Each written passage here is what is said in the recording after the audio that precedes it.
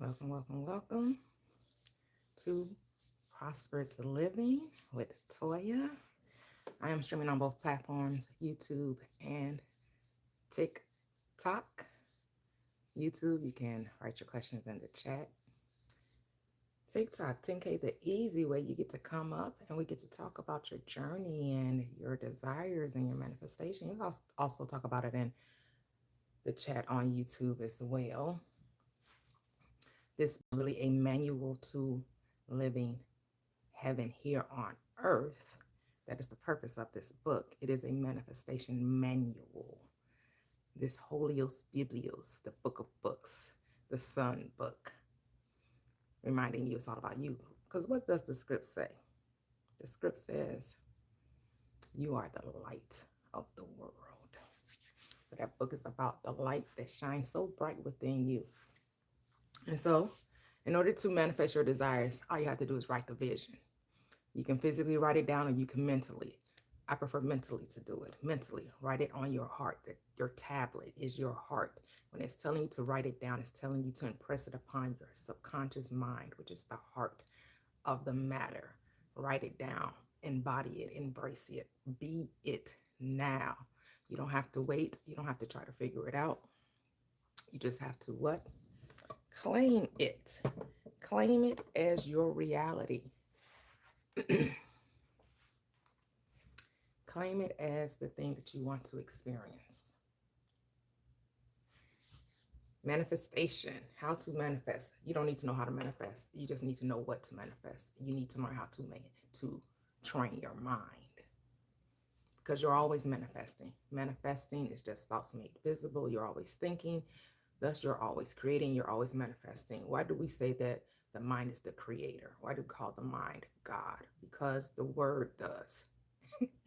Not because the word does. We told the word what to say. Because we realized through application, through proving this law, that thoughts are things.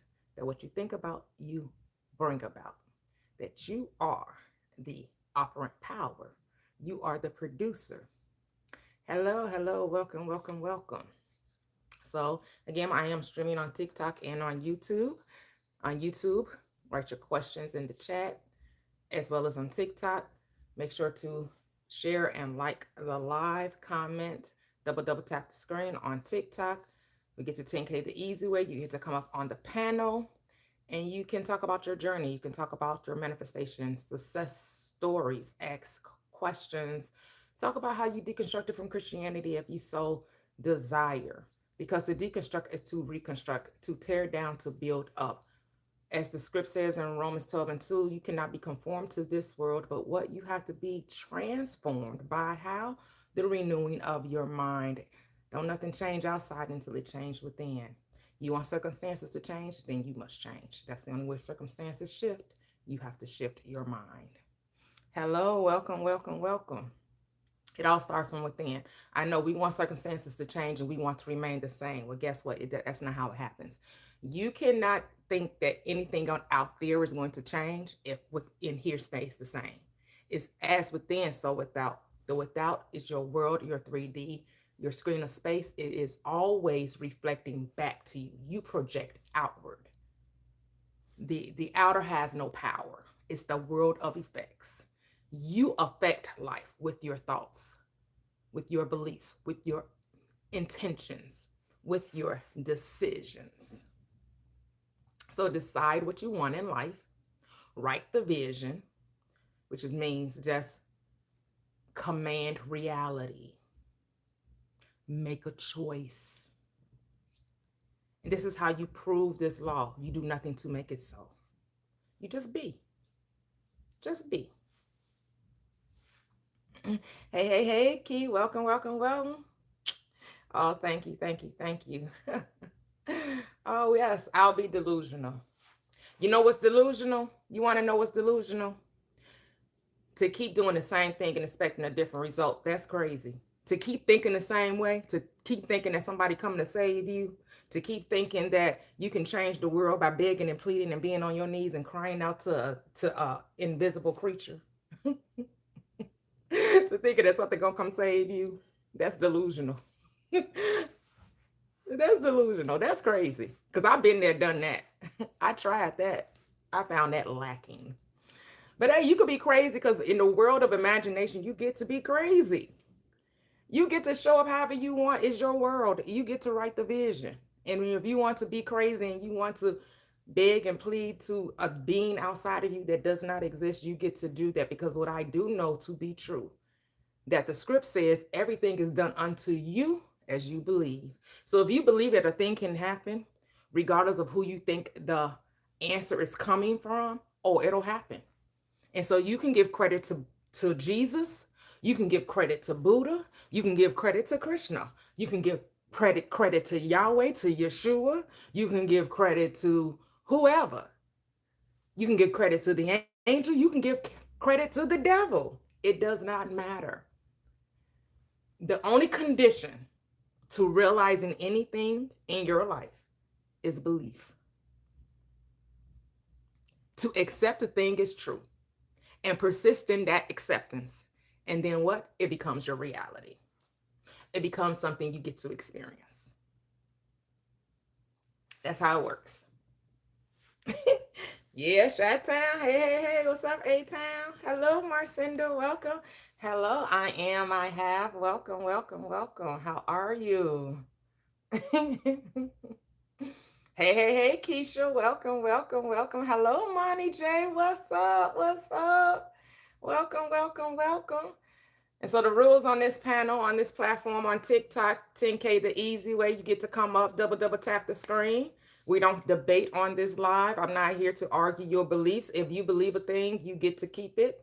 I'm not here trying to convince, convert, or proselytize. This is Burger King. You get to have it your way. It's Burger King. You get to have it your way. Whatever you say, you get to keep it. You get to keep whatever you believe. Nobody wants to take anything from you. I'm not trying to wrestle your belief with you. I'm not your enemy. Your enemy is your inner me. Stop doubting, start believing, and then you'll see change happen in your reality. You don't have to beg, plead, bargain with life. You just have to command it. The world is literally at your command and it will do whatever you say. It is your genie in a bottle, but you do have to rub it the right way. And how do you rub your genie the right way? Faith. You got to have faith. You got to have faith, faith, faith. I got to have faith. I say you got to have faith, the faith, the faith. I got to have faith, the faith, the faith.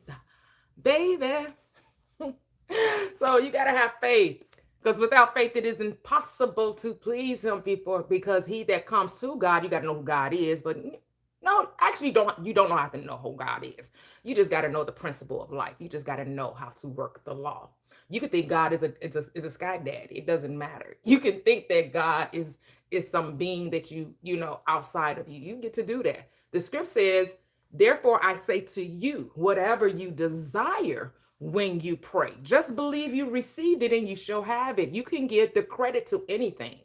That's creating an idol if you give it to something outside of you. But guess what? You get to do that. You get to worship the golden calf.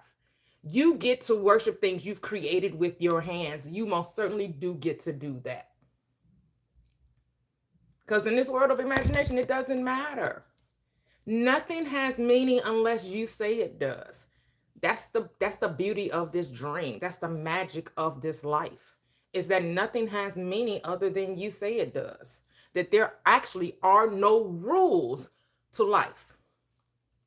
And A-Town, I know you was asking me, who do I listen to? Who do I read? You know, I had read The Game of Life, or listened to The Game of Life when I first started on my journey of manifestation. And I listened to Florence Scovel Shinn yesterday and the day before. I did post a quote that she had given in her book. And, you know, it's interesting. She talked about the karmic debt, the karmic law. But as you continue to listen to her, because I was questioning that teaching that she brought up about karmic debt, about karmic law, because I'm like, that's not true. There's only one law, and the law is belief. And then she came and she said, yes.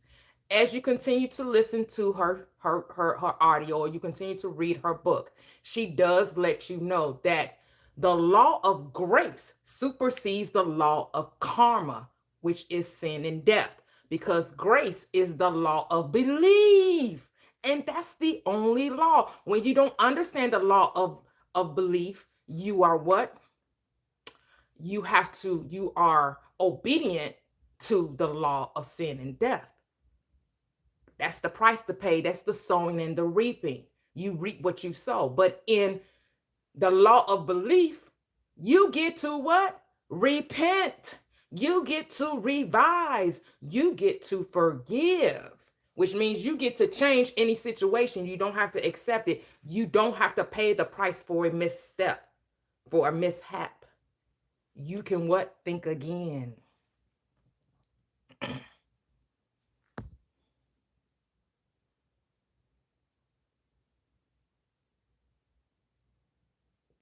I don't know nothing what you're talking about.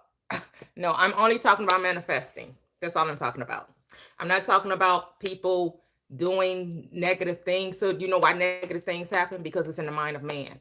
And you know why negative things happen to certain people? Because they believe it can. If you stop believing in two powers and operated from love, you wouldn't have to worry about none of these things you guys are talking about over here on YouTube. If you just decided to walk in love, you'd be covered. If you don't walk in doubt, fear, and negativity, and walk in love, you don't have to worry about a thing. Mm-mm. You don't have to worry about a thing. Hey, divination. Hello, hello, hello.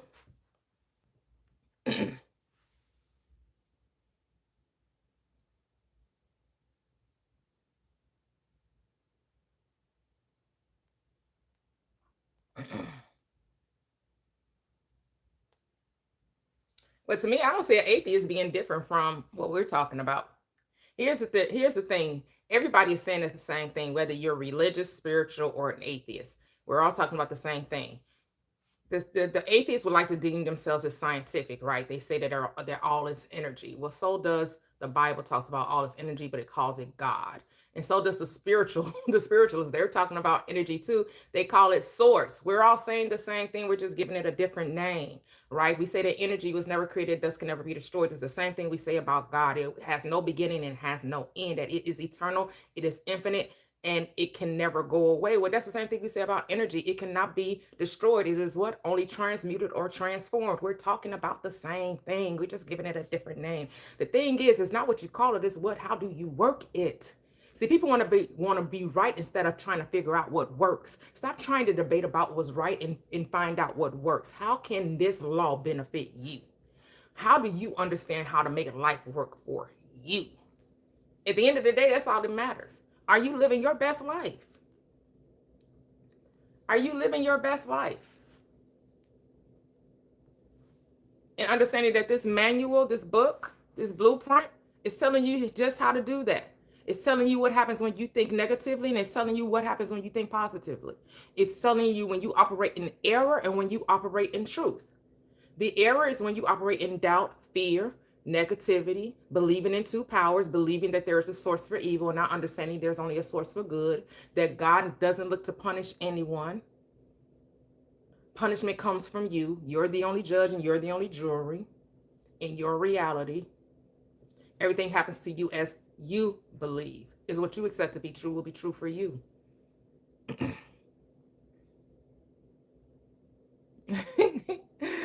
All right, all right, all right. Go Bears, yes. Hey, Sunflower. So double tap the screen. 10K the easy way on TikTok. Ask your questions over here on YouTube. TikTok is Prosperous Living with _T. I am streaming on both platforms. And YouTube is Prosperous Living with Toyia. And so manifesting, all you have to do is write the vision. Write the vision. So you have to go within your own mind and live from your own mind. You have to stop being dictated by the world. The world has all kinds of stuff going on, and you're going to have to choose this day who you're going to serve. What reality are you going to bend your life to? Or do you want life to bend towards you, right? Because actually you bend life towards you, not the life bends. You're right. So you're bending life. You're commanding life. You're telling life how to show up by what you give your attention to. So if you want to give your attention to the horrors, the traumas, and the negativity of the world, you're going to continue to see that in your reality.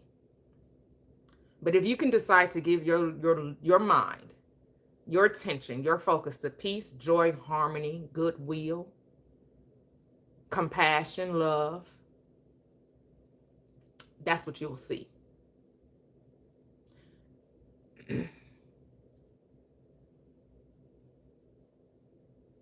Interesting. I disagree, 737, but hey, it's your reality. So if you're thinking you're being recruited by darkness, then hey, I guess you better try to figure out how not to sign up. If you truly understood what ruled this plane, you understand it will be your mind. Your mind rules your reality. But as long as you think it's something outside of you controlling you, then guess what? You will be controlled by something outside of you. That's how it works. This is your story. Whatever you write, that's what it will be.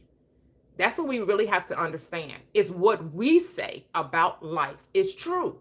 Is what we say about life is true. It will be true, and you will get confirmation for your beliefs always. You will always get confirmation of your belief system. Always. It's your world. Exactly. The world is at your command. Grand Rising. And so since this is your story, what are you writing? You are the author, the producer, the editor, the director, as well as the star in this movie, in this game of life, on this stage, right? You are it. And everything else is what? Moving to the beat of your drum. You just have to know that and then prove it to yourself. Do people actually respond to me, or am I responding to people? That's the choice you have to make. Am I commanding reality, or am I being reactive to reality? See, being reactive is playing the devil, because the devil is not a creator. The devil is the deceiver, is the doubter. But when you are the creator, you affect life. You are active. You're not moved by appearances and circumstances. That's what the script tells you. You walk by faith and not by sight.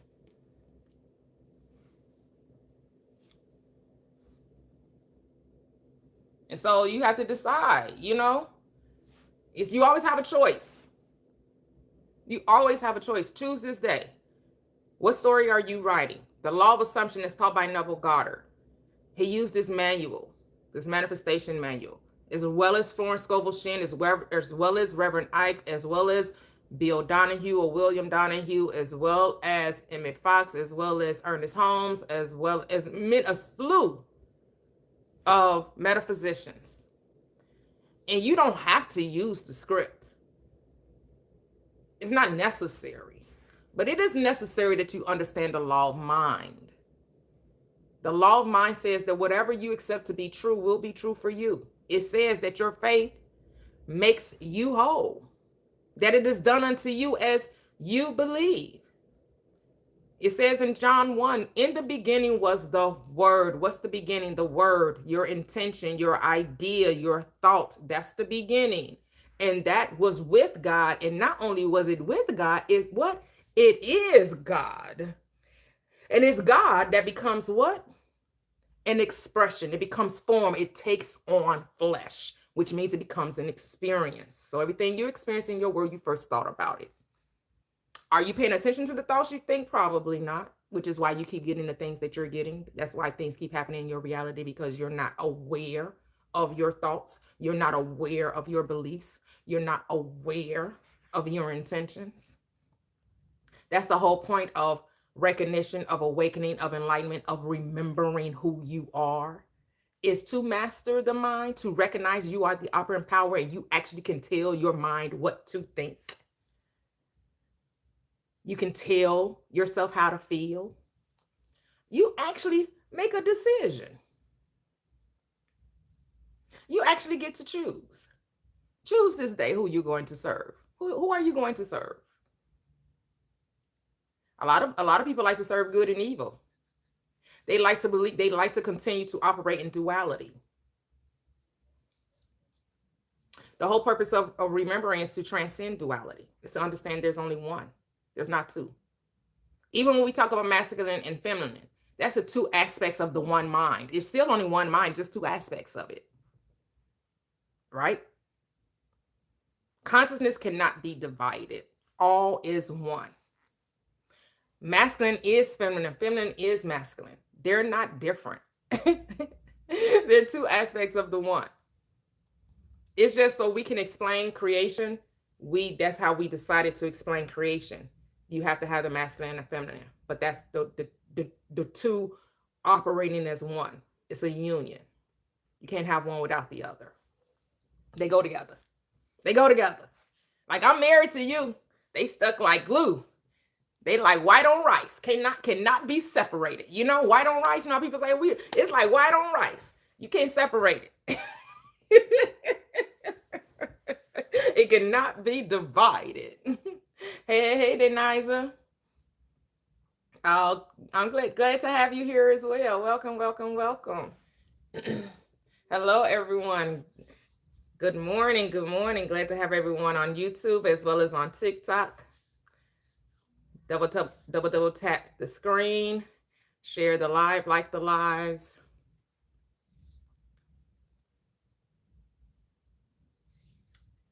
And so what story are you telling? That is the question. What story are you telling? That's what Habakkuk 2:2 says. Write the vision, make it plain. All right? Though the vision may tarry, you have to wait. Wait means to persist. It doesn't mean to complain and doubt. Wait means to persist in the belief and knowing. Because when it comes, it's never late. It always comes on time. Consciousness, the divinity, the divine is never late. God is never late. It's always on time. Always. It will do exactly what you say, though. That's what you have to understand. Consciousness is at your leisure. It is at your command. It is doing exactly what you tell it to do. So if you say there must be a delay, it says you're right. It must be a delay. If you say that there must be a sacrifice, you're right. There must be a sacrifice. If you say that there has to be a test and a trial, you're right. There has to be a test and a trial. It's whatever you say. I just think about the ministry of the Christ, though. When he asked those people what did they want, he didn't give them no type of condition other than, do you believe I can do it? That was the only condition. He didn't say they had to go tithe. He didn't even say they had to go forgive, repent. He actually just gave them exactly what they wanted. Because repentance, when you ask for something, and then the question is, well, do you believe I can do it? And you say yes. Well, that's right there, repentance in expression. Because repentance just means to have a radical change of mind, a shift in belief. That's it. So when you ask for something and they say, well, do you think I can do it? What do you think I can make this happen? And you say yes, that's the repentance right there. That's forgiveness right there. Because forgiveness is about forgetting the old state. Repentance is about changing the mind to embody the new state, right? Repentance and forgiveness go hand in hand. They're not separate. They're actually one and the same too, right? So the moment you ask, it's answered. There is nothing you have to do. You don't have to get ready. You don't have to go fix something first. You don't have to figure it out. You don't have to go on no healing journey. You don't have to do no inner work. You don't have to do no shadow work. You don't have to believe that it's possible. That's your only condition. Now, if you think you got to go on a healing journey, then you will have to go on a healing journey. No one's saying it's wrong. No one's saying that's wrong. It's saying it's not necessary. But if you think it's necessary, then it is. Because if you think you're not already whole, then you're not. If you think there's something wrong with you, then guess what? There is. It's just that simple. It's whatever you say it is, because you're God. And if you operate from the God mind, you operate from the Christ mind, why would you ever think there's something wrong with you? You really think God is imperfect? That God lacks something? And you're made in the image and likeness of that. You're the expression of the divine, and you're saying that there's something wrong with the divine? Because every time you're saying there's something wrong with you, you're saying that God is imperfect. You're basically calling yourself imperfect every time you're saying there's something wrong with you.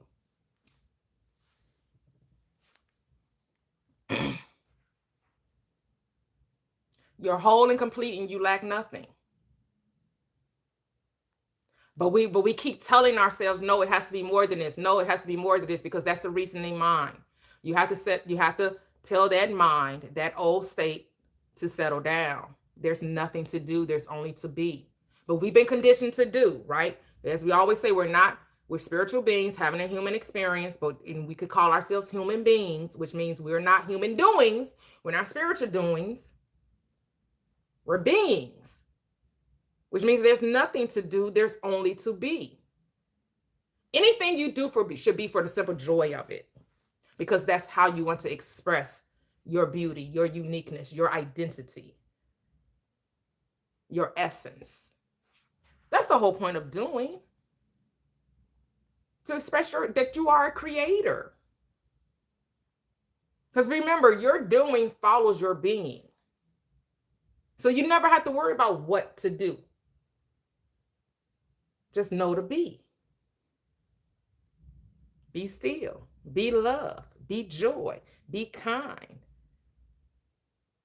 Be compassionate. Be generous. Be receptive. Learn how to receive the good. It's not only about giving, it's also about receiving. Being able to receive the good without being skeptical, without being a cynic, without thinking somebody's trying to get over on you and trying to get something from you.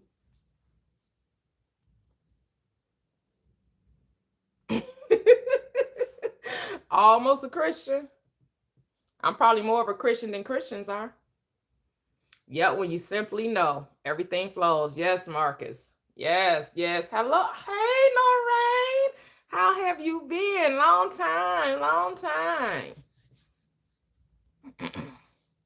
So I am on TikTok and I am streaming on YouTube.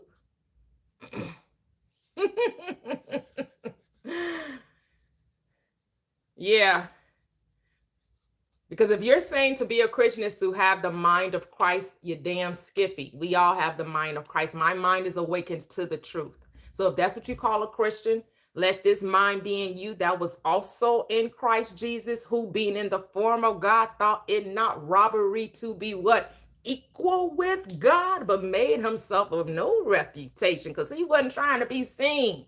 God don't need to be seen. God don't need to be put on a pedestal. When you know that you're God, you don't care who else know it, as long as you do. It don't matter what other people think of you. It only matters what you think of you.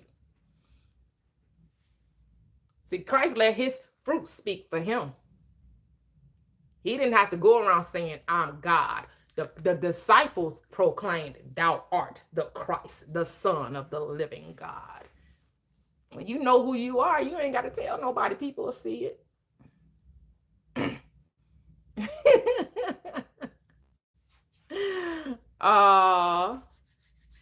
Yeah, I come on twice a week now. I come on Wednesdays and Saturdays. Wednesday nights, we do manifesting Wednesdays, 5 p.m. Central Standard Time. And then Saturdays, I come on during the day. Starting January 10th, we will be doing our book club meeting. So go over to our Facebook group, Prosperous Living with Toyia, to put your vote in on the different books that we have. I believe right now in the lead is Neville Goddard's book, The Power of Awareness. We'll be starting at January 10th, 10 a.m. Central Standard Time, 11 a.m. Eastern Time. I know that's pretty early for the Pacific risers, but yeah, I'm gonna do it early to get it on out the way. So if you happen to be up early and you're on the Pacific Coast, you're up at 7 a.m., come join us at the Facebook, the book club meeting every Saturday starting January 10th.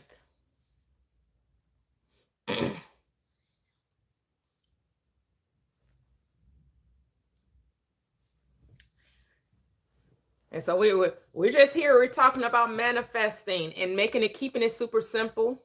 Understanding that this book is a manifestation manual. It's the blueprint, right? It's not the only one, right? You had the Bhagavad Gita, right? You had the Upanishads, right? You have the Vedas, right? You have the Emerald Tablets, you have the Hermetica, right? You have the Torah, you have the Quran, you have all of these books reminding you. And where is the real truth at? Where is it hidden? What did Paul tell us in the script? He says, we have this treasure hidden in earthen vessels. The book is you. You are the book. The hidden knowledge is within you. If you want to hide the truth from yourself, where you hide it in yourself, you hide the truth in yourself. Because that's the last place you're told to look, is to look within yourself. That's where you'll find the answer. The answers to your questions is always found within you. The books are just tools we use to help us navigate. I'm bringing folks up since we are at 10K. Good morning, Anna. How are you? Hello. Good morning. Welcome, I've welcome. missed you. Oh, missed you too. How you been? Yes, I was. You've made my day. I seen you up today, and I was like, okay. So I have some good news for you that I manifested. I told you in the past that I had multiple myeloma. I had cancer, and I started my cancer journey in 2016. Mm-hmm. Okay, well, that cancer wiped out my kidneys, so I needed to get on the kidney transplant list. Well, maybe in 2020, I had tried to get on the list, and they denied me. And I don't think at that time I was ready. I think that I needed to take care of personal things, and I don't think I was ready. Mm-hmm. But this year, 2025, I started the process over on trying to get on that list. But the difference from then to now was my mindset has been different. My mindset meaning that I have told myself, prepare to get a kidney transplant. Yeah. Start preparing, start getting ready, start calling family members, telling them if they could come out to Portland, for a couple of weeks and rotate taking care of me.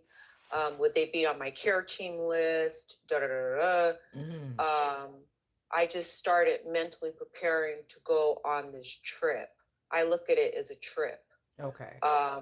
And then so they called me yesterday and said that I was selected for the second phase to go up to Portland. Yes, to go up to Portland, and the board's gonna they want me up there on the 6th, and then on the 7th and the 8th they want to put eyes on me, basically to see if I'm healthy enough to handle a transplant. And then so they're flying my cousin Dana from Atlanta to Portland because she's the first on the list as a care provider. Okay. So it's moving along. Yeah. And I think it's my mindset. Well, I don't think, I know it's my mindset is different. Definitely. Since I've been listening to you, a lot has changed in my life, and I want to thank you for that. A lot has changed. Beautiful. And that's the biggest thing. Beautiful. Because I'm not saying, well, what if they don't choose me? No, they're going to choose me. Yeah. And my biggest thing that I've been telling myself is that they want to take care of me. They want to do this. The care is exceptional, and they want to take care of me, and they want to give me this. Yes. So thank you. Oh, beautiful. So happy for you. Yes. Thank you very much. Thank you, because all it took was what? A change of mind. Changing my mind. Just deciding that you can have it, right? Yes. Decision is key. I'm so happy for you. Yes. I'm just your, Yes. as I say, I'm just your mirror. I'm just your reflection. You're always supposed to I, know this. You was always supposed to have this. The life that you desire is always yours. It's a beautiful thing. I know, but it's just I want to tell you that it's huge since listening to you. Um, and it's weird because the transplant nurse coordinator, she called yesterday. And her name is Sandra. Sandra. And she called yesterday and she said, because we looked back and we found a GFR lab years ago that was below 20. If we do put you on this list, that means that you have been in waiting for 7 years. So that means that I will be bumped up. Because usually people, if they get on a transplant list, they're waiting 3 years. Okay. 3 years, 4 years. But she said because she found this lab, and they did their calculations, then it would be as if I was waiting for 7 years. So then she's telling me that if they do accept me on the list, which I'll know by the 12th. Right. When they accept you on the list. When they accept me on the list, on the 12th, she's like, you have to be ready. You got to be ready to rock and roll, because then that means that you'll be on the top of the list. Nice. And, beautiful. Yes. And then so also too, what's been life-changing too, is at night when I go to sleep, I try to listen to on YouTube, like the 20-minute shorts of Dr. Murphy or the 20-minute shorts of Neville Goddard. And one of the things, the short ones of Neville Goddard, is he talks about doors are already opening for you. Yes. Things are already shifting. You know what I'm saying? And, confirmation. Your world is always communicating with you, right? Yes. So that's been huge. It's huge. And I don't know. People can think that it's crazy. I don't care. I don't care what people think. I try to hold back on what I tell people, certain people around me. Because that they have that skeptical look, like, okay, she's really lost her mind. But no, it works. Yes.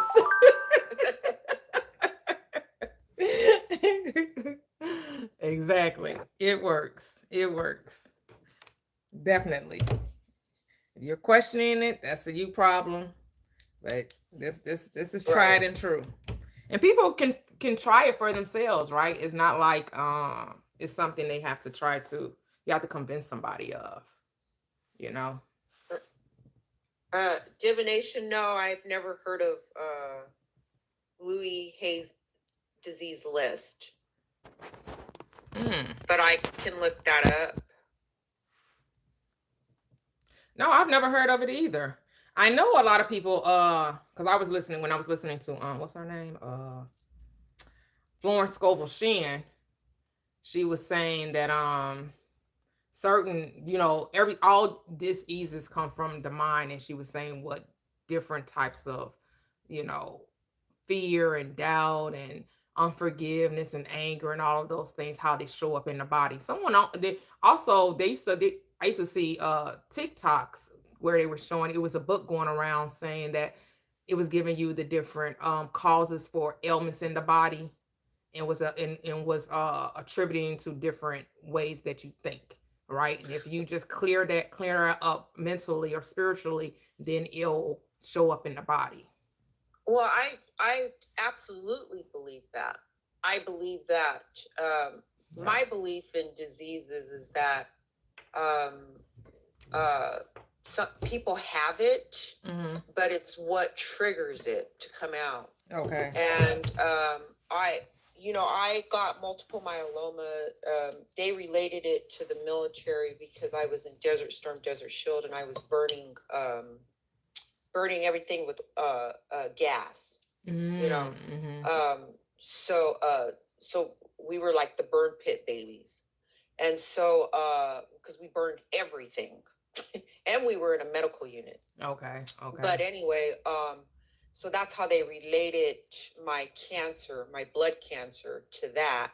And then the blood cancer, it it formed in my kidneys and my heart. But anyway, I think that it was dormant, but I think my mind brought it out, and it was vicious. It was vicious. Okay. And so um, I totally have a different mindset in what I think or what I let come into my mind now. Um, I feel good. Uh, I feel good. I always tell myself that I feel good and I'm well taken care of. Yes. I'm, Yes. and I am well taken care of. Yes. I Yes. totally believe that. I mean, Mm-hmm. like a lot of people say, like, the VA is trash and blah, blah, blah, blah, blah, and they don't take good care of the veterans. I don't believe that. That's not Mm-hmm. true. Right. They have taken well care of me. I'm Yes. very well taken care of. And I look good. You couldn't tell that I'm sick. That's another thing. Mm-hmm. You can't tell that I'm sick. Uh, I look great. Um, and I think when I go up there on the 6th and they put eyes on me on the 7th and 8th, Mm-hmm. they're going to be stunned. Mm-hmm. Yes. They're going to Yes. be shocked. Like, Yes. oh, wow. Because the healing already happened, right? You already are Yes. what you already well, like Keisha said, yep, you're already healed, right? Yes. You're just going Yes. through the physical expression of it, but the spiritually, inwardly, you're already well. It's beautiful. Oh, I love Yes. this. Love this, And Anna. I knew this was coming. I knew it was coming because I've been preparing for it. Yes.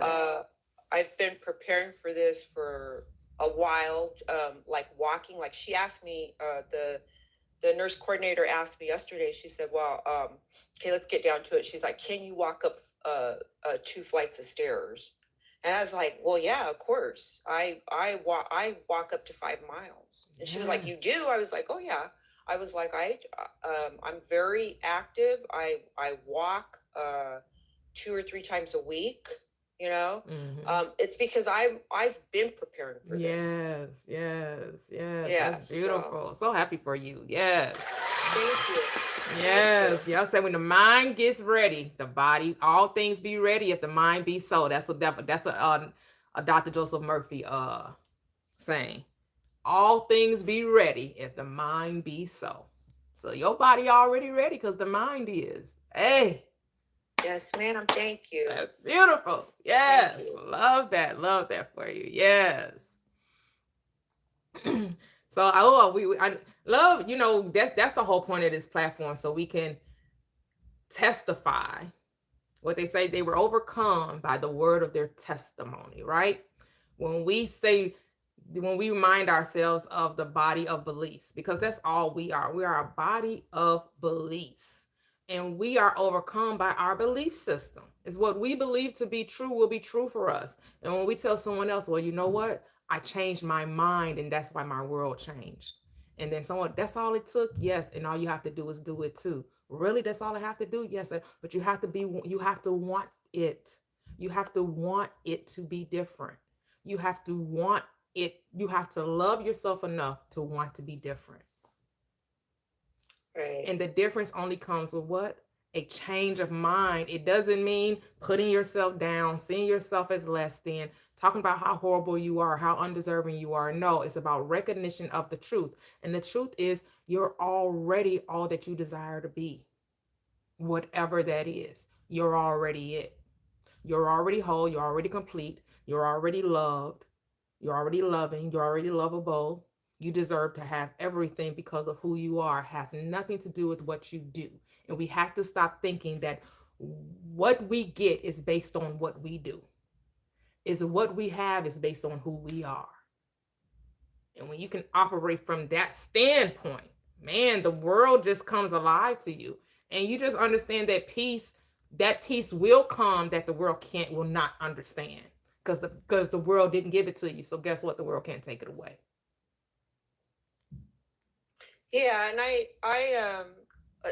there's a lot that has changed in that aspect too, as far as relationships, like dealing with people.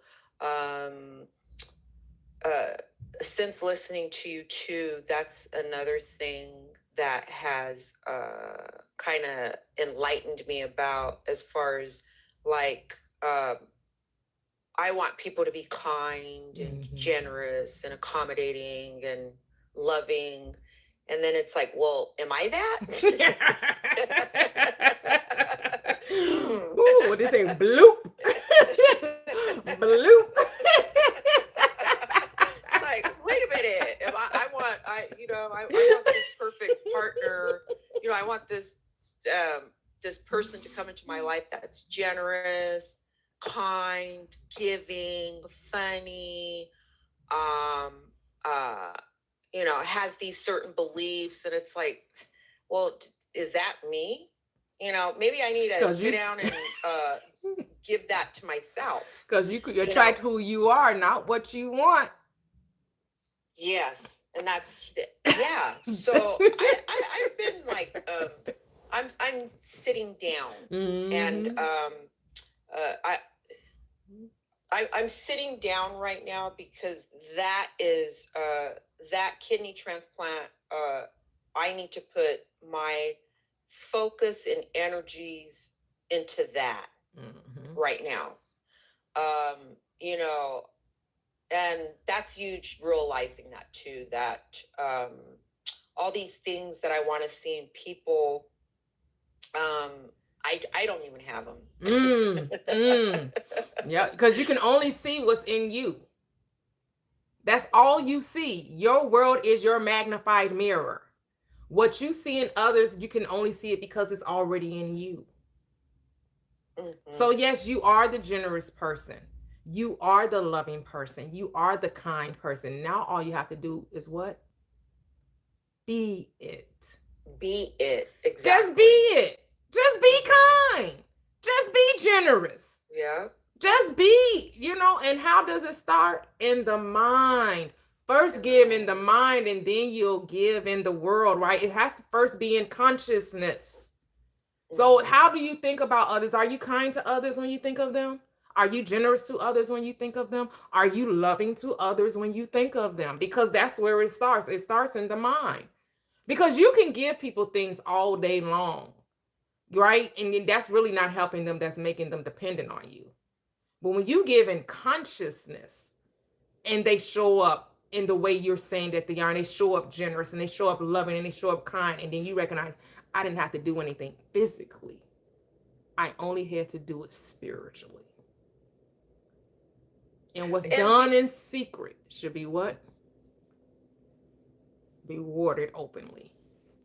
Yes.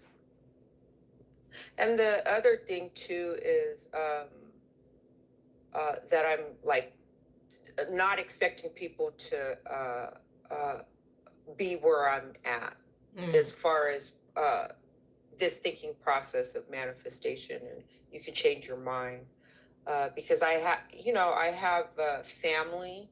My mom's very religious, very Christian. My brother's very religious and very Christian.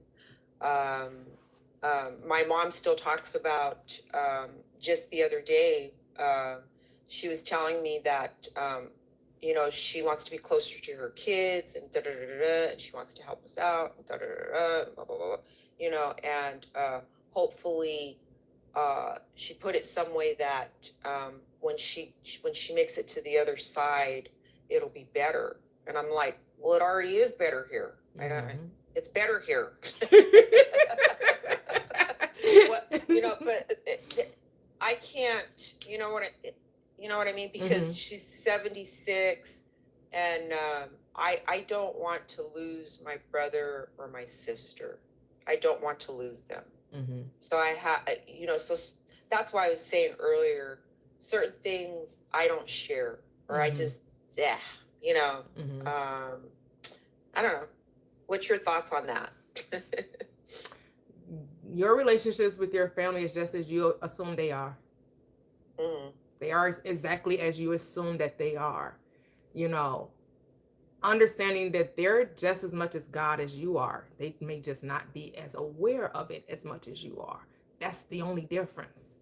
Sure. But when you come together, you're seeing, you're acknowledging, saluting, loving the divinity within them just as well, just as much as you want them to acknowledge, support, and love the divinity within you. You want to accept them, like you said, exactly where they are without them needing to be different for you to love them. Right. Because I've shared with you in the past that my mom is very powerful, manifesting things. Yeah. Very Because she's not powerful. adding all of that extra stuff to it, right? Like what unfortunately the spiritual community tries to do. They try to add to your desire. And all she knows is, I know what I want, and that's enough. Right? Yeah. She decides what she wants, and then she lets God take care of it. Yeah. That's how it's supposed to be. You're just supposed to decide what you want, and then let the divine, the electromagnetic field that we call God, source, reconfigure itself to give you exactly what you asked for, or better. Right. And she knows this. She may call it Jesus. Well, she may call it God.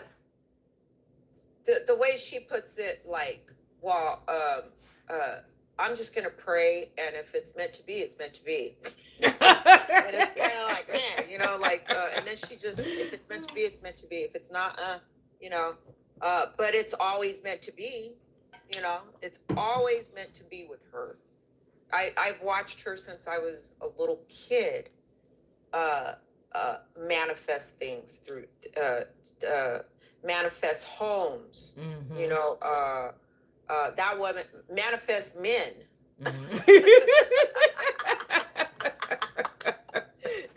You know what I'm saying? Like 3 marriages and homes. Because the thing is, she could teach folks about faith. Because all she's doing is operating on faith, right? Her wisdom has shown her that when I ask, it's always answered. So she don't question it. Yeah. Right? She's just like, oh, I'll pray about it if it's meant to be. I'm not detached to the outcome. I think that's the key thing. She's never attached to the outcome. If it's meant to be, it'll be. And she always tells me that. If it's meant to be, and oh wow. And for some reason, it always just works out. Yeah. Oh, yeah, because it's just all about the letting go. And the letting go is what? Not being attached to the outcome. Not being attached to the how. When we say outcome, we talking about how it shows up, not the outcome of getting the desire. Those are, right? We know that you should know that when you ask for something, it's yours. Now you just have to let it be. Most people try to figure out how, though. Most people get stressed out about, oh my goodness, I need it instant. I needed it yesterday. I need it. The thing is, you have to understand that the spirit is never late. So whenever you get it, it was always on time. It was always on time. It was never a delay. The only delay is caused by you saying that there should be a delay, that there's something you have to work out first. There's something you need to do first. People telling you, oh, this whirlwind happens first, and these things got to take place first before you can get your desire. In some situations, yes. But again, you're going by appearances, right? You're going, well, I asked for this. Why did this over here happen? Well, it's part of the bridge of incidents. It's part of what needed to take place in order for you to get the thing that you're asking for. But it shouldn't be, well, this thing happened, that means that now I can't have what I asked for. No, that's not what's going on. This thing happened over here so you can get the thing over there. That's all.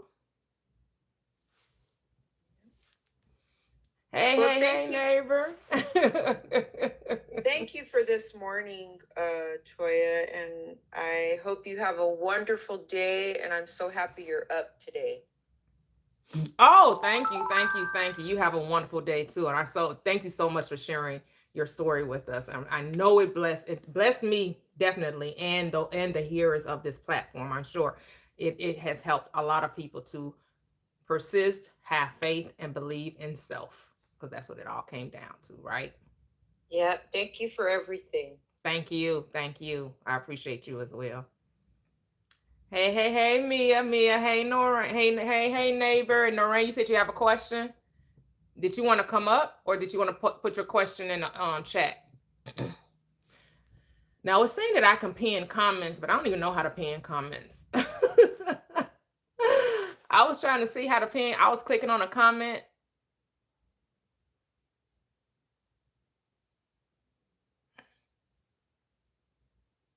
I know, right? All right, all right, X.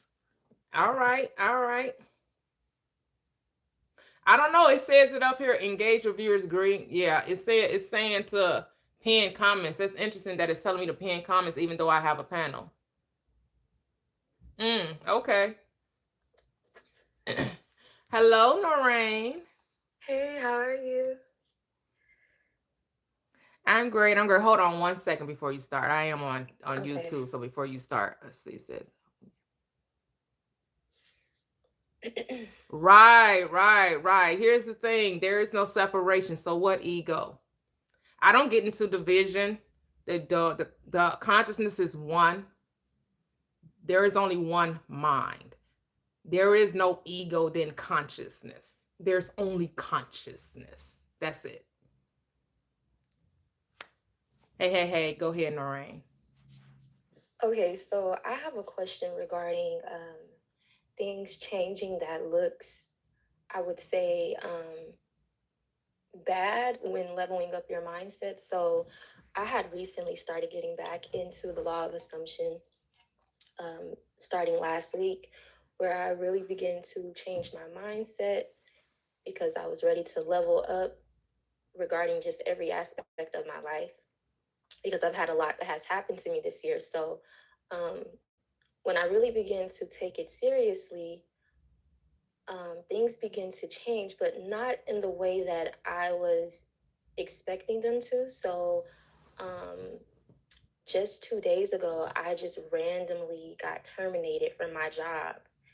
And um, at first, I was confused, I was upset, but overall, really, I wasn't like another side of me wasn't worried because I've been so consistent with changing my mindset about, my finances, especially my finances for Mhm. sure.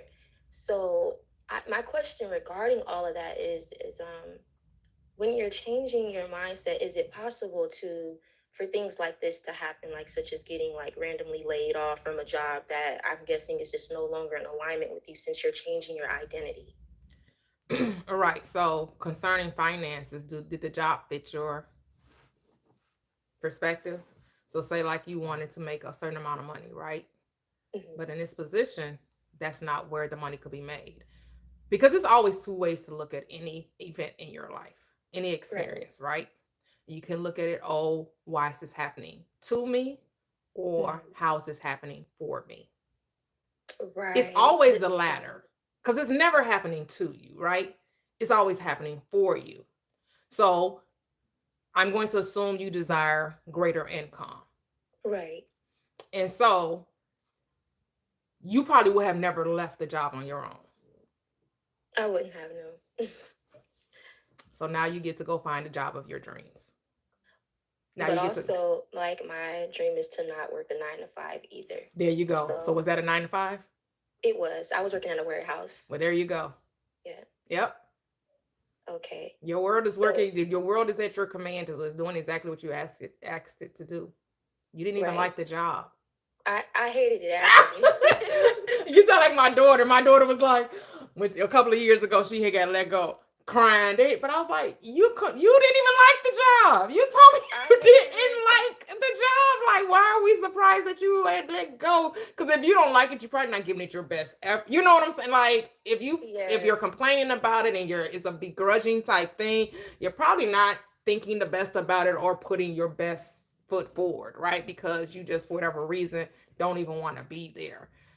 So it's just like, Yeah. now this is your opportunity to Well, not. they told me that they were letting me go because of low productivity. So it was my performance, so they said. So when I thought about it, I'm like, well, I wasn't really putting my best foot effort as much anyway, because my soul is just not even in alignment with it anymore. And since I've been really consistent with changing my mindset, I'm like, okay, yeah, this is probably just no longer in alignment with the new identity that I've been in. So that's why, like, I was not as upset. Really, I was just like, oh, okay. So, but I just wanted to And ask just you know though. that you're not aligning to life. Life is aligning to you. You're the operant power, right? Right. That you're not aligning to the world. You don't have to find alignment. You are the alignment. The world shapes itself to fit you, not you to the world. So whatever you're desiring is finding its way to you. It's coming to you, right? Which means it's already there. It's just that right now you don't have the awareness of it, because their creation is done. Everything is finished. The moment you ask for a better opportunity to live, to do what you wanted to do with your life, that was already taken. That has already been created. That's already a thing.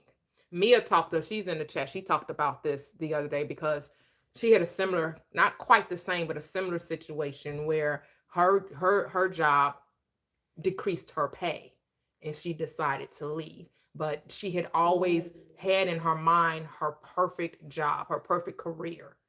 And by leaving that same week, there she is, that same week. She can tell it better than I can. I'm gonna let her tell you. Okay. Hey Mia, hey, this your successor. I'm gonna let you tell it better than me. How you doing, girl? Hey, yeah, she invited me up. So yeah, I just, it just feels like I just need to share this with you because, it happened to me. And, I I really thought I liked my last job a lot, but I realized I didn't even like really going to work every day. It was hard for me to go to work, but that's just a whole other story. But my job just, for a second time, they cut my salary $10,000 a year ago. And I stuck with it because I had other streams of income and my pay was pretty good. So I could feel like I could go through it. Then they brought it to me again recently, and I'm in a more demanding admin position. I'm like, how are you going to give me a harder job and try to cut my pay again? Hold on now. So I got to know my worth. So I was very upset about that, and it was just kind of shocking, and just right around the holidays, and I had to make the decision to resign, and I was just really upset, and I just felt bullied by the world. I felt bullied by my job, and I was just distraught, crying, leaving after I had resigned, and I just stopped crying, and I just realized, like, I'm not going to let this world punk me. This is my world. I'm the operant power, and I decide that this world's not against me. This is happening for me. And sometimes God is trying to move us out of the storm to place us where we need to be. And sometimes we don't like how it happens, how it looks. And that's why it's dangerous to get kind of focused on how things happen. Because in our physical mind, we might not always like it. Sometimes we have to lose friendships, relationships, jobs, be in a situation that may not look very desirable to the human eye. But it has to be done to places where we need to be, and we have to let it happen. And we have to know that it's for our good. Right. And if you know that, you let it be, and it was. So I applied. I went home, and I started cleaning, and I started updating my resume. I got on Indeed, and I found my dream job. I applied. Wednesday, I had a walkthrough interview, and I was hired on the spot, and I got to tell them what I wanted to make. And I ended up with a $20,000 raise, 6-figure job. Yeah. That's beautiful. My dream job, an easier job, more pay.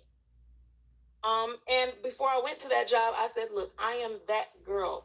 I am a competent BCBA. I am this. I just hyped myself up. I even bought a new work bag before I even had the interview because I knew that was my job, and I needed me a new cute work bag for my new great job. And, it was mine. And they told me, they were like, we just love your energy. And we just, yeah. So, you are the decider. You don't let this world punk you. And don't let that hater in your mind punk you into thinking that this world is not yours. And that's the lie that we've been told. So just know what you want, say what you want, believe it's yours, and let life happen. Yeah. And don't say that's bad. It's just an experience. Don't judge it. It's just an experience. If you're going to judge it, judge is righteous judgment, which means to judge it from a place of everything is working out for me, because it is. If we judge, we should only be judging from a righteous place. And that's right thinking and understanding that whatever happens is always happening for my good. Always. Right. So assume everything, assume good meaning to everything in relation to you. Law of assumption. You were perfect when you came here. You have everything you need, came here. You were born underwater. Perfect. Only person told you wasn't perfect was this world. Mm. And we just happen to believe it. Mm-hmm. Just don't believe it no more. Go back to what you used to know. That's all. Yeah. Love it. Love it. Yep. Describe it the way you would like it to be. Yep. Now you're free. Now you got clarity. You can decide what it is, right? Maybe you already knew what it was, and maybe that job was in your way, Now you can see clearly. Now the rain is gone. Oh, and I saw my SP yesterday. Oh, did you? All right. Oh, yes, it is. Oh, beautiful. I love it. Was it a great time? Great. It was a great time. Yeah. That's beautiful. There's love in life. Love it. Just know every morning when you get up, speak life over yourself, hype yourself up. Right. And I feel like now that I've, got laid off, that I'm looking at it from the perspective of now that it really gives me time to stay focused on what I want, now that I have all the free time that I have now, I'm like, okay, I could use this time more to actually stay focused on, the things that I want to bring forth into my life. So yeah, that's a beautiful thing. I saw this TikTok where somebody was like, if you have family that will let you have a space, let you have a bed, let you have a room, why aren't you stepping out on faith for whatever you want? If you know that you had, I know everybody don't, right? So I sent that to my children because they do. They have parents that has a room for them, has a bed for them, that there is nothing holding them back from realizing what they want other than them. And so if any of you are in a position where you have family that will look out for you in that way, if you feel like, oh, I don't have the money, I don't have this, or whatever excuses you're giving yourself. If you're in a position that you have family that got your back, and you don't need family, I'm just saying, now, of course, we know we walk by faith. We don't need anyone. But for those people that actually does have family, there should be nothing that is going to keep you from taking that leap of faith to being that which you want to be, to exercising your faith in yourself. And even if you don't have family, you should still do it, because you have to understand that the family of the divine, of divinity, got your back too. That your faith is all that is required. Your faith got you. You got to be willing to walk the tightrope and know that if you fall, but you won't, because now unto him that is able to keep you from falling and to present you faultless before the presence of his glory with exceeding joy, to the only wise God, our Savior, both dominion and power, both now and forever. Amen. You got to know that it's impossible for you to fall. Mm-hmm. Hello, Matter. How are you? Grand Rising, everyone. Grand Rising. I want to say faith without works is misunderstood in what it really means, because your words are always magic when they come out of your mouth. Yes. So I'll give you an example of how a lot of people are under a sleep spell. Let's go to the Torah, the Kabbalah, all those books are word magic, because they all lead to abracadabra. And that's how they play their little games. But faith without works means think it in your mind, settle it in your mind, speak it, and then move towards it, and you'll always get it. But that's the works part. If you don't move towards it, your words are unalive. That's literally what it means.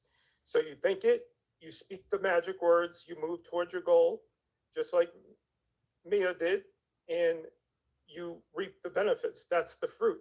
That's the part that people don't understand. It's literal word magic. Every word that we speak is magic, because if you, whoever you want to say created language, before language was created, we spoke through telepathy. We spoke through writing on walls. I could write something on the wall, and you could walk in and know my whole story within 2 minutes of reading it. So we didn't have language. Whoever you want to call it, the fallen angels, whoever you want to say they are, created language for literal magic spells. They control people through spells. So if I say good morning, I'm wishing you morning. People don't understand that. If you look at the first things they teach us in school, spelling. They teach you how to write in cursive, because the longer you write in cursive and it's connected, the longer the spell is. That's why the Constitution is written in cursive, because people don't realize they're locking you in from the second you're born to the second you leave here. And you know, people in nothing. I grew up a Christian.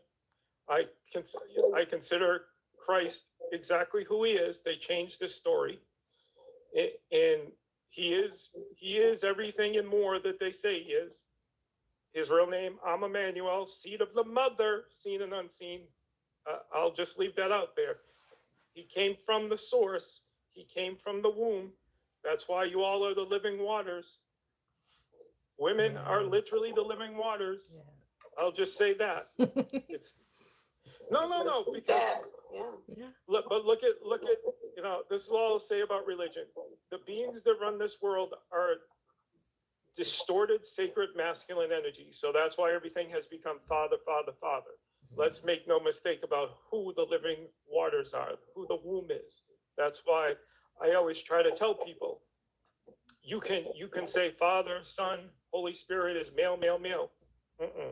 If it's loosed on earth as it is in heaven, better start thinking about who the Holy Spirit is, because wisdom is a she. The womb of man, woman, womb man. Yeah, womb man, exactly. In the energy here on this crater is the fee energy. We're supposed to be here to protect y'all. We're not supposed to be running things. Really? Do we really need a protector? I would challenge that. We don't need it. We're not here to gain protection. We're here for expression. We're here to create. Right. That's it. We're creators. Everyone is, though. Whether you find yourself, whatever gender you find yourself in, because we know all males started female anyway, right? Right. So X chromosome. X chromosome. That's why it's not possible for Adam to make Eve, because the X makes the Y. So if you cut a rib off an X, you get a Y. That's why that whole story makes no sense. Because it's talking about the division of the atom. Right. That's why. We know it's not about two people that existed in time and space, right? We know that the Bible is coded in language, right? And it's really talking about the masculine and feminine energy operating as one mind, two aspects, right? That's all it's talking about. It's telling you that your mind is the creator in this world. And learn how to use it. That's it. You gotta learn how to master this mind. Right. That's why when the fishers of men couldn't catch any fish, and they asked Christ to help them, and he said, "Cast your net to the right, your feminine side of your brain." And I caught 153 fish.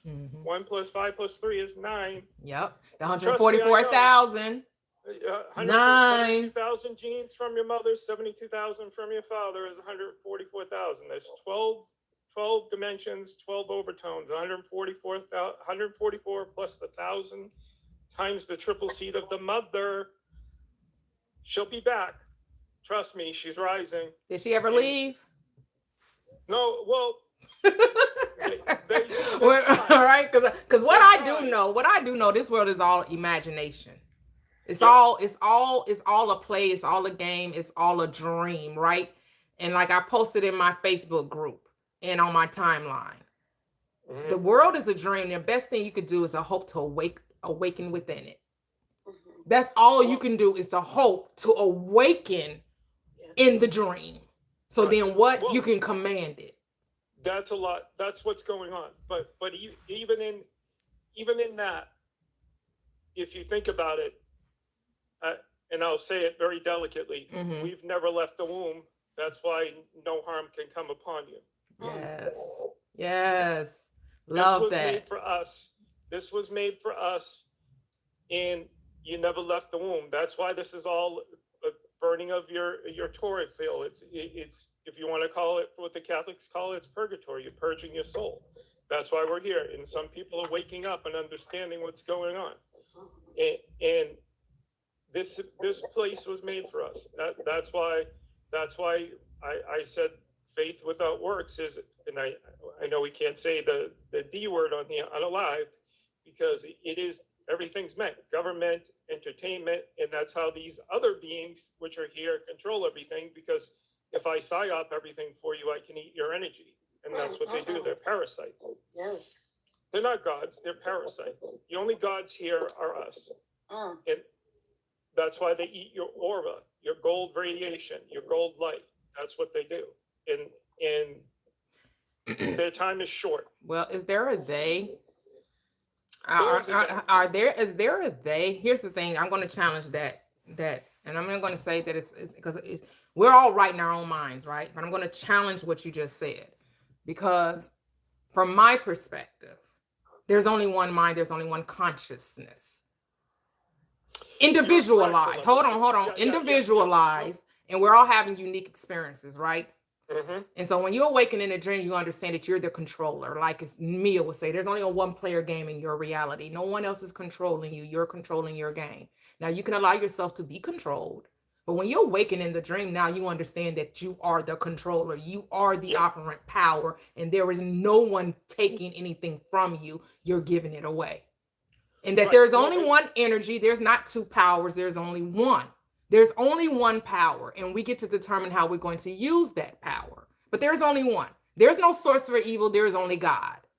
Now you can misuse the power just like electricity. You can use the electricity to light up the world, or you can use it to electrocute someone. Right. But does that make electricity bad or evil? No.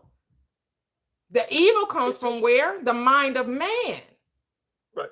It's interesting you brought up L, because that's who I would call them, because we're from magnetism. You come from your mother. That you come from. There's a difference between the creator and your origin. You see what I'm saying? That's where I would push back against you, because let's say you come from the womb, but there's a creator who did something different on top of what was already here. So they made a hologram. You see what I'm saying? They kind of put I can't even call it a matrix, but they put something over what was here organically. And that's the L. Like Isis, Ra, and L. You can't get L without Isis and Ra, but there's still an L. You see what I'm saying? And that's the little game they play. If you, like I said, if you want to call it why do you think every fallen angel ends in EL? Ark of the Covenant. You see what I'm saying? Because it is an actual thing. I mean, here's the thing. Yeah, I just don't. I don't get into the they versus. I don't get into them versus us I mentality, understand. right? I don't get into they're doing something. I understand that we're in the situation we're in because of the fall of the mind, right? We decided to descend consciousness, right? We descended. We were up high and we decided to look low. And when we decided to look low, we fell into duality. And because we fall into duality, all things are possible, meaning on both ends of the spectrum. You're going to experience both ends, both polarities. But when you awaken in the dream, now you're to transcend the polarity. Now you're supposed to operate in unity. And it should no longer be seen from a place of division. Now you should see the unity of the oneness, that there is no there's only you, that no one else exists in your reality but you, and everyone else is just playing a role that you give them. You are the creator of your universe, and you're the only one existing in your universe. There is no they controlling you.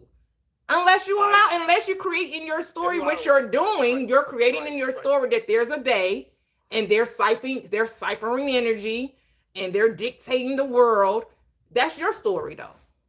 No, I completely agree with everything you're saying, because that was my point, that there's others allowing that story to be created because they manifest it through the, like, if you read a book and you say this is going to happen, and 3 billion people believe it's going to happen, they're going to manifest that. Yeah. You see what I'm saying? Yeah, The yeah. seven So we spirits agree with happen that. outside. Yes, yes, yes, Right. yes. I'm in agreement with yes, yes. But if you that's how everything comes from mind, though. Right, all is mind, right. all is mental. Everything stems Right. from thought, right? That's what the Right. book tells you. In the beginning was the word, was the intention, was Yep. the idea, what, right? And that idea becomes what? Flesh. It becomes something you can experience. But where does it originate?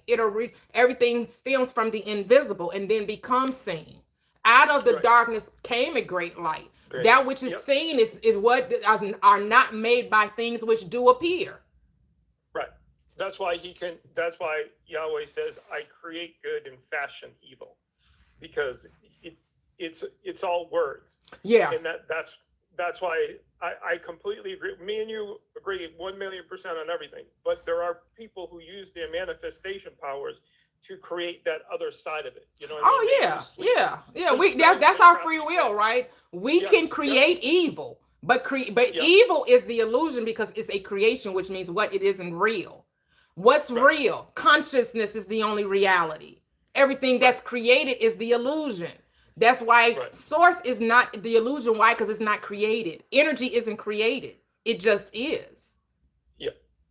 We're all gods who can create everything in a sense, like I said, but the words are where people misuse it, because you can cause as much destruction with your words as you can creation. And that's there are a lot of people who will purposely do that. And like I said, they will trap people in that because, somebody mentioned egregors. You have a causal plane and you have an effect plane. You know what I mean? That's above us, which I would say, even above 5th or 6th dimension, you have beings who let's look at what a god is. You can say we all got together and we created a being, and then we all told everybody this being exists, and then you get 100,000 people to believe in that being. You better believe that being's going to have power. You see what I'm saying? That's why his name was never Jesus. Think about that. His name was never Jesus. But now everybody says that they believe in Jesus. So who are they giving that power to? You see what I'm saying? That because that's not his name. The name has power. So what is that representing? But what does name mean, though? What does name mean? Name means nature. It's not about what you call a thing. It's what you be, right? So name means nature, and Jesus just means I am. And so the name of God is the I am. And whose I am, you are. So God is I am. And so every being born of woman calls themselves I am. I don't care what language you speak. Because I took French when I was in high school, and Jesus, if you add an I there and you separate the E and the S, je suis means I am. Right? So we know that is the name of God. Jesus is the name of God. It's I am. It is. That is the name of God. Jesus, just us, I am. That's the name of God. And that's the name of God forever. Right. Because God is what? Energy. That's it. Energy, consciousness. That's it. I mean, we could get into who's controlling, manipulating the world. The whole point of awakening on this plane is to recognize there's no power outside of self. Anytime you start saying that, oh, they're doing this, they're controlling this, guess what we have done? Created an idol. Now you've given power to something outside of you. And the whole point of recognizing who you are is to know that there is no power outside of self. That it does not matter what the world is doing. It only matters what you're doing. And if people just would learn to mind their business and mind the mind that's paying them, man, what the different this world would be. But we be so concerned about how somebody else thinking and what somebody else doing and how someone else is being, which is really none of your business. And that's what means by be in the world, not of the world. Yeah. Because again, like I just said, if you mind your business and you stay out of all this nonsense that's going on, you'll live the 7 seals inside of yourself, and it'll be a beautiful experience. Absolutely. If you pay attention to everything else, you will experience it outwardly. Yep. I know, I agree. Trust me, me and you agree with everything we're saying. I'm just saying that when people are not prepared to understand all this, they're going to be in trouble, because it's gonna come. It's coming. Hallelujah. This is not a I Christian. need to take off. I'm going to follow you. Oh, and, thank you. I will be back. All right. Thank you. Have a great day. Thank you for showing. You too. Okay. So I think it's really beautiful what, y'all are sitting up here, and spreading, because, we get so disillusioned by the world around us that we, fail to recognize that God is within. We're not going to find God outside of us. We can go to a church to be with the Holy Spirit, but we have to recognize that God lives through us and through the order within this world. And if we can, abstain from following within things that create chaos, then all that does is bring us one step closer to God. You have people all around the world who, have different names for God, and, it's never really about the name, it's about your heart. It's about your spirit, like how close are you to the divine, you can't be separated from the divine, because it is in him that you live, move, and have your being. To say that there's close, you're implying separation where there is none. There's no separation from God in his creation. God literally became its creation so that the creation will realize is God. There's no separation there. That's true. And, that's part of the reason why, like, prayer is so important, because it reminds us that, we have to invoke that nature. We have to really speak that nature, like, onto ourselves and onto our, like, spirits. What I mean is our voice is really powerful. Our voice, we may hear it once, but our mind hears it 100 times. What you speak, you may only hear it with your ears once, but it's echoing over and over and over again in the programming of your mind. And so if you sit here and tell yourself that you're helpless, then you're going to feel helpless. And you're going to feel disconnected from God. If you say that, if you sit and say, oh, like, God, woe me, God this, God that, God's to blame. No. Sometimes life is just life, but, it's through pulling, through pulling yourself up and choosing how you want to live and how you want to be, it brings me back to this beautiful quote someone said: God will steer, but you have to row. God will steer, but you have to row. And, a lot of people forget that. A lot of people just want to, like, take this nice little boat ride, through these stormy waters, but you got to row. You got to row. If you want to have anything in life, you got to work for it. And, if you want it to be good, you have to put good intention into it. You can't BS anything that you want to be prosperous. Okay. See, that's, not to cut you off, but see, that's where I get confused about the saying faith without works is dead, because I thought that because everything is the mind, everything comes from the mind, then wouldn't you be like, you changing your mindset, you changing your identity is putting in the work? Because I mean, when God said let there be light, he didn't work for that light. There was light, because creation is finished. So let's draw that out. So faith without works, that's James, right? James said faith without works, right? So we understand, those who follow this platform know that the Bible is a metaphysical book. It's beyond the physical. So whenever it's never talking about anything you do physically. It's always talking about what you do mentally. It's a mental book. The world is mental. This is mind science. It is a psychology book. So when it's telling you to do a work, it is telling you to change your mind. Throughout all of Scripture, it's all about how do you use your mind. You must understand that the body follows the mind. So once you get it in consciousness that you're healthy, that you're wealthy, that you're loving, that you're compassionate, once you get it in consciousness, you will automatically express it. You won't have to worry about what to do. You will be intuitively led. It will just come to you. Like when when she said that she decided to leave her position and she felt hurt about what took place and she cried and she got her and she came together and she remembered she was like the prodigal son who remembered who she was. And she went back to the father to claim her rightful place in her kingdom. And said, oh, hold up now. I don't let the world dictate. I dictate the world. And the moment that she decided that she did, the action that she took was effortless, which means she didn't have to try to convince herself to do it. She didn't have to do no vision board to do it. She didn't have to do no 369. She didn't have to do no 55 by 5. She just decided, oh, no, my job is there. My career is there.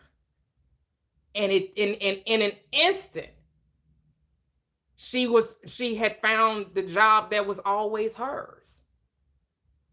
And so we on the outside will say, well, it's because she went on the internet and she applied for the job. And I'm going to tell you, no, the job came to her. She didn't go look for the job. Even though from the outside looking in, it looked like she was looking for a job. But no, oh no. Because we don't go by appearances. We don't go by the outer, we go by the inner. It's what she did inwardly first was manifested outwardly. She had to get that job. It was that she was not going to get the job. The moment she decided, the moment she asked, it was answered. While she was yet speaking, the job was there. See, we think the world of effects is the cause, and it's never the cause. It's never, your action is never the cause. It's your mind. Your mind is the cause. That's why a lot of people get a lot of things and they can't keep it. Because they try to put the action before the being. And you're out of order whenever you try to put the cart before the horse before the cart. Is that how it go? Yeah, I think that's how you say it. Go ahead, Noreen. Yeah, because I know that there are some people who work really hard, like to get money, but their mindset about money is still in a state of lack. They still believe that it's hard to come by, that it's not easily earned, or they can't have it, with ease. So, but these are the same people that go to work every day or put in that work every day. They work hard because we're taught that if you work hard, you will get it, but you have people that have an abundant mindset towards money, and they don't lift a finger at all when it comes to money. But for some reason, money is just showing up, like a shit ton of money is showing up to these people, whereas people who work really hard but have that mindset of lack, they're not getting the money that they really want. Yeah. So I know Neville said something, I don't remember how he said it verbatim, but I know he said that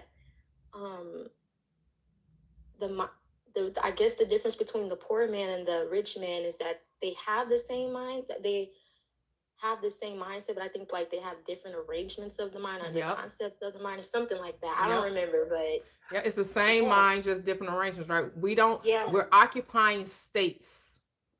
So the state of poverty exists as well as the state of abundance. What state are you occupying based on your mindset, right? And the moment you occupy this, here's the thing, like Kevin brought this up, and I know I probably said it before too. When you have the state of poverty, you don't have to try to make things happen to show you that you don't got enough money, do you? No. You don't have to, right? Things just are just going to happen. Everything in your life. Everything gonna show you to confirm to you, you're right. You don't have enough money. You're right. You're poor. But the flip side, we think when we get the state of the consciousness of abundance, oh, now I got to try to go get a job. Now I got to figure out what to sell. Now I got to figure out how to get it. Right now we think we have to make things happen to express abundance, but we didn't have to make things happen to express poverty. It's the same thing. And why people have an issue with always trying to like keep up with the Joneses and spend money to show abundance. And that's not how abundance is expressed. Right. With things. And you run into people always chasing and doing things because feeling like you have to do to get is going to keep you chasing and keep you unhappy. Yep, we justify our position based on what we do. Yep, right? Yep. It's because the question is always, if you're seen to have a lot of money, what you do? What you do? Or you know how especially within the Black community, when a Black person, like, you know, really rises up in success, like such as, you know, fame, you know, or whatnot, and they're, you know, having all these big collaborations with other successful people, you have other Black people saying, oh, well, they must have sold their souls or something, you know, and it's like, why do we equate high success with somebody selling their soul? Like, I don't get Because that. we come from the Black church that says that things are hard to get. So if you get things in abundance and you have a lot of good things, you must have did something really bad to get Right. Yeah. That poverty And is a there's also- virtue, right? To be poor Yep. in spirit. Blessed are the poor, for they shall what? The only secret that they're hiding is that they're God and we don't know it. That's what they hiding. Well, That's what they covering their eyes, showing that they know the secret. just to go off of what you said a little bit, so there's this verse, right, that people like to like throw out a lot, but a lot of people fail to really understand the meaning, right? It's harder for a rich man to enter heaven than it is for a camel to enter the eye of a needle. So it's not a physical needle that they're talking about. It's like the opening to like this sort of like building, right? And in order for a camel to go through, it has to go through on its knees, right? It has to walk on its knees, right? So it's not saying that you can't be prosperous and like follow God, because like look at like Solomon. Like he was a king, he was extremely wealthy, and he was like the wisest. And this kind of goes back to what y'all were saying even before then. But Solomon was so blessed by God because he was wise. He understood what it meant to not only like walk close to God, but to be in and one of his nature, to bring him what he desires. He knew that there wasn't a gap between his actions and who he was meant to be. And like even then, although we had the wonderful leader Solomon, he was attacked by the most like prominent I guess sin that is called within like people who preach and who receive the word of God, lust, right? Because it is the one sin against like our own bodies, right? And it drains us of our pretty much our life force, right? And I guess like my whole point is that this truly all connected. Yeah, the camel going through the eye of a needle, it wasn't about it going on his knees. It has to take off all the stuff that's on it, right? So when you're traveling with a camel, it has everything, right, packed on it. That needle was so thin that in order for the camel to go through it, and it was talking about a specific place, it was using a physical thing to reveal a deeper truth, to reveal a spiritual truth. That in order for the rich person would be someone who are rich in worldly things, but poor in spiritual things. In order for you to be rich wholeheartedly, you have to understand that it's not the physical things that make you rich, but the spiritual things that make you rich. That once you seek ye first the kingdom of God, which is love, peace, joy, health, wealth, wisdom, then you will naturally have it physically. That when you're rich spiritually, you will never be poor physically. Impossible. Because as within, so without. But you can be rich in the physical and be poor spiritually. You can have a whole bunch of stuff and not know who you are. I'll kind of give like a testament with like my business, right? So I don't have a lot of money. I wouldn't say I'm rich, but one thing I am is like I'm wealthy. I've really tried my best to build my business up, right? And so I don't have everything that I need immediately, but I also have I have faith that any and everything I need will be provided to me like through God, right? And it takes me like walking within in a divinely inspired action to also like follow through with that. Like a lot of people fall into this like trap, right? Of just waiting for things to happen to them. And there's always seasons where you need to be patient and like wait, but it's through taking inspired action that we really reap the fruits that God has for us. You will know them by their fruits. Yeah, yeah. I know when you get it in consciousness, you're gonna automatically do it. Yeah. 'Cause the It's body effortless. follows It's the mind. effortless because the body always follows the mind. You'll begin to like your behaviors will change naturally anyway. Exactly. You'll That's why you're respond. told to be not conformed to this world, but what? Be transformed. How? By the renewing of the mind. Yeah, I you'll love respond that. to things differently too. Like certain things that you, when you were in the old identity, like, I'd say for instance, like if let's say you have $48 in your account, and when you were the old identity, you would react to that in a negative way. Whereas, the new version of you, that new identity, will look at that and be like, oh, I ain't worried about that. I know I'm rich. I know, money comes to me effortlessly. I know, like your response to the circumstances will change because You recognize I am money. yeah. I am money. Right? And it's about your self concept, right? Right. Are you going to let the dollars in the bank account say who you are? Do the dollars in the bank account get to define you? That's a choice you have to make. Like I'm rich regardless of the what the bank account says. I'm wealthy regardless. And the moment you decide that, that's when things start to happen to confirm that. Then you will find, and you'll wake up and you'll have more money in the bank. Somebody will gift you. Well, people, and it actually does happen because it happened to my daughter's friend. She woke up to $7,000 in her bank account. Don't know where it came from.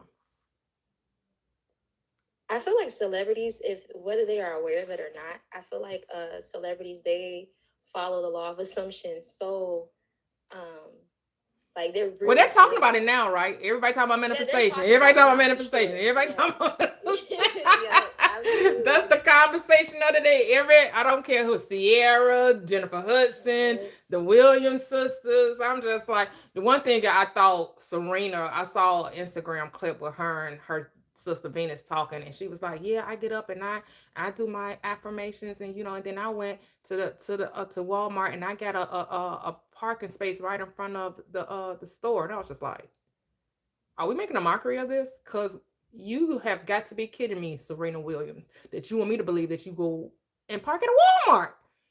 Are we being serious now?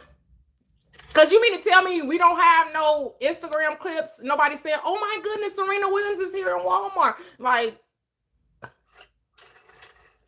Yeah, Stop the it. rapper, Really? It's okay. Because here's the thing. If I got Serena Williams money, I'm not shopping there. I'm not going to Walmart. Somebody's Instacart all day. Somebody bag. Some. I got some assistant. Somebody else is shopping in Walmart for me. Look, I'm not Serena going to Williams, I Walmart. don't even like to go to Walmart. I'm like, it's okay that you're not regular. I did comment under her because I follow Serena. I was like, girl, it's okay that you're not regular because you're not about to convince me that you went to no damn Walmart. It's okay that you're not a regular person. It's okay. I think she wants to sound relatable and regular, but stop it, please. I love that. You're so real for that. Because it's okay, because I wouldn't be regular. My ass wouldn't be in no doggone Walmart. I know. It's like the reason I say you're so real for that is, it's like, why do people try to be relatable when the true, like nature of being relatable is just doing what everyone else would do, but like putting like your spin on it. You know what I mean? Right. Like, be you, girl. You're the most celebrated, what they call it, decorated tennis player, women's tennis, probably men and women. I mean, you have won the most Grand Slams, other than another woman that they don't really like to talk about. But she won like 23 Grand Slams. Like, girl, stop playing. Like, you not regular. And it's okay. You were just Kurt walking at the Super Bowl. Well, let's bring Tony into the conversation. Hello, Tony. You can unmute. You're there. Hey, yes, I'm here. Can everybody hear me? Yes. How are you? Yeah, I'm good. Hi, everyone. James, Mia, and I can't see the full name. Noraya. It's Lorraine. Good morning. Lorraine. Good morning, y'all. I just come on here to just for community. I've been deconstructing religion as well, and it just makes me sick to my stomach that I spent all those years going to church and doing this church thing, and now just thinking about it, it's just like, oh my gosh, it's just such a mockery. And I feel like now the pastors know exactly what's going on, and they're not telling us the truth because it goes hand in hand with the whole entire program. If they tell us the truth, then there's no church, and then there's nobody to give them money. And it's like, even now, I thought about all those years that I paid money, I paid tithes and all that stuff. And then it's like, when I needed it the most, they just prayed for me. And it's like, what? Like, like I just lost my job, and I they just kind of just told me randomly, and it's just like, man, my whole life is flipped upside down. And then I went to the church, and they're like, oh, well, we'll pray for you, sister. And everybody that I know is saying the same thing to me. We'll pray for you. And it's just like, man, this is exactly what they're talking about online. This is exactly what they're saying. And it's like, if the pastors told the truth, there wouldn't be any church. And so I'm just glad that there's a place where I can go and feel like, at least there's some kind of sense of community, because it's so deeply ingrained in us that church and religion is like almost like our identity. Like it's like you can't leave it because it's all that you have. Who are you going to put your hope in? What are you going to do? You are so spot on. And it's funny because like they want to convince us that we're not out there, but we are, because like we're God's people, like we are the ones like that God chose to pour this wisdom and pour this growth into. Like we see beyond the veil, right? And our vision may not be perfect, but that's why it's like important to really like speak to people, because each one of us are mirrors, and as wise as we may be, we all have blind spots. It's church isn't just a building. It's a place where you can speak the Lord into being, and light that holy spirit within you, that holy flame. And I don't know. It's part of the reason a lot of people are stepping away from church, because there's this song, right? I think it was from like the 80s. I can't remember the name right now, but it starts off saying the number one cause of atheism is people saying that they hear the message and hear the word, and then going back to their worldly life.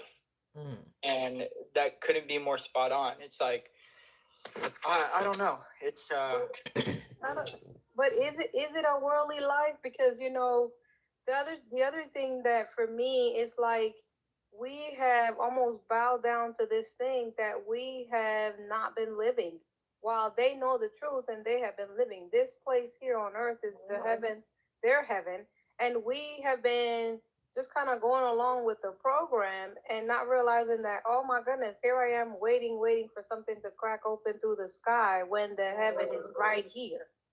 This is the heaven, and I'm supposed to be spending my time and energy here, providing that, and for myself. And it's like exactly what the young lady said a few minutes ago or earlier. She was saying, and I just lost my train of thought with what she said. Man, how did I just forget? I forgot that quick. But instead, I just remember when you all were saying that, the money is the root of all evil and all these things, that now I have to reprogram myself, because that's why I can't manifest anything, because I'll have a negative relationship with money, which is what I've been told all my life. Like, if you get the money, you done sold your soul. And I'm just even noticing, like, a lot of my friends, like one of my friends just had a birthday recently, and I've called her twice now and she hasn't called me back, which has never been the case. I have a cousin who is like, I'm like, hey, I noticed we used to talk every day. Now we don't talk at all. And she's like, well, it's not you, it's me. And it's just kind of like this funny, like, people are just kind of being real funny, with me. And it's like, it's not that I even said to them, hey, I'm deconstructing and I'm in a different place. I just think that they can feel the energy. And because the light is so bright that they just can't really take it, and they don't understand really what's happening. But something within them is like, you know what, I'm not no longer feeling comfortable, talking with or communicating with this person. So I receive it for what it is, but I'm just glad for platforms like this because it does give, the like-mindedness of other people that's out there. It reassures you that you're not alone and you're not crazy. They try to make you feel crazy, like, oh, she's going to hell because she's no longer, she doesn't even come to church. Like if the path itself to get to heaven was going to church, and that was never so. But that's how they try to put that, like, oh, you don't go to, we notice you don't go to church anymore, and they will literally get on the phone and call you and Yeah, tell they need you that that. tithe up out of you. They need the tithe. They need the tithe. And then, when I had, because like I'm saying, I just recently got fired from this big job that I had and was making all this money and all this stuff. So it was cool then. But then now it's like, once they don't know it yet, but once they realize what's really going on and that I'm homeless, they're not going to be calling or checking for me because now she doesn't have any money. So that's really what it's all about. And it's like all these years that was what it was about. And you're paying into these tithes and doing all this stuff. And then in your time of need, everybody disappears. Nobody even wants to talk to you as soon as they find out. So it's just like, but like with the knowledge that I know and I have now, I'm just trying to just remain positive and just kind of take it day by day. But I just appreciate platforms like this because it lets me know that I'm not alone. I'm not crazy in what I'm thinking and feeling and going through. And there's other people out there that are deconstructing and are waking up. And I believe there's a lot of truth in the Bible, but they have had to write it in a way to where it goes along with their program and what they want. So it's just like, it'll be very interesting to see what. Well, it's not how it's about how it's taught. So it's How it's taught, taught. right? Okay, that's fair. It's taught That's fair. from a physical perspective when it's metaphysical. The And Bible is a also, psychology book. It's not about anything you do physically. The physical you is the effect. The cause, everything that you're doing comes from your belief system. Every action you take, every behavior yourself. And if you decided to see yourself differently, you will make different decisions. okay, that's fair. But I know, like a lot of the stuff in the Bible, like a lot of it makes sense when you think of it like that. But like you're saying, we weren't taught it like that. So it's just like all those years of learning that, and then just to have to really throw it all out the window. Or when we say like the Bible is an say algorithm or whatever that word is that they say that the Bible is just. And so when you think of it in that way or in that form, it's like, oh man, I have to relearn everything that I thought that I knew, and everything is the opposite. And it's just like, it's just really crazy. It can really drive somebody insane when you think about, I'm 45 years old now and I was born into this thing. And it's like, I can't get 40 years back, with everything that I did. And I can see how just participating. You can get it back. The Lord restores all the cankerworm and the what with the grass, with all those however that parable go, right? Because it's talking about everything, all your negativity, all your fears, all of your doubts. When you let that go, you will get restoration. Everything comes back to you. Then some. Then the heavens open up, and you will get blessings that you will not have room enough to receive. Your joy comes, your peace comes, your wisdom comes, your direction, your clarity, your health, your wealth, your riches. Everything is restored to you once you let go of fear. You have to let go of fear, though. That fear is what keeps you in bondage. Go ahead, Noreen. And you see in the church, they say, like, people in the church, they say that the righteous will suffer prosecution, and they talk about how don't worry about what you're experiencing here on this earth, because when you die, you're gonna go to heaven. So it doesn't matter what you go through. And it's just like, why would I want to wait till I die to experience my heaven after I leave this earth? That doesn't make sense, even though Jesus told us that the kingdom of heaven is within us. You see, so I just never understood that. And it's just back to what Tuni was saying about how, the pastors, you see them living their life, abundantly. pulling up in, in luxury cars, having designer outfits on everything. In the church, they're just getting by, but paying 10% of their tithing every Sunday, coming to church faithfully every Sunday. And I never understood that, like, because I was raised in the church, I was Christian and all, and I just never understood that. Even when people would, I would never understand how people would receive the word through the pastor and will, catch the Holy Ghost, and all of a sudden they're delivered. But then right after they leave church, they're doing the same things that they were supposedly delivered from. I never understood that until when it was in 2018, I'd say, when I started getting into Neville Goddard, and I was starting to see the Bible in the metaphysical and allegorical way. I'm like, it makes so much sense now, and the churches don't preach that today. They don't, and when I try to explain to people that, the Bible is in the metaphysical way, people like the people that are, really deeply into Christianity, they look at you sideways. Yeah, they look at you sideways. Like my grandmother gets really upset when we have debates, and she gets really upset with me, and I'm just like, I guess, believe what you want to believe, but I feel like once you deconstruct from Christianity, you can never go back to what you used to know. I just can't go back to a church and sit in there and get my so-called deliverance from the pastor when I am the deliverance myself, like I am God. When you tell them that, they're like, that's blasphemy. I'm like, that's the same thing Jesus was crucified for. He came here on this earth to show us that we are gods. He even said it, and a lot of these Christians are in Pharisee energy. They, Well, it's like the Christ said, forgive them, Father, for they know not what they're doing, right? They're still sleeping. They're sleeping as Adam, right? This is what Paul tells us. We all fail as one Adam, which is humanity, into depravity, that dual mindset, the belief in two powers, but we all awaken one by one as Christ, right? We all come to the realization that we are the God that we've been looking for. We are God in physical form. We are God in expression, right? And what is God? God just means good. God is energy, right? It's neutrality. It's not good or bad. It just is. It just is.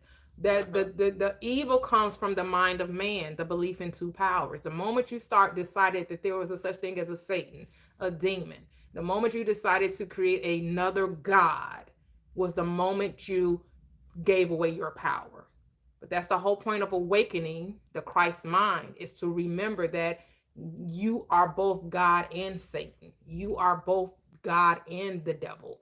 You are both the truth and the lie. You are both. Within where that duality lies, that's where we have to choose the side that we lean on, because I want to give a quote from one of my favorite movies is The Lorax, right? And it's gonna sound silly, but what way does a tree fall?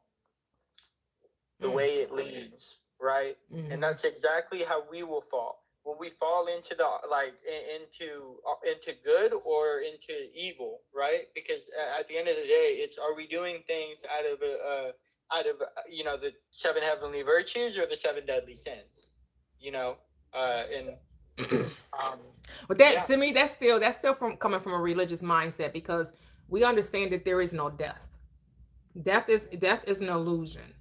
When the Bible is talking about death, it's talking about spiritual death. It's talking about, and then when it talks about life and awakening or being resurrected, it's talking about being spiritually awakened or resurrected, which means that you become aware that life is eternal, that it's infinite.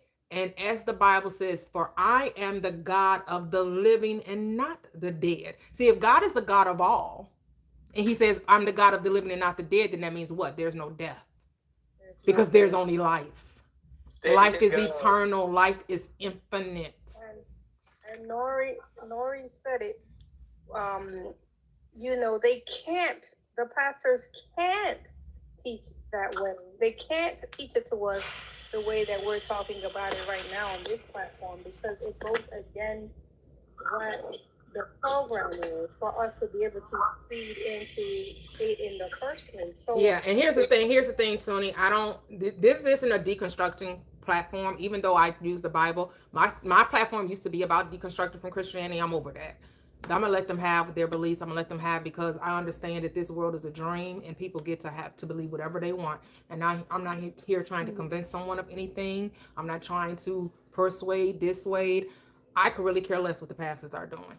I've been there, done that. They get to have, that's their reality. That's their world. I don't live in that world. I don't live in that reality. I'm not here to condemn them. I'm not here to see the wrongness in them.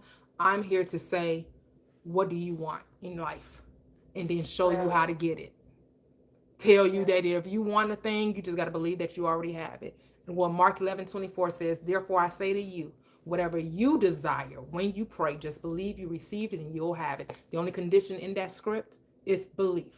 You do have to accept, and belief just means to believe it, to accept the thing as true, to make a thing real for you. So this platform is only about manifesting. I could care less about what the church is doing. Yes, we may talk about it on occasion, but I don't want that to be the discussion, because the discussion here is about manifesting your life, the life you want to experience. And that comes from what? A change of mind. The only way you're going to get the things you want in this life, you got to think that you can have it. You got to see that it's a possibility. And you know, to highlight that, right, in Proverbs 7, right? The Lord is the beginning of knowledge, but fools despise wisdom and instruction. That goes right back off, off of, the message that, Sister Noor, I'm sorry, I don't see your whole name, was saying, because... It's Noreen. Oh, Noreen? Yeah. That goes right back off to, what you're saying, because, like the people who despise what you're saying, when you talk about like the spiritual nature of it, rather than just like the physical, that's exactly what they're doing. They're almost like turning away from it, choosing to stay within what they were told rather than to critically think about it and to invite God to fill their heart with discernment. And, instead of doing that, they just kind of like shy away due to this like level of fear that has been put out there to kind of keep people bound to this societal belief of what God is. That's why, it even caused us to, step away from society, because it tells us plenty of times society is going to be wrong, Mm. And, for their feet run to evil and make haste to shed blood, too. And that's also like symbolic, right? Because it's not just with their feet that they run to evil, it's with their minds. And it's not always like personal. Sometimes it's more than that, because, like we don't fight against, like our flesh and blood. We fight against principalities, these forces in the world that keep us constrained to these, like I guess modalities of belief, like these little niches of belief that the only thing that you're fighting is your own thoughts. Stop fighting your Exactly. thoughts. There's no reason to fight. There's only surrender to the life that you want. Once you decide to surrender to the life that you want, make a decision and then remain faithful to it, and don't give over to circumstances.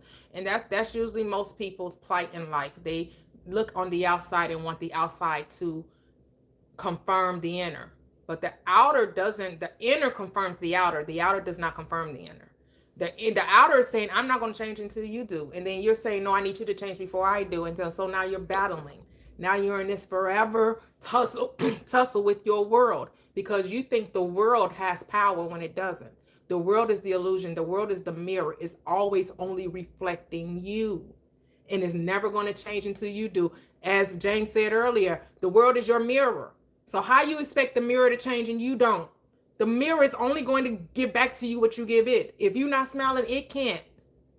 It can't smile unless you do, right? If you stand in front of a mirror, when does the mirror smile? The moment you do. And as I always tell people, when it comes to understanding that the world is your mirror, that means what? We don't put people above us and we don't put people below us. Why? Because when you look in the mirror, what do? You look at the mirror eye to eye, because you see the mirror is you. The world is you. So when you talk about the pastors, when you talk about the church, you're talking about you. Leave the world alone and change self. Let that go. That's true. Leave the world alone. Let the pastors do what they're going to do. Let the churches do it. That's not your life anymore. So who cares? The only thing you should be thinking is that they're God and they'll awaken just like you did. Just like you came to a realization that is more to this life than what I was told, they're going to come to the same realization. Right now, they're just not ready. Right now, it's just not their time. And that's okay.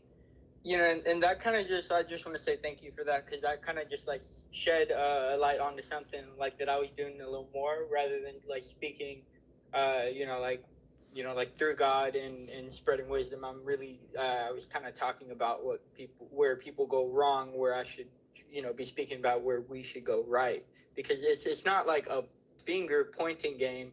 Oh, like these people are wrong. No, because I mean, we're all flawed. It's not about being right or wrong. It's about the content of our heart, and if we're going to speak about anything, like it's important to speak about what's righteous and what's, like in the path of God, rather than what others are doing, because, shoot, I mean, if anything, like we could be the foolish ones, but it's really up to like God to put that wisdom and that knowledge into our spirits to find out.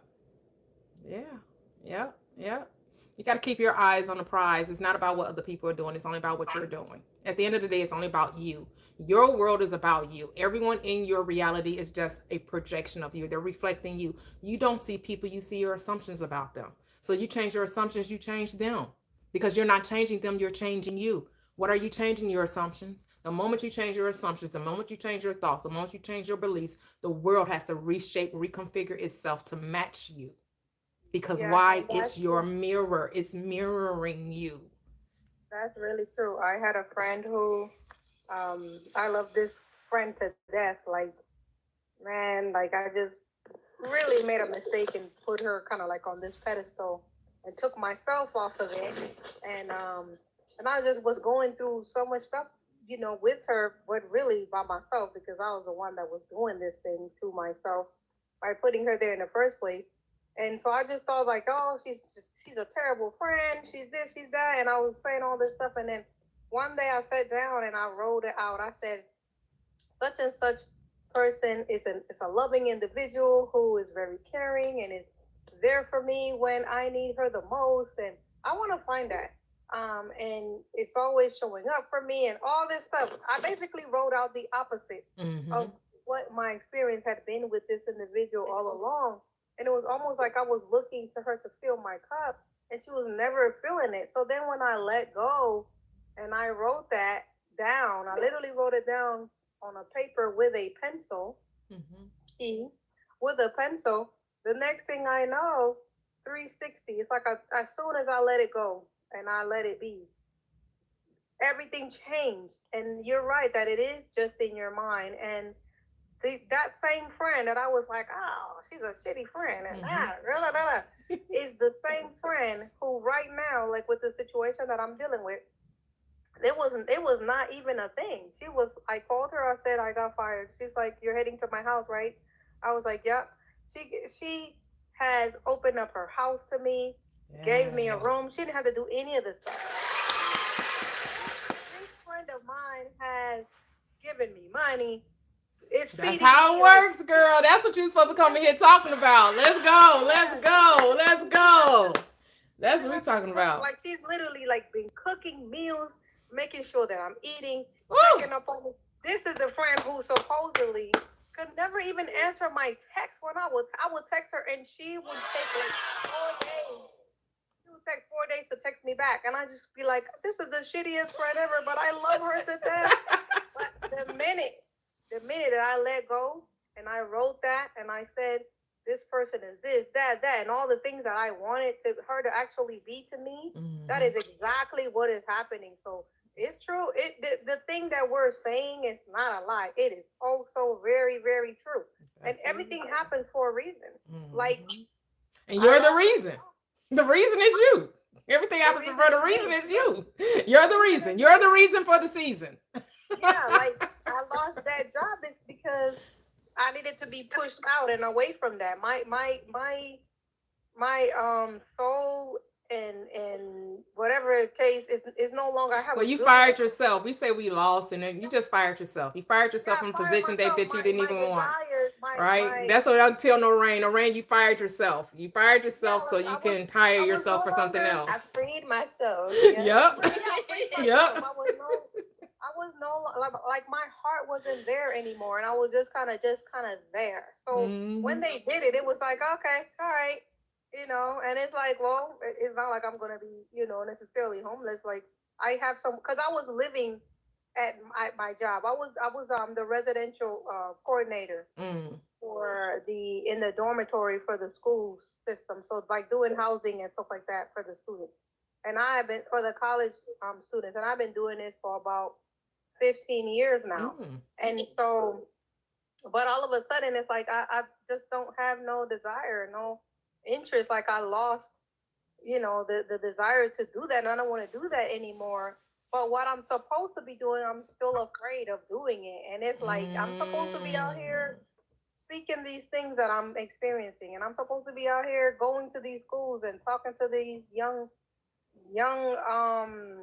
youth, and I'm terrified. I'm afraid. Like I don't want to get out there and like call the school and get out there and do it. But now it's like, well, you kind of have to. You need money to survive. And it's like I'm applying for jobs, and it's like nothing. So it's just like, oh man. So I'm being pushed into what I'm probably the next thing, And it's very scary. It's very scary for me right now. All of this is scary, but like what y'all are saying, you have to let go of fear, because fear is the very thing that holds us down. You can't believe in a manifestation or something that you said that you're saying that you want, and then be afraid. Like it can't be both. The universe doesn't know which one, to do. It knows which one. It's the dominant, and your dominant is the fear. So so it's gonna keep you right where you are.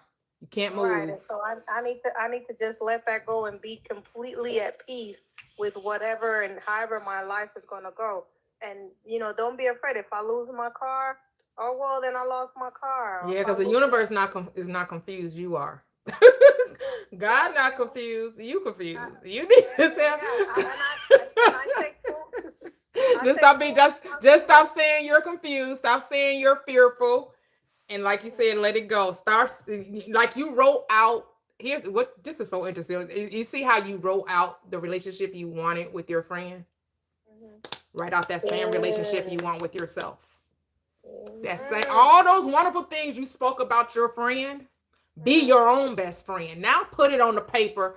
The things that you want to say about you. Oh, I'm so courageous. Oh, I'm out here telling these children or whatever it is. However you gonna, describe it and say it. Write it out. Oh, I love that. I'm gonna do that today. Yes, today. I wanted to speak on that part. Yeah. Go ahead, Noreen. That is so true, because I seen a story where his pastor had a daughter that was very promiscuous, and he was praying to God about his daughter. And the answer that he got back from God was, you need to think about her in a different way. You need to see her differently. You need to treat her differently. You need to, the way you want her to be, begin to speak that over your daughter and see her differently.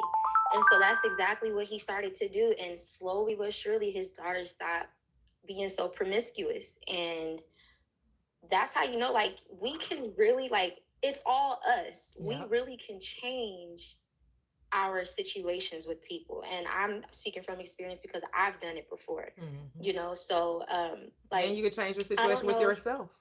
Yeah, I don't know if you remember, but it was like months ago, or I think it was earlier this year. I was on this live about the relationship with my dad, like how we were not speaking. Yeah, I remember. Yeah, and so I was really hurt by that, but I was like, it's all me. It's all in my awareness. So I let the dead bury the dead. Like I stopped speaking on the situation about me and him, like the old situation. And I just started seeing my dad in a loving light. And anytime that my mom would like bring up my dad in a negative way, like I would just reject it mentally, and I was like, nope, my dad is this. We're good. He loves me. He's thinking about me. He misses me. He wants to make things right with me. We have a beautiful relationship. And I was just saying that over and over in my head, even when my body, because like at first, my body was not in alignment with my mind at first. Like my body was like so tensed. I was having a lot of physical resistance. But I was pushing, like even through tears at times. Like it was times I would cry, but I would still be telling myself mentally, like my relationship with my dad is perfect. He loves me. He would never do this to me. He would never like. I was just speaking good over our relationship, and my dad ended up reaching out to me on my birthday. I just had a strong feeling. I had a strong feeling that he was going to reach out to me because he didn't reach out to me for Christmas or New Year's, and I was so hurt by that at that time. You know, when I was focusing on the old story. But around my birthday, I just had that feeling. I was like, my dad is going to reach out to me on my birthday. I just know he is. And my dad called me and wished me a happy birthday. And it felt natural. Like, I just knew it was going to happen. I wasn't even shocked by it. I was like, I knew you were going to call. And he apologized to me. He was telling me that every day he was thinking about me, but he was afraid to call me because he didn't know how I was feeling. But he said it was hurting him as well to not, you know, speak to me. And I'm his only child. Oh, okay. So, yeah, I'm his only child. So I was just like, oh my God, like, I'm so powerful. Like, this is crazy. So we're still in good communication to this day. Like, we talk every day, you know. So but that situation there made me realize, like, just from my own experience, it made me realize, like, we can change people. I know that we live in a world today where they say, you're not changing people. We're not changing people. Oh, well, you're changing you. Your perception. We can. There you go. Leave people alone. Change yourself. Leave them alone. You're changing your assumptions about them. We don't change people. We change self. There's no one to change but self.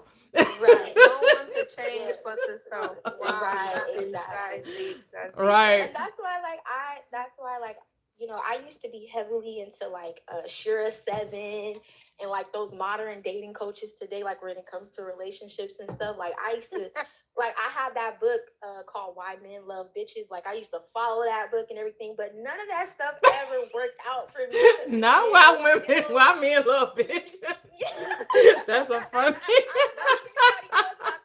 Yes, I got that book. I got that book and all the relationship books because I also was one that I just could not understand. I need to do a relationship class. That's what I need to do. I need to do a relationship class. I'm 45 years old. Wait. So my husband is in the chat and he put an acronym for fear. His name is Cisco. He in the chat. He said fear is what did he where did it go? Fear finally exiting average reality. Yes. Yeah. Finally exiting average reality. I mean, Nori, maybe all you need to do, and the both of us, you know, and I've been thinking about this over and over and over and over. I'm talking with this guy now who, you know, we just, it's basically just more so situationship. He's a good person. I can't say that he's a bad person, but he's also not doing the things that, you know, somebody who's really interested in you would actually do and how they will perform and all the rest of it. And it's just like the same concept. Why don't you take a piece of paper and write out this person does this and he does that and it's the same thing. It's like you are the one. And it's funny because it's like I just almost can't believe that if I sit here and write this thing, that this man is going to go from. But your friend did it. Did your best friend not do it? Like what? So it works for the best friend, but not for the boyfriend? Well, it's the same power. An exception to the law. And so that's what the point that I'm saying, that I recently am putting this thing together, and I literally recently just said, listen, why can't you? How about you try? Because he does the bare minimum. It almost feels like breadcrumbs, like, and then it's like, why are you accepting the breadcrumbs? Why are you doing that? Just walk away from the situation and let it be. And it's like, for me, I don't like too many people. Like the fact that I even like him, it's like, wow, it's shocking to me. So it's like, okay, well, take the piece of paper and write down, do the same thing, and then just leave it alone and see what happens, see what he does. And it's like, okay. So me and Nori, I don't know, Nori, if you're talking to someone, you know how they like to do this situation stuff and all that. They don't even want to they don't want to be in anything in a committed relationship. Well, I'm gonna stop you right there. I've currently right now I'm not speaking with anybody, but I have changed my perceptions. Okay. When it came to my relationships, like I used to be in that same boat as you, but I really like hardwired myself, especially my self concept regarding love. So I don't have those issues anymore. I mean, right now I'm not talking to nobody because I'm not currently interested in anybody. I'm just trying to focus on leveling up my life, especially on financially, you know. But when it comes to what I've realized about the relationships, your relationships with people, they really are just a reflection of your self concept. And I'm speaking from experience because it got to the point with me, like I even changed my type with men, like race wise, because I had a certain perception about a certain a different type of race when it came to these type of men. So I'll just speak on it. So at the time when my self concept was low and I was entertaining Black men, my issue was, what you were going through, the breadcrumbing, the inconsistency, all of that, Mm-hmm. And I never had an issue getting the person that I wanted, but I always used to have an issue with them showing up correctly for me. Mm-hmm. So it got to the point where I was like, you know what, like all Black men must be this way. And then at that time, like when I wasn't talking to my dad, that added on to my beliefs because I'm like, even my dad isn't even showing up right for me. So clearly all Black men just are this way, blah, blah, blah, blah. So I began to change my type. So I started dealing with Mexican men and didn't have an issue getting them. I got whoever I wanted because I've always believed, even when my self-concept was low, I always had a belief that I could get any man that I wanted. And I never had an issue with that, but it was always them not showing up right. That was my issue. So when I changed my race and I started dealing with Mexican men, they were showing up the same way the Black men were. And I was just like, that's when I realized, like my last situation that I was in, that's when I realized that it's all me. So I had to really sit with myself and ask myself, like I was sitting in my car and I was asking myself, what do I really feel and believe about just men in general? And all the thoughts just started coming up. I was like, they're inconsistent. They don't really want to be with me. They just only want me for one thing. My mom never had good relationships. My dad doesn't even know how to treat me right. Like all these thoughts just started coming up. And then I wrote it all down in my phone. And I was like, okay, well, you know what? I got to change. Like Toyia said, what do you want? What do you want in life now? Now that you know what's causing all of this to happen in your life, what are we going to do about it now moving forward? So the hardest thing that a lot of people do that I had to change my mind. So what I did, I stopped talking to the last guy that I was talking to. I just ghosted him. I just put my life on, well, not my life on pause, but I put my love life on pause. And I was like, you know what? I got to be somebody different. So I just started changing my mindset. And it was hard at first, I'm not going to lie, because the old identity was screaming at me like, this isn't true, girl. You know, you don't get the love that you want. You know, these men are not going to change for you, blah, blah, blah. And I just was still telling myself like, nope, men love me. They adore me. They value me. I'm the one. I'm the best, only choice, blah, blah, blah, blah. And slowly but surely, like, the men that I was entertaining, they started coming back differently. And now, like now that, like I said, I'm not talking to anybody right now, but I know that if I want somebody, like I said, I always believed that I could get them. But now I know without a shadow of a doubt that I'm going to get treated correctly, because I'm God. Why wouldn't you treat me correctly? So in your situation, that's what you have to do. You have to see yourself differently in relation to them. And when you see yourself differently, the way that you'll think about that person is going to automatically change. you'll start seeing them as loving, as desirable. I mean, not desirable, as loving, at wanting you, valuing you, adoring you. You know, and it will change. It has to. So. Yeah, and you know, I'm kind of sitting in an interesting boat, you know, and kind of like a similar scenario, right?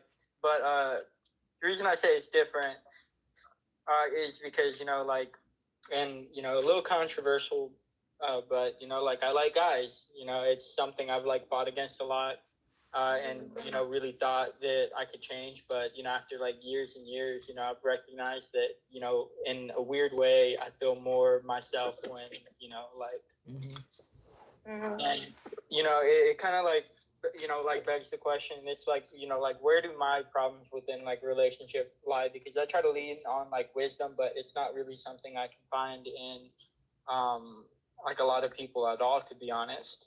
And it's like a little discouraging because, you know, like one part of me is like, okay, like um does God want me to like be straight and live in this kind of way that kind of like tears me apart, or you know, should I just be abstinent, or you know, is you know, like a my true love life like out there, you know, like someone who really like understands me and hears me? Because you know, I've always been willing to like hear people out, and you know, I've never been one, and you know, just these last few years, right? I'd say give or take like 4 years. um I just don't hold grudges anymore. You know, like if anyone's willing to just like humble themselves just for a second, you know, like I do the same. And, you know, I'm always willing to say I'm sorry. But, you know, through a lot of experiences of everybody wanting an apology, but never really wanting to say sorry. And then they think, you know, just like talking about it and not saying sorry is an apology. I don't know. Like, I think y'all know what I mean by that.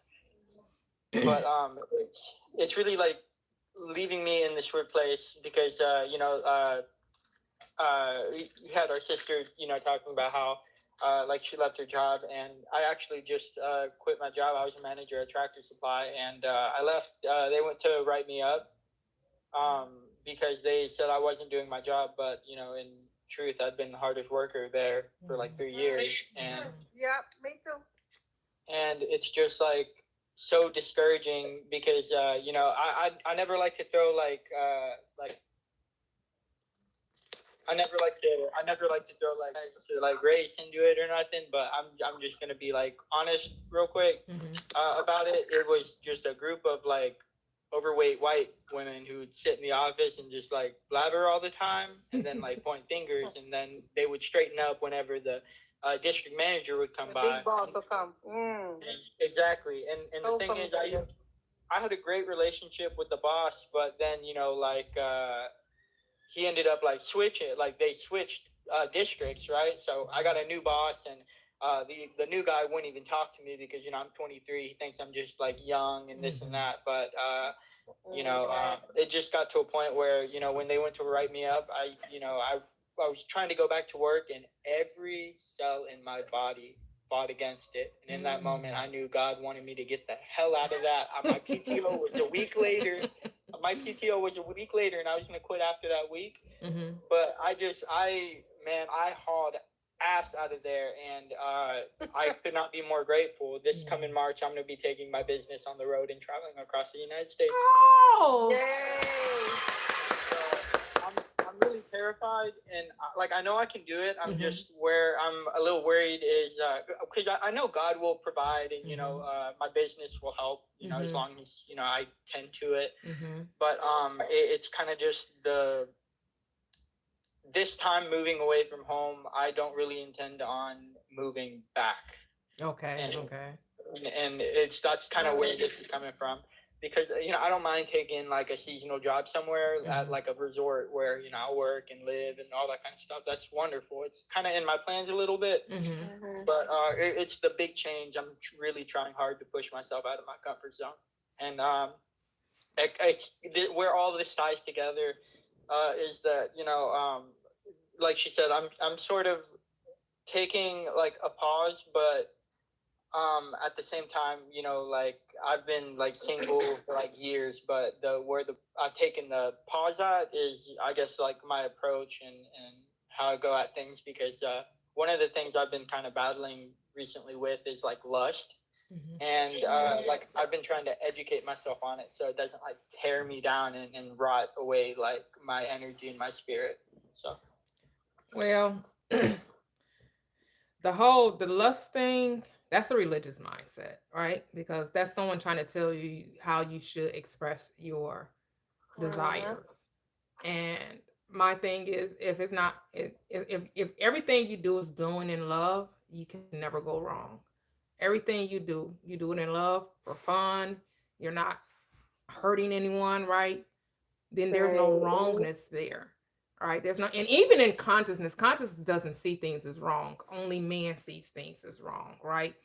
And any time it's not done in love, you're operating outside of your nature. Because the nature of God is love. And so God doesn't care who you love. It isn't gender specific. God does not see man and woman. God only sees you as him. You and God are one. And God is experiencing this life through James. And however James wants to seeks to express himself is okay with God. God is like, as long as you're doing it from a place of love. And even if you're not doing it from a place of love, God is not judging you. Only you will be judging you. Only you will be condemning you. God is saying, I'm with you wherever you go. You make your bed in hell, I'm there. You go to the highest of the heavens, I'm there. I'm low, I am with you always, even into the ends of the world. Why? Because you and God are not separate. God wanted to experience and express life through your individual perspective, whatever that is. And when it comes to love, like we just said, if you're a writer like Tony and you want to write out your dream life with your ideal mate, then write that down. Or if you're someone that you don't have to write it down, you can just pray within yourself, like, this is my ideal mate. This is how I see myself, because I know I deserve it. I'm worthy of it, and I'm not going to accept anything less. I'm not going to accept anything less. And it's so free. Go ahead. I'm sorry. Go ahead. oh no, you're good. I'd love to hear what you have to say. And it's so freeing. Like once you realize that it's all you, you take nothing personal because it's all you. You know, like every relationship that you've been in, you know, even with the situation with what he was saying about, you know, the shame regarding him liking men, you know, once you realize that it is all you're doing, I just feel like you feel so free, you know. That's true. Because you know, for so long, you know, I'll just kind of talk about my story a little bit. I knew at a young age, but I never really spoke about it because, you know, I don't really present in the same nature as a lot of like gay people, and so nobody knew too. But you know, at the same time, I kept that inside of me for so long that like my anxiety grew so strong that I genuinely started to develop heart problems and issues. I visited all kinds of cardiologists. Just ended up kind of chalking it up to anxiety induced respiratory and cardiac distress, right? So my anxiety got so bad, the energy inside of my spirit got so like disrupted and contorted that it was causing my heart to beat irregularly, and it was causing my oxygen levels with my breathing to just plummet. And you know, like I look back on it, and all of it almost disappeared almost within the span of a week, when you know I came out and I just chose to be like true and honest, like about, you know, what I was going with, instead of like fighting it. And you know, thank you to this person, divination, in the chat. They said, you know, yes, it creates disease. Absolutely, I experienced that firsthand. And you know, I have all these people in my and you know, my pastor would try to tell me, oh, like this and that, you know, like you're going to hell, this or that or whatever. And it's like, you know, I've never really met too many people in my life that have the same connection with God that I have. And you know, it's not that I see, you know, their connection or anything, but you know, one thing I've really tried to do is walk within like a sense of like wisdom, grace, and integrity. And it's like, you know, I think it's like almost like a smoke and mirror to to, you know, like almost like distract from the whole purpose that we're here to just like experience and to love, and that's kind of the bottom line. Yep. But yeah, it was awful, man. Honestly, like I attribute it to being hell. I remember one time, I was playing soccer. This is kind of a funny story to lighten it up. But there was one dude on the soccer team I had a huge crush on. I thought he was so cute, so wholesome, right? Mm-hmm. When I tell you, I fell on top of him, and I turned like 12 shades of red. Oh no. And within 30 minutes, right, I couldn't breathe, right? And it didn't happen immediately. Like, you know, I kept playing soccer, but within 30 minutes, you know, I felt my whole body just kind of like shift, right? Mm-hmm. And pretty much like 30 to 40 minutes after that, the nurse at the school had called my mom and told her, hey, you know, if you don't pick your son up, we're gonna have to get an ambulance to send him to school. My oxygen levels got down to like 40. Oh wow. It was pretty crazy. Oh wow. Yeah. And it's like, wow, man. It's like, and I look back and I think that story is so funny. That is a little cute story. Yeah.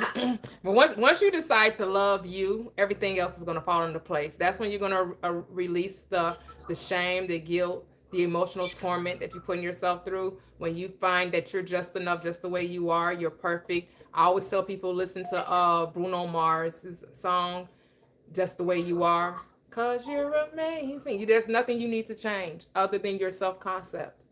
Change what you think about Let you me and write everything that down. else. Bruno Mars. Your smile. Yes, your hair. Yes, listen to that song, because there's nothing James, you need to change. If I can jump in, James, I think you and I come from a similar background, but we just chose different paths with that. But if you don't mind me asking, let's say a person is doing a checkup with their cardiologist, and the cardiologist looks at the blood work, and the cardiologist gives a fair warning and says, if you keep on the diet that you're going on, this is a possibility, you know, based on the track record of the diet that you're going on, right? Do you think that the purpose of them giving that warning is fear mongering, or what do you think the purpose of that warning is? I guess I guess the purpose. Oh, I'm so sorry, I can't speak. I think the purpose is like to almost like enlighten, to really like share that there is a cause and effect to all the actions that we take, and if we don't, like, I guess, slowly weed out the things that cause us like a chaos in life, whether it be your diet or the things that you do, vices, or even just your like emotional state, then it will come back. So I think the main purpose is enlightenment, but it can like lead on to like fear, because Right. sometimes fear can be like a good motivator for people to straighten up. Right.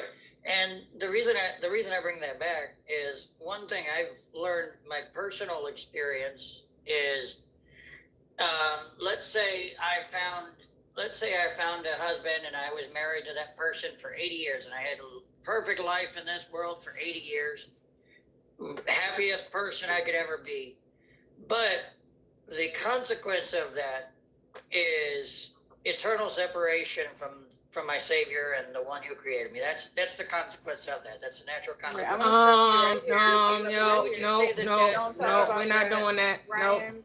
Yeah, we're not. you could drop Well, him. I'm giving my If you're a Christian you- and you disagree with that, let me pause you, Ryan. We don't talk about that here. So if you Well, I'm disagree, sharing you're welcome my- to leave. Yeah, I'm sharing my experience. This is not an open forum. This is Toya's forum. So the way that we do it is the way that Toya wants it done. So at the end of the day, if you're gonna talk about going to hell and hellfire, we don't even talk about that.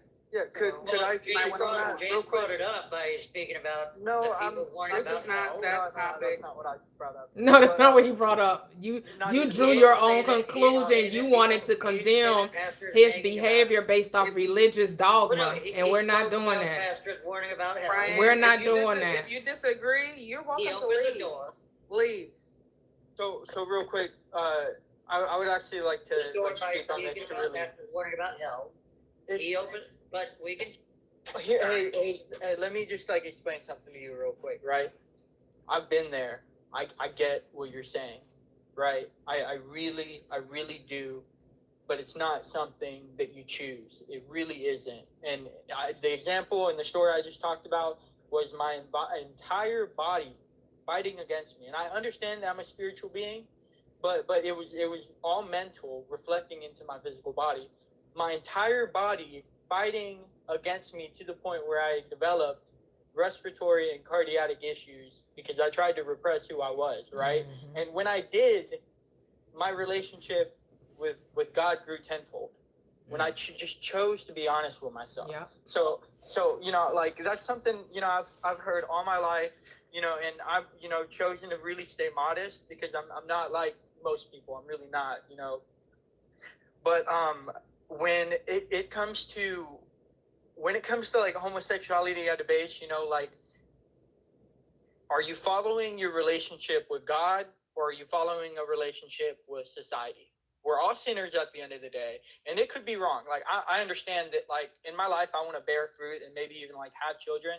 But when it comes to like my attraction to women, it's not really like something that's up for debate. You got, and that's kind of where a lot of people kind of go wrong because they think, oh, well, I've had this experience, so that means that my experience is exactly the same as yours. No, it's not. But James, you don't have to justify your choices to us. We're not questioning your path in life. And so I don't ever feel like you need to justify your choices. The only one you need to be okay with it is you. You don't have to explain anything to us. We're not judging your choices. We don't I don't really care who you sleep with, who you marry with, if you decide to have children, don't decide to have children. The only one that you only need to be to love you. At the end of the day, you need to love you because God already does. Amen. And, you know, I just want to kind of like preference, like, you know, like, thank y'all for seeing me more than like, you know, like my actions and you know, all of that jazz, because I mean, we're just alive. We're all people, you know. Right. And like divination said, we don't subscribe to see, this is not a religious platform where most of us here do not associate with any religious affiliation. We're not Christians on this platform. So we don't see ourselves as sinners. We don't see ourselves as in need of a savior. We're so far removed from that mindset. All we seek is connection with God. We understand that we are connected to God, that there is no separation. 100%. Right. And so your experience here in this life is whatever you make of it, whatever you decide. I don't see God as this being outside of you that's looking to judge you or reward you based on behavior. You're judging or rewarding yourself based on behavior. God is the power that illumines the world and illuminates all things in the world, in this universe. From the tree to the man and everything in between. That's God. God is all things. God is everything. There is nothing that God is not. God is all things. That's true. And yeah, and so that's why I don't get into the religious. I don't need people to be real personal with their walk unless they decide to. That's fine. You know, you can be as personal or impersonal as you desire. But we're not here to judge people's choices. If you want to be in, or you want to experience polygamy, polyamory, whatever you want to do, it's your life. Exactly. It's your life. And as long as you're happy with it and you have peace about it, and I will always say do everything in love, because when you do it in love, you can never go wrong. Then you don't, and then all those things, when people talk about the 10 commandments and hurting other people, that thing just will never come into your mind when you operate in love. You don't have to worry about doing people wrong or mistreating people or traumatizing anyone, because you're leading with love.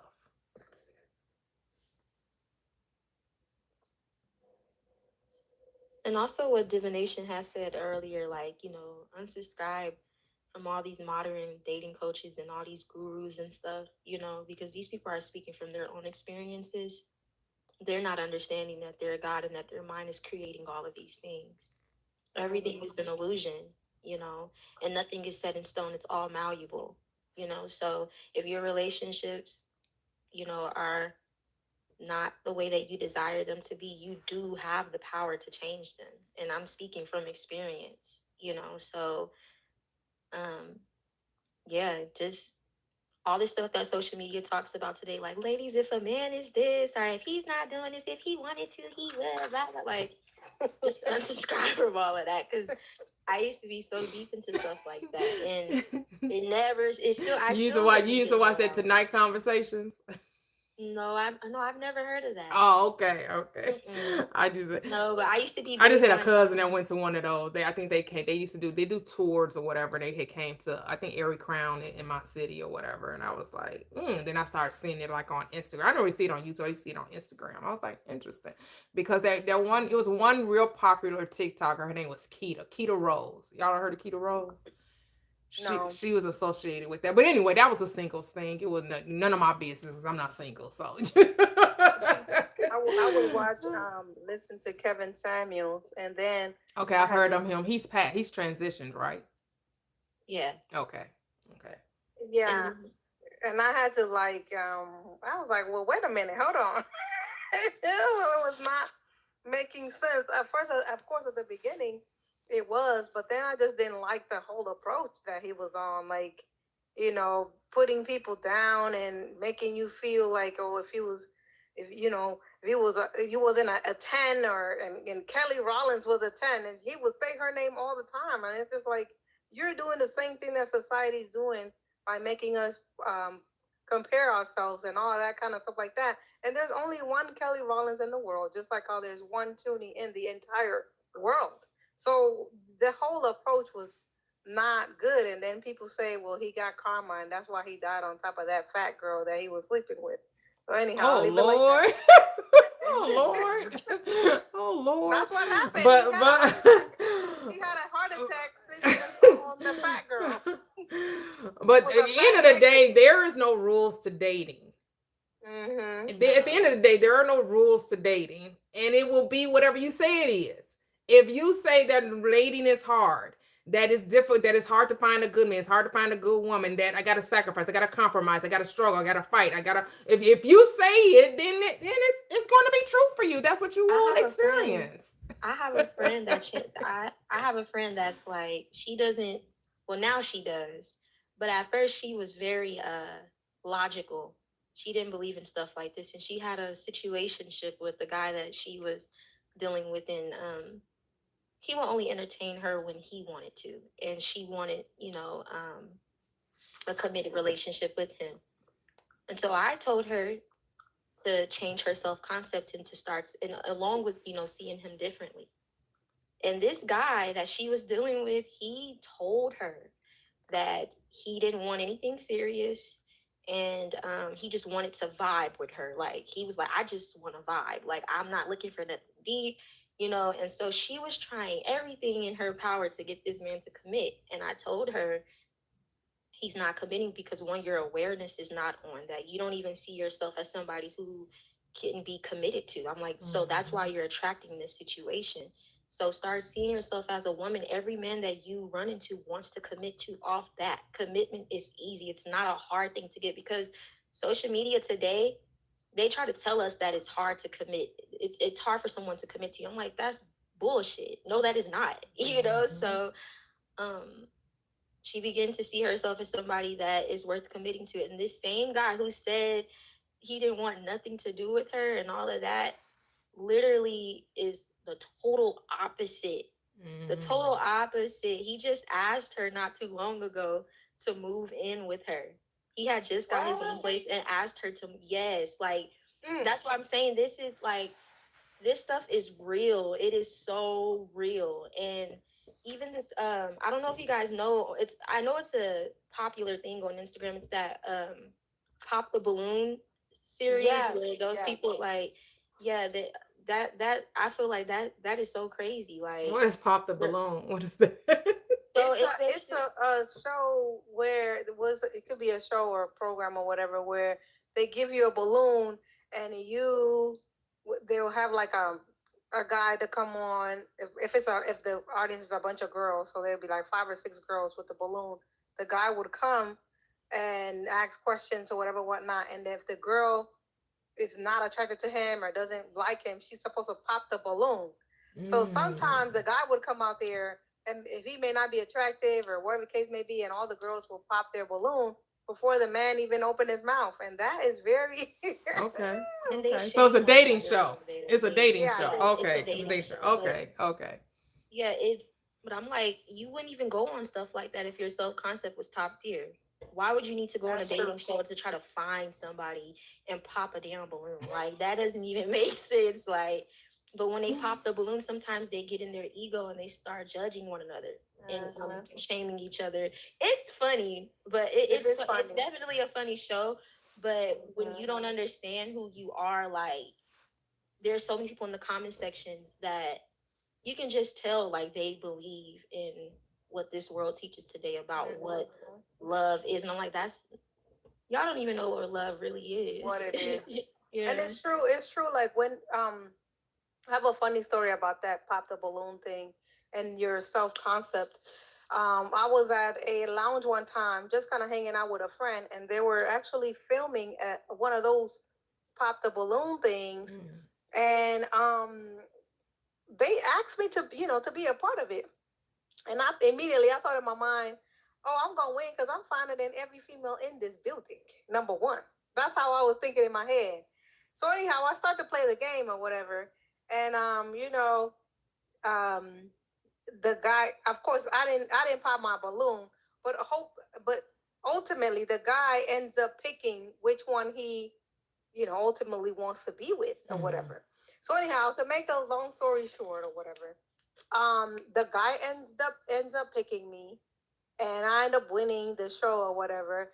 And all the little things that, like, we're talking about, if you really change your mindset and the concept of how you think of things really can, be turned around for you. Now, was the guy serious? No, he wasn't. But that wasn't the point. That happened to me so that it could be one more thing to remind me of how powerful I am and how what I say actually is what is going to be. That part. That part. Period. And it's like, and that's exactly, what happened. And the girls were all like, well, you're very beautiful, like trying to say, like, oh, you only won because of your beauty. And it's like, no, I won because I said I was going to win. It had nothing to do with my beauty. Right. Because you all could have thought the same thing. And in your reality, you would have won. Right. So in their mind, I can almost imagine them thinking, oh, I hope he picks me. I hope he picks me. I hope he picks me. But in my mind, it was like, oh, I'm the most beautiful one up here. I already know I won. We'll just see, I'm gonna show y'all. And that's exactly what happened. And it's just like, oh wow. And so the guy was all happy because you're supposed to go on a date with them and whatnot. And the show gives you money, basically pays the both of you to go on the date together. Oh, okay. Yeah. So I was like, we can go on the date if you like, but if you also like, we can just keep the money and not go on a date. Because I wasn't really, you weren't feeling them. I mean, it was really because I realized what was actually happening, and it's funny because all this is happening out in in the real world, but I'm having a whole nother thing within in my own world, in my own universe, and it's like, this is crazy. This needs to be taught. This is a thing. They should definitely teach it. Well, they are teaching it more now. It's definitely getting around more, the law of assumption. But when it comes to love, like what Miss Toyia was saying, y'all said they should be teaching it. What do you think this platform is for? What do you mean? I am teaching it. What are we talking about? That's what are we doing? That's what we're doing here. We need the relationship.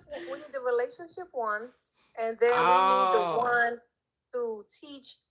I think that we're not talking about, we say it a lot, like self-love and loving yourself and all that kind of stuff like that. But I think that a lot of people are still confused about that, and they don't understand, like you could say it, but they don't understand the practicality of it. Like, how do you actually begin to do that? What does that even look like? What is that? Like, am I supposed to be, what is it? Is it journaling for me? And we know that it's different for everybody.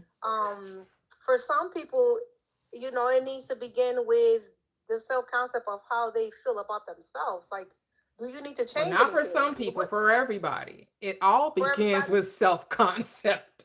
Because But I also because think without you also- shifting your identity, nothing's going to shift. Well, But I that's also feel right. too. I Go also ahead feel. on. I also feel too that you already love yourself, but where do you think the trying comes from? You already love- Where do I think the what come from? The trying? Yeah, the trying. Like you already love yourself. Everything is it already is. So you don't need to try to love yourself. Right. You already love yourself. Right. You know. Okay, so well, right, because now that we have the understanding that we do, we can see that.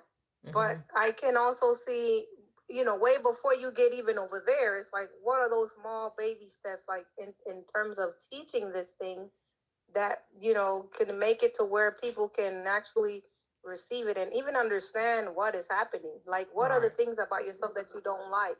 You don't, if you feel overweight, okay, well, let's change our diet and let's do that. You don't like your dad? No. So I'm going to pause you there. So it's going to be what Noreen said. You're going to it's going to be self-talk. Okay, Regardless self-talk. of what the outer is You look showing like. you, right? Okay, Regardless okay. of what the body is saying, right? Because she Saying. said her body was resisting her conversation, right? It She's was. telling herself, this is what it is, this is what it is. And the body's like, no. So she had to cry her way through it. She had to keep talking to herself. She did not let circumstances dictate reality. She said, I'm the commander in chief in this situation. I'm CEO of my life. And I'm going to tell myself what it is I want to see in myself, because it's not something like you said, I'm trying to be, this is who I am, but the body needs to know this because the body is out of whack. The body think it's running the show and it needs to know that no, you're the servant, not the chief. It's only one chief. You the Indian. You serve me, I don't serve you. So what does it start with? Self-talk. You got to keep, because it's about consciousness. It's about embodiment. It's about awareness. A lot of people like, yes, we are loved, but are people aware that we're loved? No, most people don't know that they think love is something out there. They think love is a sky daddy. Love, they think love is a man that was born 2,000 years ago. And they waiting for him to come back and rescue them.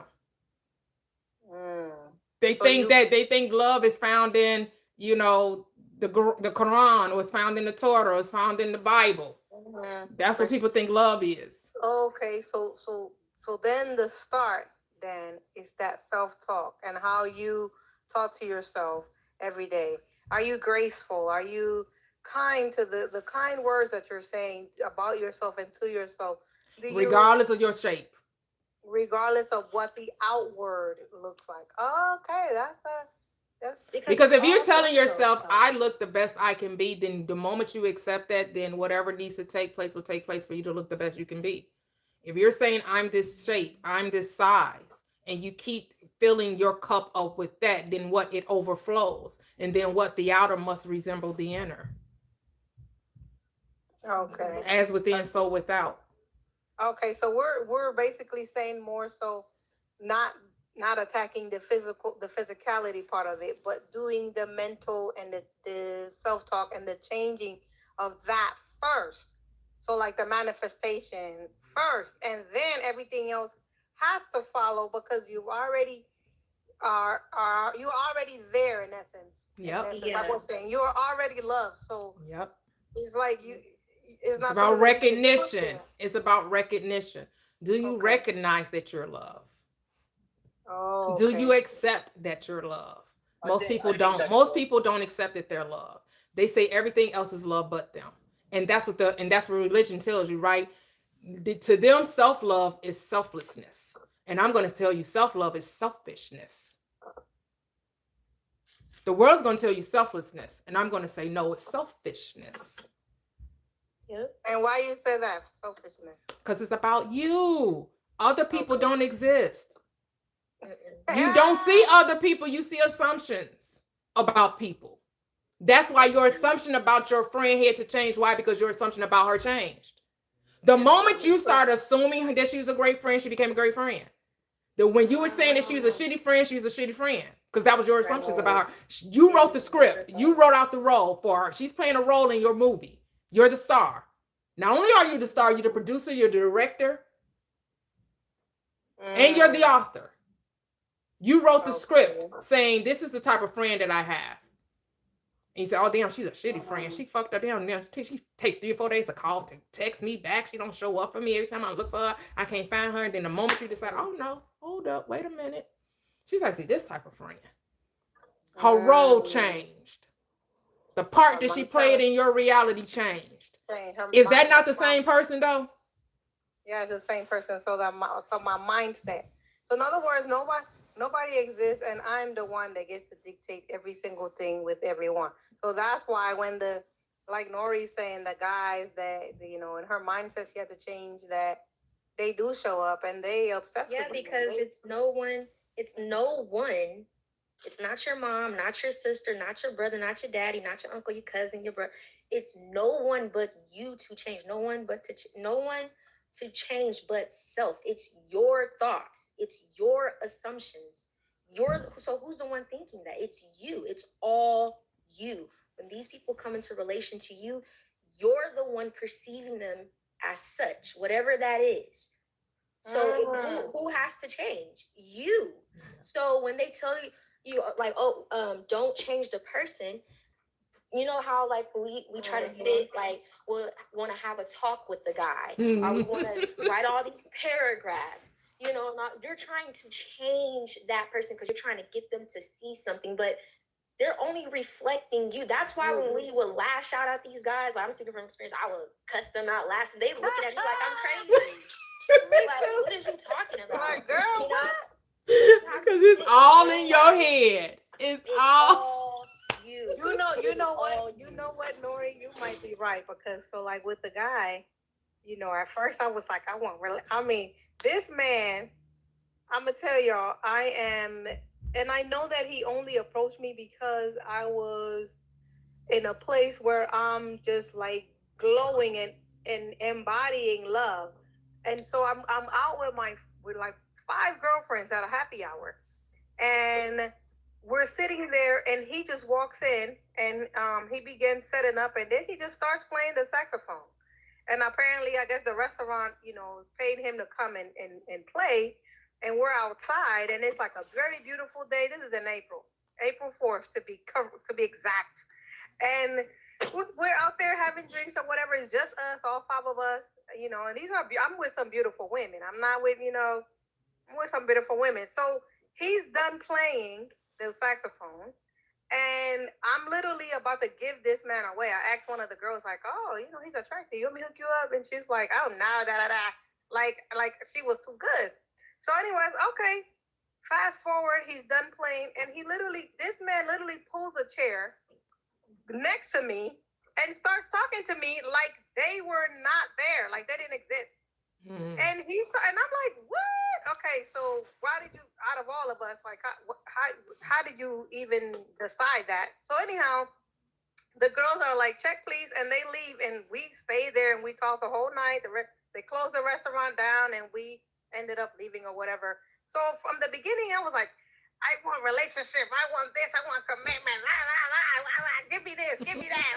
And he's like, so then the minute I was like, you know what, it's okay, I don't want anything, I'm good. Like, I just let it go. Like, you know, just let it go. Like, you know what, it's okay. Was extremely. Do you feel like I want to ask you, because I know that you said last time when you were talking that you just let it go. Do you let it go because deep down you feel like you're not worthy of it, like you don't feel like you can have it? Because I used to be on that same type of timing as well. I just let things be, like, whatever, I'll be okay. So, and that's mostly. Go ahead. Not necessarily because I felt that I couldn't have it, because I felt like if I felt I couldn't have it, that man would have never said anything to me, if that makes sense. I already, obviously, you know, embody it and imagine that, you know, yes, it is a possibility for that man to be interested in me. I'm also attractive. but also at the same time, it's like when I'm saying let go, like, just let it go, let it be, like, nothing more, nothing less, like, let it be. It would be whatever it's going to be, like, just let it be. Stop trying to push for it so hard. And what ended up happening is that, like anything that we're taught, that we try to hold on to it so tight, you end up actually pushing it away from you. And so when I just let it go, and I wouldn't text this man, I wouldn't call this man, I wouldn't do anything. Then now all of a sudden, tables turn and he's checking for me, calling for me, trying to see where I'm at. So I even broke it off with him at one point, because I don't block this man. I don't stop talking to this man. I told him, you go your way, I go mine. All kind of stuff. And he's like, man, she's crazy. So then when I invited him back in, I'm like, invited him back in, and I called him. I thought he would have blocked the phone. That's really what I thought, but he didn't block it. And he was so happy to hear from me. He was like, oh, I can't believe you trying to do conversation. And I was like, okay, I got to go, bye. He's like, what? So it's funny because after that, I let it go. And I'm basically saying all that to say that as soon as I let it go, like, you know what, whatever, now he's like, coming in more this way. Like, we'll text more and we'll call more. Like, even FaceTime, like FaceTiming me to like check up on me and see what. He wasn't doing any of that before, but it's just like, it seems like every time when you do the opposite is what actually works. So I'm That's learning an that only assumption. something to You do. just literally that was the assumption right there. Every time you don't do anything, it just, if you do the opposite, it works. And that's why when you just stop, then all of a sudden they show up, because that's what you believe. Oh, okay. Right, Okay, right. Because the question is this, so is this like a game you like playing, or or That's do what you it's want a saying. relationship? Because yes, you can play this cat and mouse. I can act like I don't, and I can act like I do. I can act like I don't, and I can act like I do. But what do you want? Do you want a relationship, or do you want this cat and mouse type game? And here's the thing, neither one is wrong. Because there's no judgment there. But if you like the cat and mouse to play for, I ain't really trying to look for nothing serious. I like when sometimes I'm into him, he don't really feel it. But when I ain't really into him, then he really feel it. If you like that, that's cool. But if you're looking for I want a committed relationship. What I realized that I want at 45. well, then committed relationships takes no games. It doesn't require. It's effortless. Right. It requires. It's not. Oh, if I'm into him, he gonna back off. Nope. I'm into my husband. He ain't backing up off me. Like what? Right. So that like what? That ain't happening. That's kind of like what? And that's what I'm saying more like when I just let it go and just let it be. Like if he decides, But here's the thing. That's it. You're saying he decides. Who gets to decide in this? Who? Right. He don't got no free will. He has no free will. He has no free will. Right. Yep. Okay, I see what y'all are saying. Like I keep going. You're back creating the reality of the cat and mouse. Right. This is your assumption. Okay. Like Noreen said, you assume that you have to do this in order to get a man's attention. When I'm telling you, you don't have to do nothing but be. You don't have to do a thing. You don't have to go and change your hair. You don't have to go get that BBL. You don't have to go get a snatch waist or all the stuff that these girls talk about today. Oh, you don't have to ignore them, because there is this saying where they're like, oh, if you ignore the man, that he'll want you more. Like, what? You don't have to do a thing. Neville said you don't have to lift the finger regarding what you want. So when it comes to these men, girl, you don't have to do anything. You're the goddess of your reality. So you just, because anything you do is going to be effortless, and it's not going to feel like you're trying too hard or like you're overstepping your bounds or I'm chasing him. That whole psychological warfare you got going on in your mind. Stop it. Unnecessary. When you know that you are the one and they're there to like I tell people, okay, so we talked about this maybe a couple of weeks ago, and it was a lady saying that she sees relationships as should be beneficial. She should be benefiting in it in some kind of way. And I'm like, okay, so you see relationships as transactional. I see relationships as unconditional, and I see it as a one-player game again. My husband's the way he is because of my assumptions about him. I'm the way I am to him because of his assumptions about me. Right? So however he perceiving me is how I'm showing up for him. And however I'm perceiving him is how he's showing up for me. Okay. And so I assume. Why do you think too Go ahead. Why do you think too? Like, you hear people say, "Oh, when he was with me, he treated me like shit, but when now he's with that girl, he's treating her like a queen." Because I can guarantee you, her self concept is completely different than yours. Right. You know what I mean? Mm-hmm. So it's even like such as like you hear the saying a lot. Men don't want good girls; they want hoes, and da da da da. Like that, They like want bitches. But here's the thing. That's where the now the assumption has to change. Now it can't be what do men want. It has to be what do I want. What do I want? Is what do I want? It's not what women should want or how relationships should go or what's the rules to relationship or who should do what and who should. No, what do you as an individual, one player game, see your relationship? And then live from that. There is no should in relationships. So there are relationships where the woman is the breadwinner, but it works. There are stay-at-home dads where the woman goes out, and you're right, but society will say, oh no, it shouldn't be that way. Oh no. But if it works, who the fuck can, you know what I'm saying? Like, stop letting other people dictate to you what your life should look like. And stop talking to your friends. Like, stop talking to your friends that, about your connections, like, especially the ones that don't know about this type of knowing, and also. But see, then I'm gonna push back a little bit and say, that's your law. Don't give me your law. You don't want to talk to your friends about your relationship.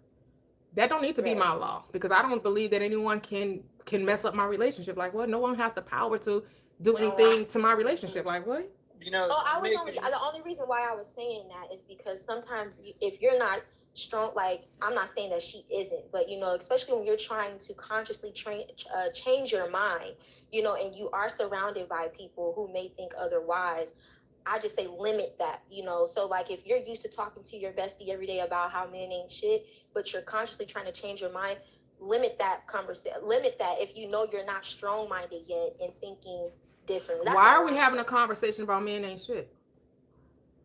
Why is that even a conversation? Mm-hmm. But I'm saying I'm going to get me a good guy, but men ain't shit. How that work? Like what? How that work? How men ain't shit, and I'm talking about I'm manifesting a good guy that treats me so well. Mm-hmm. Oh, you'll never hear me say men ain't shit. That will never come out my mouth. Ever.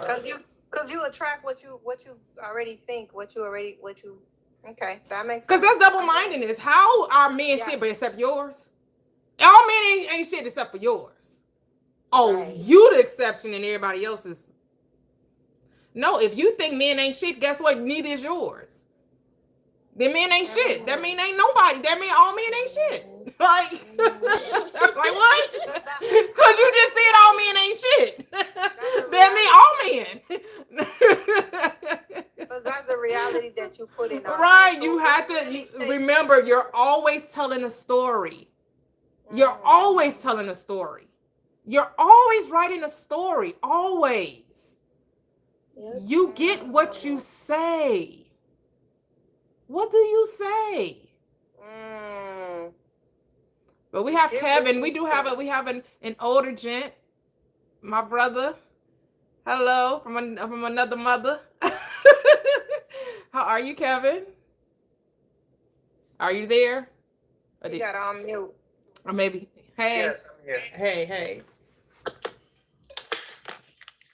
I know you guys are having your women talk. So. I don't need to interrupt that. That's always going to be an ongoing conversation. I've been saying in the chat that all is mind. All is mind. Let that sink in. All is mind. I say it again. For those in the back. All is mind. Okay. How do you find your true love? You have to find it in you. Bingo. How do you find someone that treats you the way you want to be treated? You have to treat you the way you want to be treated. Why? Because all is mind. So what did I say? Some things, certain things, particular things? No. All is mind. Okay, I'm taking notes. Now let's make it. I'm learning. Now let's make it more personal. All is your mind. Let's make it specific. All is your mind. So when you're trying to seek someone else's opinion, you're getting inside of their mind, not your mind. Everything is your mind. Everything you're looking for outside of you is a reflection of what's inside of you.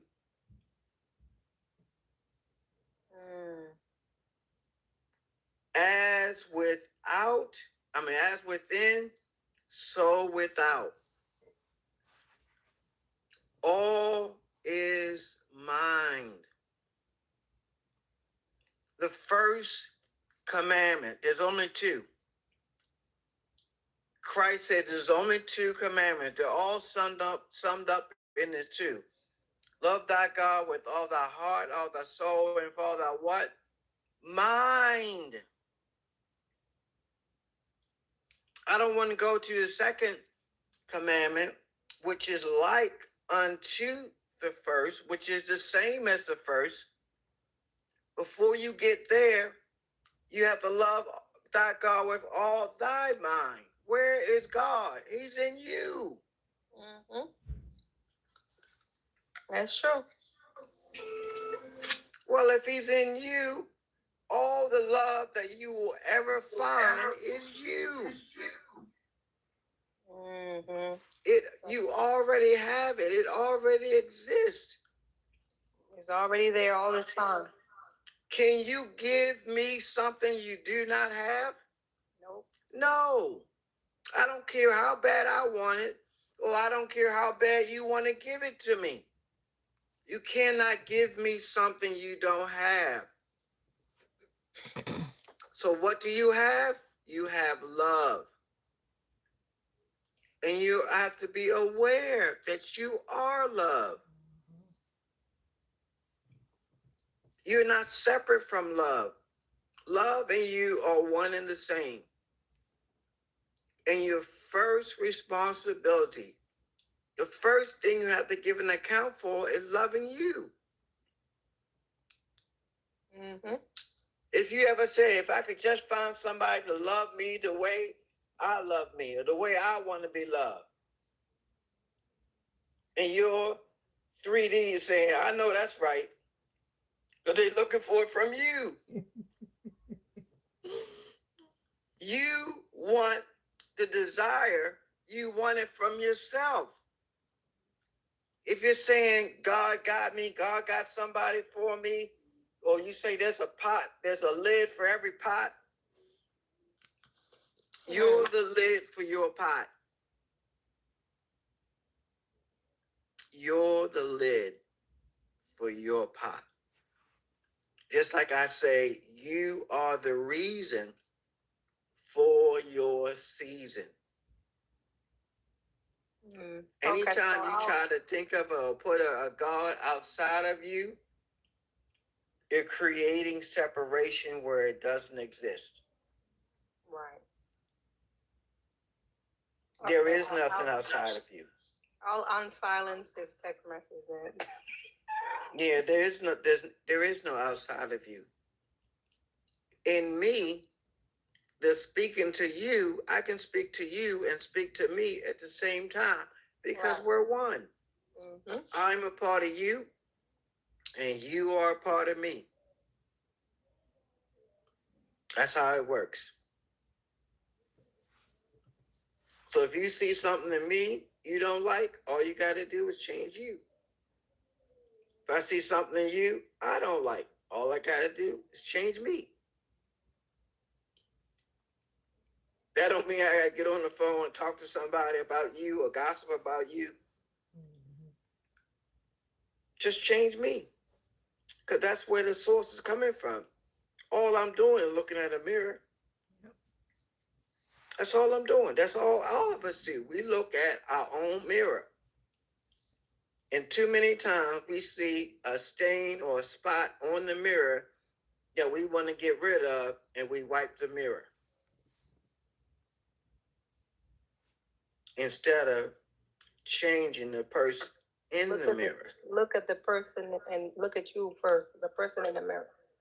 It's only you. Mm-hmm. There's nothing outside of you. Everything you look at is a reflection of your perspective. Everything you look at, everything you interact with, everything you do, it's all a part of who you are. The game. You are you experiencing you. I know I get on here and teach, preach, or get on a soapbox. Man, don't stop. Keep doing your thing. You know, I can tell you it was so powerful, and I could only listen because it's usually Prosperous Tea that gives me my fruit for the day when I chime in. But man, it's so good hearing it from you and reassuring and confirming everything that she has taught me from the beginning, because she's helped me so much. And I thank you, Kev. That's beautiful, man. And I didn't mean to interrupt. Please continue. I know for me, I'm new to a lot of these things, and of course, coming from the religion and Christianity is kind of scary because you just can't believe that it's a whole nother thing out here that actually exists. And then it's like, well, is this really a thing? And every time you try and you know, it's like, well, it don't hurt to try. Let's just try it and see what happened. And that's kind of like how I came into a lot of this stuff, and through researching and studying, and because I'm a truth seeker. Like, I want to know the truth. Like, I didn't want people to just be telling me something from a pulpit and then I'm going to swallow it whole. Like, I want to know what is the truth. And so that's how I got here for me. And so it can be a very lonely road, but even in just talking about this kind of stuff, it helps me to put it into even more perspective. Like how when we first start talking, you know, I'm thinking like, oh, just change the things about yourself that you don't like. That's self-love and da-da-da. When according to our conversation today, it's simply, you are already loved. You don't have to do anything. And see, this is the kinds of things that are not taught, because if I teach you this, then you begin to scratch the surface of how powerful you really are. And we don't want that for you. We can't have a whole nation discovering their power, because then they're really going to overthrow us. So that's really what the fear is. So they have to create their own different kind of fear to put in us. The only thing you need to overthrow is your old mindset. Mm-hmm. That's all you need to overthrow. Stop worrying about other people. Who cares about other people? Okay. Who cares? Ain't no them. There is no them. Remember, there's only you in the world. Okay, this let is me put that in my note. This is your wonder. You are Alice in Wonderland. This is your Disneyland. This is Toonie in Wonderland. What are you wondering? Because that's what you're bringing. You said there is no them. There is no them. 2-3 times. Yes. It's like there's no them. Okay, got it. No one's keeping. Here's the thing. People say that they don't want us to know it. Then why do you know now? If they didn't want you to know, if they could keep it from you, they would have kept it from you. But you know now, right? Like you know now, right? Mm-hmm. So why do we know now if they didn't want us to know? Why do we know then? Okay. So it's kind of hard. Like you have to think of these things every day, just like how we worship every day in essence, but now worshiping in the right sense to this kind of concept, like wrapping your mind around that there is no them, like letting all of that stuff go every single day, like to where it's ingrained more in your mind that this is what it is. So you don't, you almost come to a place where it's not a second thought, like, or you don't have to remind yourself, like, oh yeah, there is no them, it's just me, and it all begins with me. And just saying that kind of stuff to yourself every single day is almost more powerful than, oh, I love me and I'm beautiful and all that other kind of stuff, because it's like, well, based on what we're saying today, you are already all of that. You're already perfect and wonderfully made, just like the Bible says. You're Yep. already perfect. You don't Isn't have to that do something the anything. Bible told you that, and then religion told you that you wasn't? Right. Exactly. So, and the very point that I'm making is because, like we said earlier in our conversation, that we were not taught the Bible in the right whatever the word you want to put there. We weren't taught it in that way, and so we were taught it in that way. Then that's powerful. But now you are. Now you are. Here's the Now. thing: we came to experience duplicity, so then we can go back to oneness. Okay. Right? We experience duality. We fell in duality, and we awaken in oneness, in unity. So when you come into this third dimensional plane, you come into the world of duality. When you awaken on this third dimensional plane, you awaken in unity, in oneness. Although you still have some people still try to divide infinity. They still would try to tell you, oh, you're not your body. You're not your thought. They still want to divide consciousness. Can't divide consciousness. Consciousness is everything. There's no such thing that what consciousness is not. There's nothing that consciousness isn't. I am everything, and everything is I am. Mm-hmm. But you will hear people try to bring in that division, but you can't divide, multiply, add, or subtract from infinity. And you are infinite. That makes a lot of sense. You're an infinite being. And so if I separate, the separation and the division is how It's the illusion. they keep you, yes, and how they keep you. There's no they. This is how you keep yourself no they. divided. Oh, okay. You're still eating off the tree of knowledge of good and evil. Every time you say they, you make it two when there's only one. Oh, I see. How you keep yourself divided. Wow. That's deep. I have a question. Go ahead, Noreen. So I don't know exactly what scripture it is. I just know that it says, I know it was Jesus that was speaking, and he said, in my Father's house are many mansions. If it were not, I would have told you so.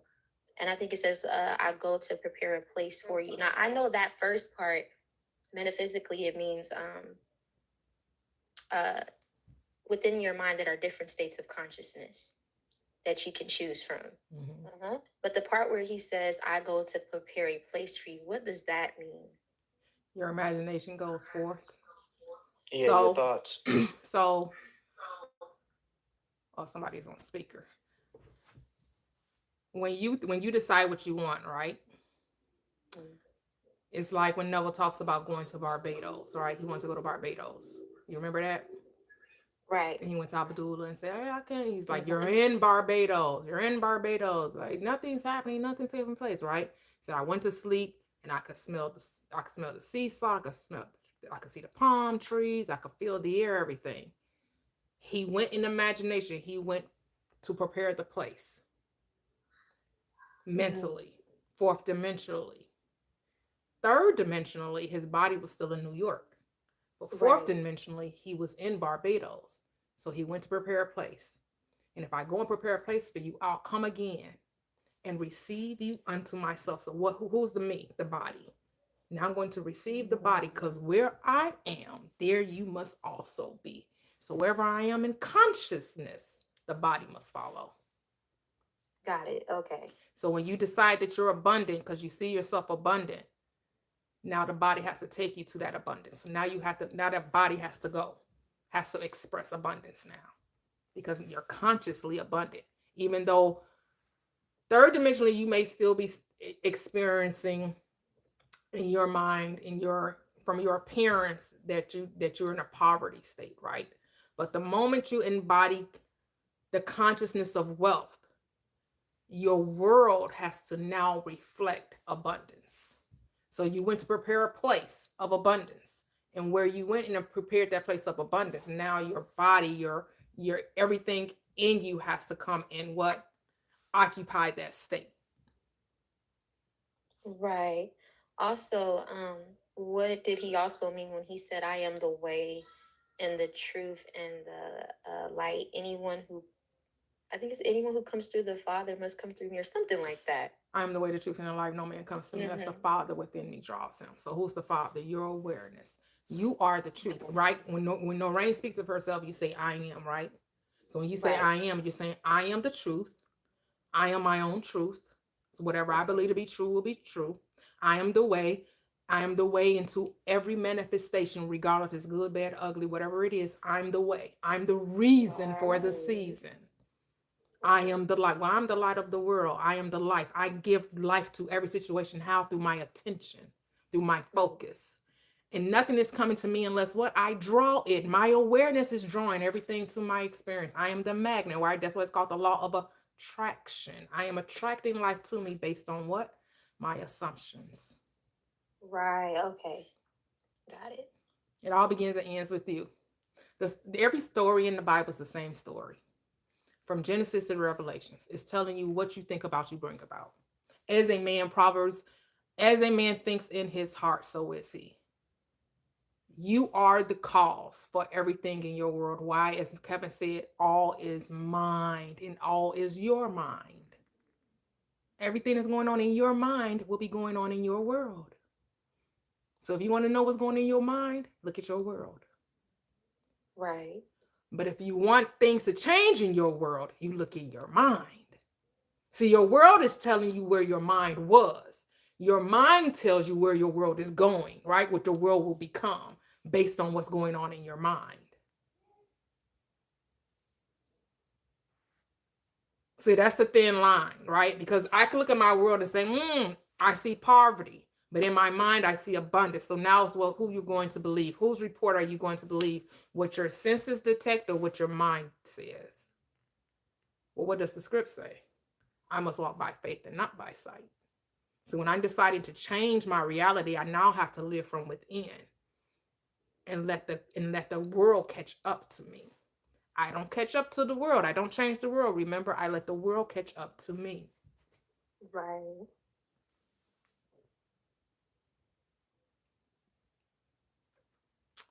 Yep. And say, how do you live within? Your thoughts. Your thoughts are things. So what does the script says? In the beginning was the word. What's the word? Your idea, your thought life, your intention, your choices, your decision. That's your word. And that word was with God, and that word was God. And in the word, what? Becomes flesh. Now it becomes an experience. So whatever you're experiencing on the inside, you're going to experience on the outside. So how do I live within? How do I change my life of poverty when I'm saying that I'm abundant? Well, so Neville would say, well, how would it feel now that now I'm abundant? Well, guess what I'm not doing? I'm not talking about I'll never have enough, that I'm broke as a joke, that it's hard to get by. That I'm not ever speaking a life of lack because I claim abundance. So now I have to change my conversation. My inner conversation about money must change. I must recognize not only do I have abundance or that I have money, I recognize that I am money, that I am the source of my abundance. And so when I talk about money, I never come from a place of lack or not having enough. I understand that my cup runs over. So my inner conversation must change. That means when I'm in the shower and money comes to mind, what do I say? Am I talking about, oh my goodness, I can't believe they raised rent? No. Oh, I can't believe that eggs cost us. No. Or I can't believe that gas prices. No, we're not having that conversation anymore. Now I'm thinking from the place, oh, now that I have enough, oh, where do I want to travel to? Oh, I'm going to go. Yes, I have this dress that I always wanted. Now how I'm going to get the dress. Now how I'm going to get to the destination. But now that I am in the destination, I'm experiencing that destination. Because with this law, you have to live from the end is where you begin. The end is where you begin. Now that I am abundant, how do I talk? How do I dress? And do this in your mind. And then you can even act it out. Like, so I don't work, right? But I shop. I got a lot of clothes. Guess what I started doing? I used to not get dressed every day because I didn't work. And I was like, only if I went somewhere. And a lot of you know I watch The Gilded Age. And so I'm looking at The Gilded Age and it's like, oh, these people are dressing 3 or 4 times a day and they ain't going nowhere but in their house. They getting up dressed for breakfast. They dressing for lunch. They dressing for dinner. And they dressing, you know, I'm like, I ain't got to do all that. But I'm buying all these clothes and, you know, it's always from the thought of when I go somewhere. And I'm like, I don't need to go no damn where. I'm getting up, putting on my clothes. Every day, I'm going to get dressed and I'm going to wear my clothes. Is what the hell I buy them for? Just because I can? No, I want to wear them even if I don't go somewhere every day. That's enough. Because what? Now I'm going to do it for me. A change of mind for me. A change of reality for me. Because at the time I thought, oh, you only get dressed if you're going somewhere. No, that's a lie. Get dressed for myself. That's just something I did for myself. But hey, B Up and D Rich, how are you fellas? Welcome, welcome, welcome. What's up, T? I see you in your bag today, girl.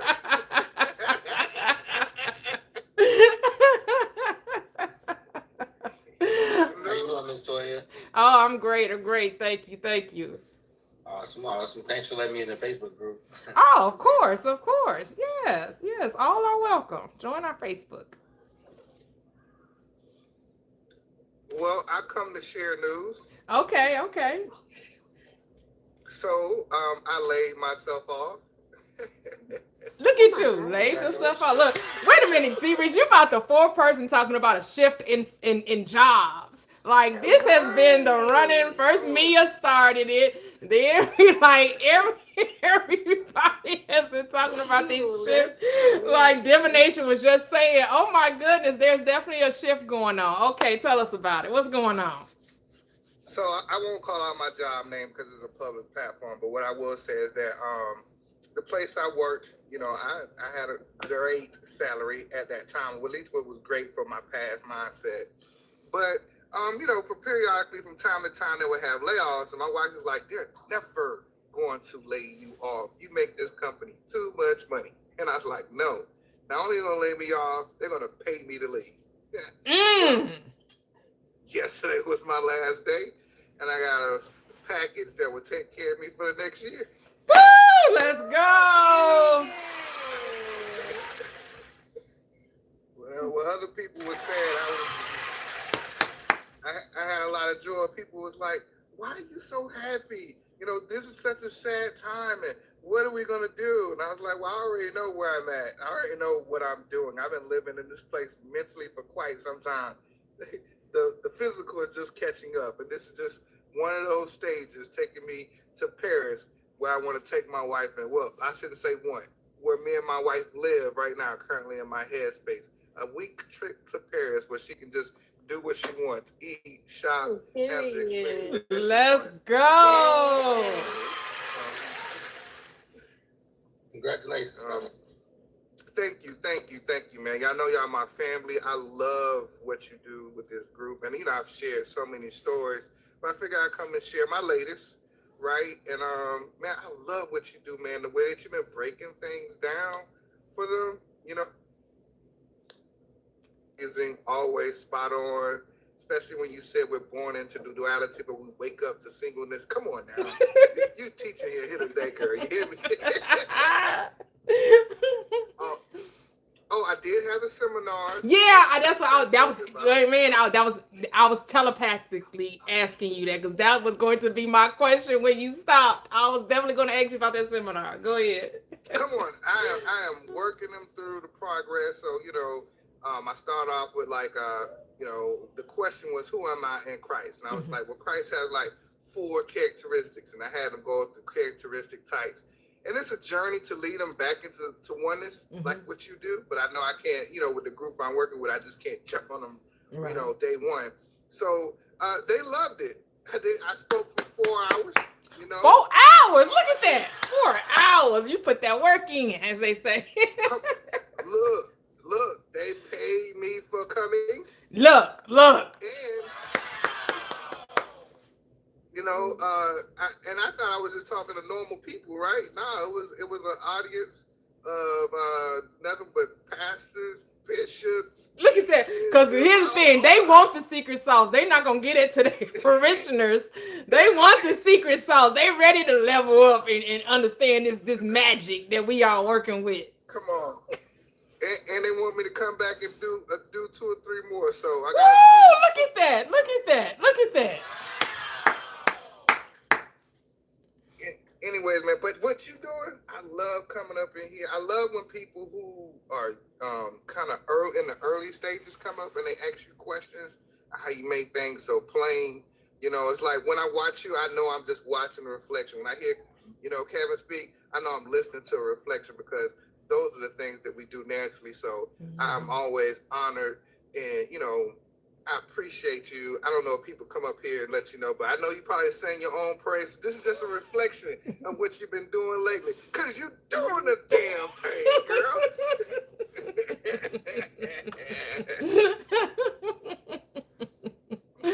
Oh, thank you, thank you, You thank know I'm you. all about this, that internal swag. Yes, yes. I am not humble with mine. I tell people. Hey, that's what, oh my goodness. The last time we was on, because I do lives twice a week now. So when we was on here on Wednesday, and Healthy OG came up and he was talking about humility, and I was like, oh no, we don't do humble over here. I started singing Ego by Beyonce. Ego so big, you must admit, I got every reason to feel like I'm that bitch. Ego so strong. If you ain't know, I don't need no beat. I can sing it with piano. Yes, I'm like, we ain't humble over here. We don't do humble. Come on now. My wife was like, babe, I love you. And, you know, we've been together for a long time. She's like, but since day one, you've always been so arrogant. I was like, that's not the proper word choice, but I will accept it. Hey. I know who I am. Hey. So, anyways. Yeah, I know I'm not doing humble. Yes. Come on now.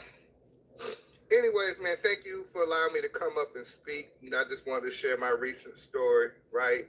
You know, and man, so were they asking questions after? Did you have time to like do Q&A, and did they come up after the seminar? 4 hours, man. I know you had to drop the hammy on, and you going back 2 more times. Wow. Yeah, so in the midst of it, you know, I built the course. Like I said, I take people through a process that, you know, all is a reflection of you, but what we're going to do is we're going to go through in stages, then we're going to bring it all together. So I have a formula called who, what, why, how, right? And some people have to learn that way. Mm-hmm. Not everybody could just take it all in at once. Mm-hmm. And then when we get to the how, you know, I just talk about, you know, like, you know, the internal marriage is what I call it. You know, like when the Bible was referring to, you know, how a man should love his wife, that's the internal marriage with the conscious and subconscious mind. So, but when I got to the internal marriage, I always start external first. Okay. And this is like towards the end, right? Mm-hmm. And letting them know that, hey, you know what? Sometimes when, you know, your significant other shows up, you know, your nervous system or, you know, or your thoughts maybe respond in one way, and you keep cycling these same type of relationships, body changing, right? Height changes, but similar mindsets that you keep attracting over and over again. I was like, and you want her to change, but the real person that needs to change is you. Mm-hmm. And when I did that, the men were looking. I know they were. Like, what this fool talking about? Like, I don't need to change. No, she needs to submit. You know what I'm saying? So it was one brother back there. He wasn't, you know, like having quote unquote official title. You could tell he was living a different lifestyle. Mm-hmm. And he was like, oh, he talking about me. And it was like, and the guy who brought him is like, look, guys, we've already been here for 4 hours, right? Mm-hmm. We're gonna bring him back. You know, that's good. That's good. To summarize, I start off with the external, the 3D. You know, but I also let them know that 3D is reflecting the internal, mm-hmm. but we end up internal. Like, no, mm-hmm. you're it. Mm-hmm. And there's only, you know, ways you can move. You can move as a creator, identify you move as a creator, or you can continue to operate from the archetypes of a villain, a victim, or a hero. But that's on you. Yeah. All of them have their strengths, all of them have their weaknesses. That's on you. Or you can realize I create this all. You know. So Beautiful. Oh my we have goodness. fun. That sound like it. That sound like it. Wow. That's what's up. Man, pastors and bishops, huh? no layman. No layman was in the cut. It was one layman in there. One layman? Oh my goodness. Now that's that was all leadership getting this good stuff.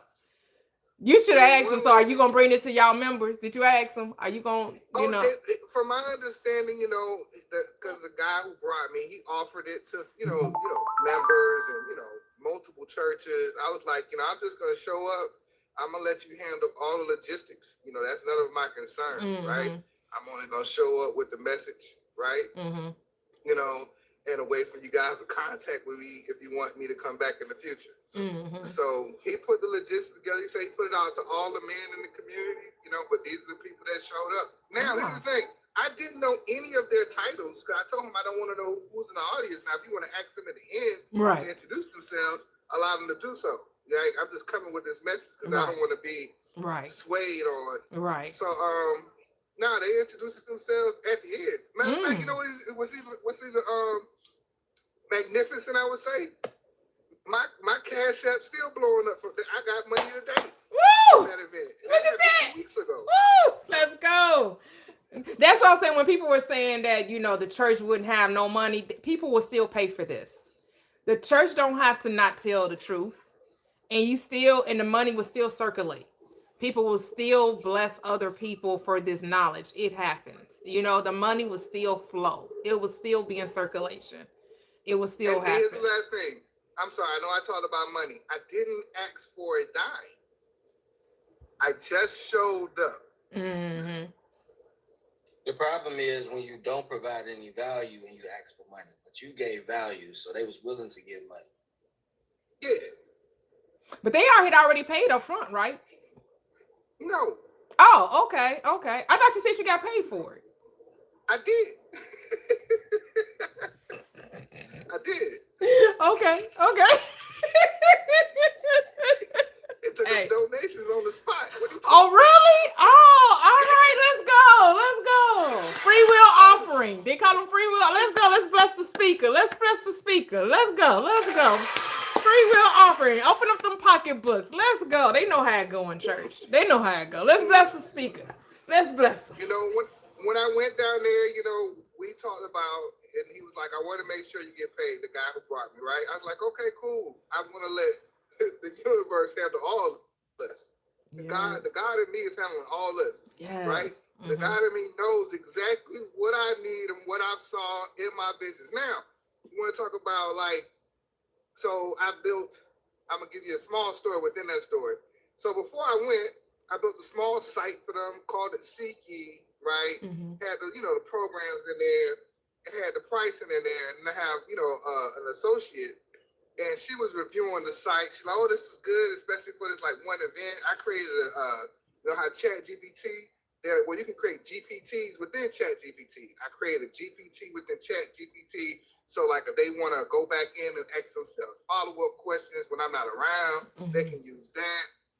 Kind of help them, because I programmed it. It was like, hey, they say this should be the response. The whole back and forth. So now she's looking at the site and she's like, well, how many people, for these prices on this? I put prices on the site, right?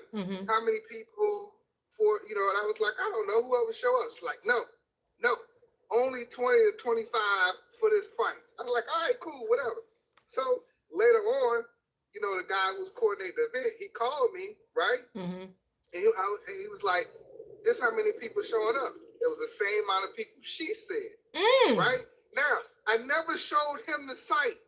I walked away with the same amount of money, plus my Cash App is still going off. That's the price on the site. Yes! Woo!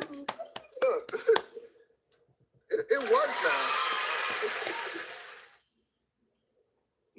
But that's beautiful. I just wanted to share, and I like to connect people to success. I love when you have these moments you allow us to share our stories because I want people to understand. Like you said, come on now. You been teaching today. You got me fired up. Talking about amen in the chat. The when you said the 3D shows you what your mind had in the past or reflecting the past, but your mind will show you where you're going. No, mind is showing. No, 3D shows you where your mind has been. Your mind will show you where you're going. That was good, right? Come on now, you hear me? And I think that's the first time I ever said it like that. Look, that's gold. You hear me? Mm-hmm. So when I thought about my story, I was like, yo, Say it one more time. Say it one more time for the people in the back. Oh, I'm gonna let T say it. It's her saying. I mean, you know, that's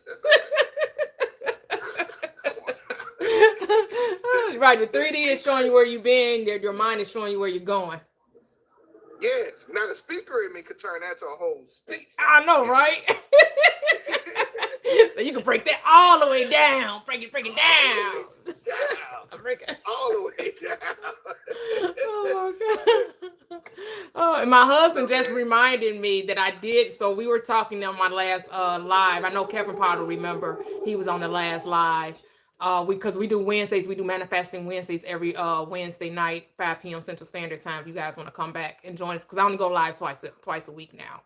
And we're talking about getting merchandise. So I did what A-Town and Latoxic, they said go to their website. I can't even think of the name of it. I can't even think of the name of the website now. What is it? What is the name? Are y'all still in here? A-Town and Latoxic?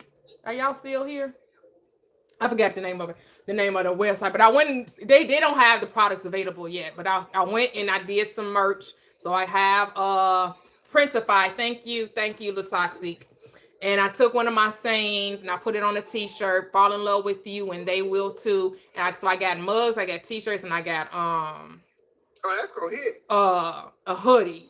And so the hoodie has prosperous, so the back has Prosperous Living with Toyia, and then the front has fall in love with you and they will too. And so I'll let you guys know when it's when the products are available for sale. So I did pre-order one. I did order one for me. So when mine come, I'll be able to show you. I did order a hoodie, so I'll be able to show you guys what it looks like or what have you. And then on the mug, I have also, so the mug has like a little leaf type thing, because it say fall in love. So it has a leaf type thing for fall in love with you and they will too. And then it also has the name of the platform, Prosperous Living with Toyia.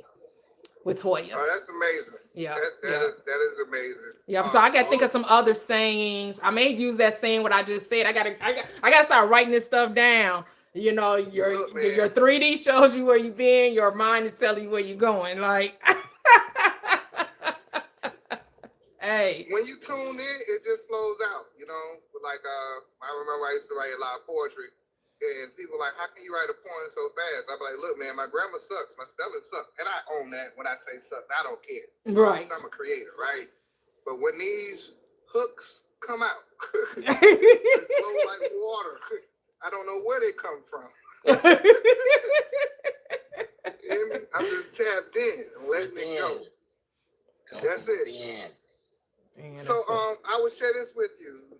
My next move. So at my previous company, I have over 20 years of experience when it comes to like management for you know, large audiences. Like I would manage, you know, when I first started off 12 employees, then I went to 100, 300. You know, my last position, I was managing, you know, thousands. Like I was in headquarters, and you know, I've held multiple different positions from customer service to mid-level management to senior analysts and operations, right? And remember I said that things flow, who, what, why, how, but when we talk about in the business world, that would turn out to be marketing, sales, customer service, and then you have like your administration. Administration is like, you know, your paperwork, your finances, and your SOP, standard operation procedures, right? Mm-hmm. And so with the AI knowledge I have and have been attaining, I am going to create an all-in-one operational software empowered by AI called Single Stack. Oh, all right. So most softwares only focus on getting leads, right? Mhm. They don't focus on the whole process. They don't focus on the standard operating procedures for most businesses, right? And the reason why I chose the word single stack is, or that's my way of encoding the knowledge, into business while people, realizing they're getting it. So they're gonna learn this either way. Nice. All right, let's go. That's yeah, we already know. It's what's the word? It's I can't think of the word, having a brain fart. But successful. That's what it is. Successful. We already know it's successful. Man, Congratulations. even though I'm talking about, I still get goosebumps as I'm talking about. It's like, because everything's going according to plan. Yes. One last thing. I came up with this idea. Call it flow intelligence. So I'm going to break it down: spiritual intelligence, human intelligence, AI intelligence. Mhm. Everything's all one. And so I'm taking through the 3 stages. How you have the power within. How for spiritual. How everybody's born with a gift or talent. That's your human. And then how to take that information and put it in artificial intelligence and magnify it on the internet. And most people don't know this. You can run an AI program to scrape the entire internet to identify the top selling products. Have AI redistribute it for you, and you just walk away. Yes. And if you guys want to see, I did attach my link to my the Printify. I did my store to the to my link tree. So you can go to my link tree in my bio if you want to go check out the hoodies and the shirts that and the mugs that I have on there. Like I said, I don't know. I guess they'll alert me when the products are available to order, but you can go on the site and at least look at the look at what I have on there. It's the link tree is in my bio. Everybody in here today, y'all make sure y'all go check out my girl Prosperous man. Check out the products that's available, and when it comes, man, y'all support your girl. Make sure we go grab a cup, a hoodie, t-shirt, because we know we all believe in ourselves, and we should be marketing this thing to let everybody know self-belief starts within. Yes. And everything around me reflects. Come on now, y'all support my girl T. Yes, thank you. Go ahead, B up. What was you about to say? No, I was just saying congratulations to D Rich, and I'm gonna be in touch with you. I'm about to message you right now too. Who, me or D Rich? D Rich. Oh, okay. All right. Right. Yes. Oh, this is so beautiful. Yes. This is amazing, guys. Oh my goodness. Such amazing live once again. Had an amazing time. What time is it? How long I've been on this thing? Almost a 4-hour tour. But it was beautiful. So yes, so go ahead, D Rich. Now I was laughing because it said 4 hours and it's circling it back again. Yeah, because you did 4 hours, yeah. And then maybe next Saturday we'll talk about relationships, because I'm sticking to 2 days a week. I'm only Wednesdays and Saturdays. So every Wednesday, manifesting. Of course, if you come on Wednesday and you want to speak about relationships, we can. But manifesting Wednesdays is we're talking about all things manifestation. You got questions, you have stories. It's kind of something like this setup, but this setup can kind of veer off to talking about religion and those type of things. But on Wednesdays, we specifically is geared toward manifesting and talking about success stories and asking questions. And next Saturday, if you guys want to talk, every Wednesday at 5 p.m. Central Standard Time. So if you're Eastern, that's 6 p.m. And if you're Pacific, that would be 3 p.m.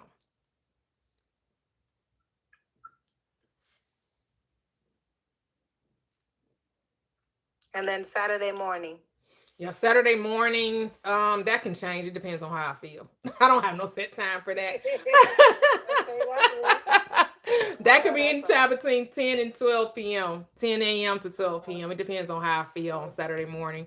But when we start the book club, head over to the Facebook group, Prosperous Living with Toyia. We'll start the book club January 10th So you can put your vote in for what book, or if you have a book suggestion that everyone can vote on, you can go over to Prosperous Living with Toyia, the Facebook group. We'll be starting the book club January 10th. That'll be at 10 a.m. Central Standard Time. That will be a fixed time for the book club.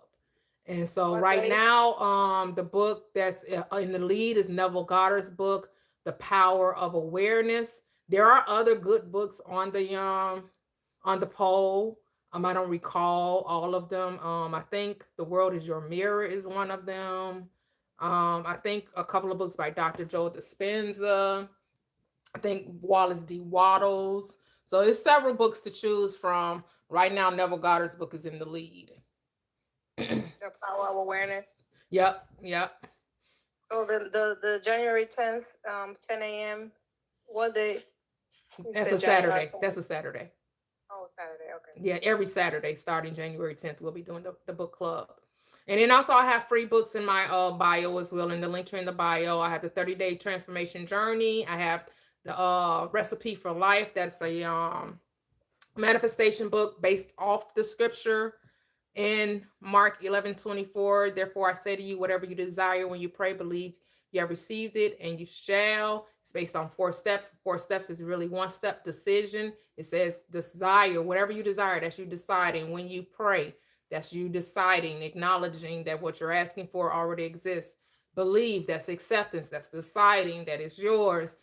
And 4, it shall be. Just receive it and you shall have it. So the 4 steps are really 1. Once you make a decision, everything else falls into place. You just have to remain faithful to your decision. Yep. And then also it's the Daily Diamond Gems. Those are that's just a book of affirmations and scriptures. The 30-day transformation journey is also a book of, that's a daily 30-day where I give you an affirmation and a scripture, and then I give you like a practical application of the scripture in that book, 30-day transformation journey. So if you're ready to start off the new year, and every day is a new year, you must know that every day is a new year. So if you're ready to start off your new year and you need help transforming the mind to think differently about yourself, 30-day transformation journey, it's all free. I do have a membership on YouTube. If you want to watch the recaps of Manifesting Wednesdays, you can join the membership for 99 cents a month, and you can rewatch all of the Manifesting Wednesdays that we do.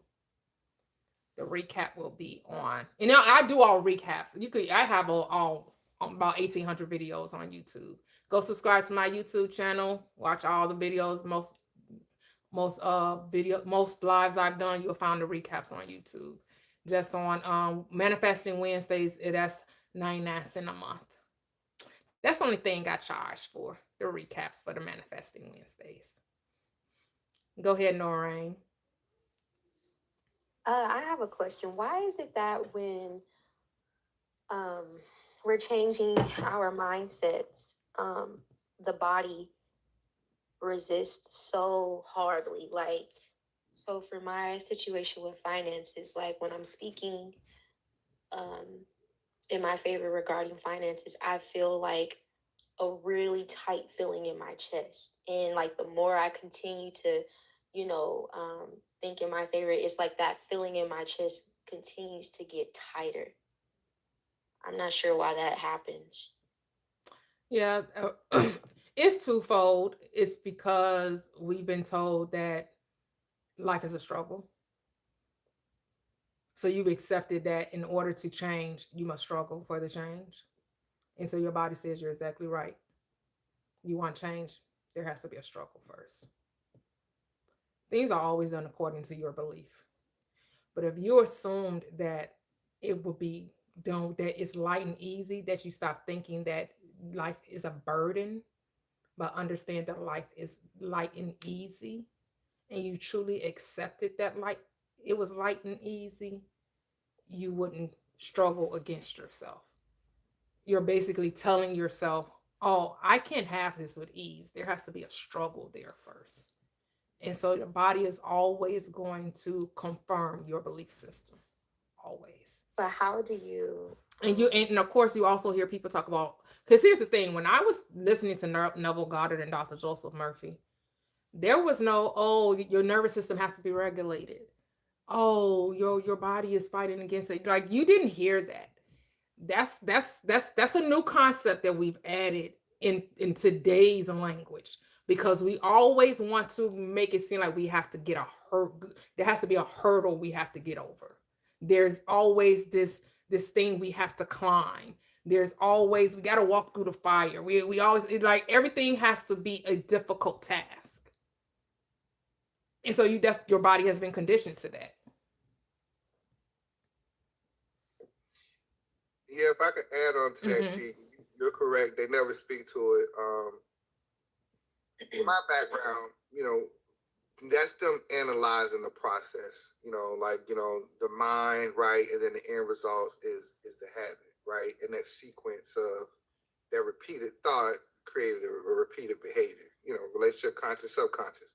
That repeated behavior now becomes what confirms the thought, right? So when I hear people say, I'm struggling with change in my mind, they're still identifying with the confirmation of the old habit versus the new thought, and then allowing the new thought to develop the new habit.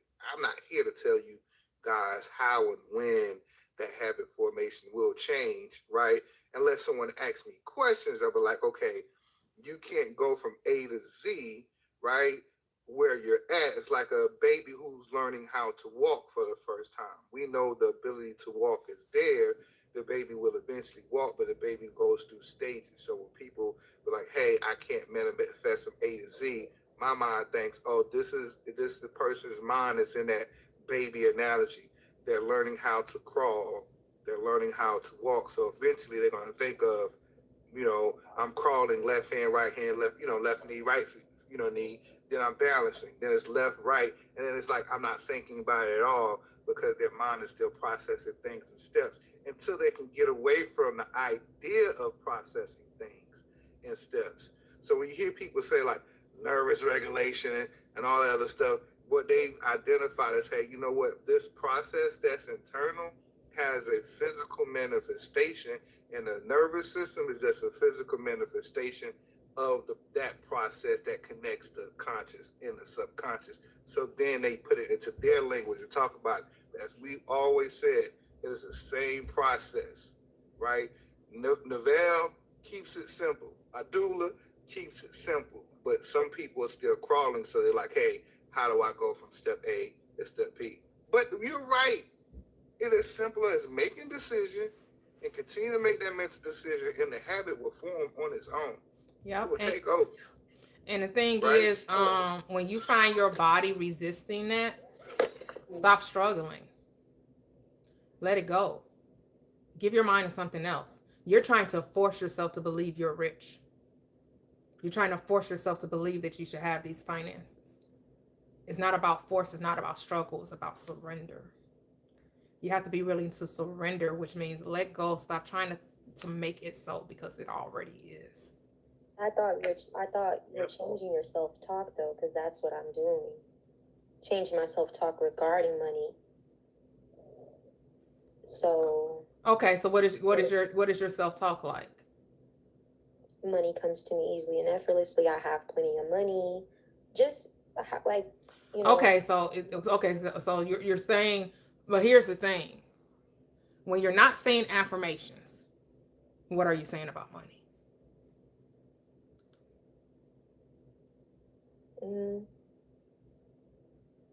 Because what I do know is what do you say when you having those impromptu conversations, like when your girlfriend, you and your family get together and people get to talking about money?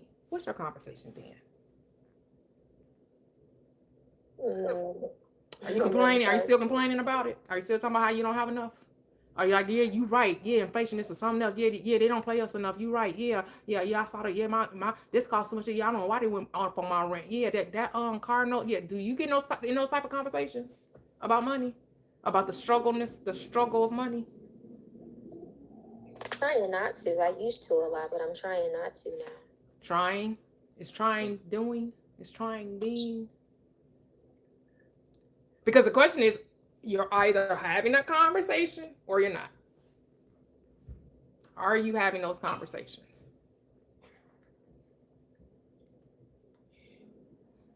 Because you got to be honest with yourself, right? So that's why there's a struggle there, right? Because you're affirming it, but you're not being it. So this is where the script says, you honor me with your lips, but your heart is far from me.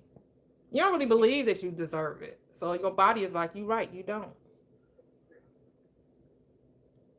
So that's why it has to be soft with it. You got to be soft with it. You got to be, it's a light touch. It's a surrender. It's not a force. It's not a push. It's not a pull. So the body, yes, is resisting you. And you have to, it's just like when I give the analogy of going to get a shot, or especially if you don't like needles, right? You know the reason why the nurse talks to you, so you're not aware that the needle was going in, right? So then when you get the shot, you're like, damn. But if you're paying attention, what happens when you're paying attention to watch that needle go in your arm? Your body tenses up, right? You bracing yourself. That makes it hurt. So what are you doing when you're talking about money? You're bracing yourself. You're tensing up.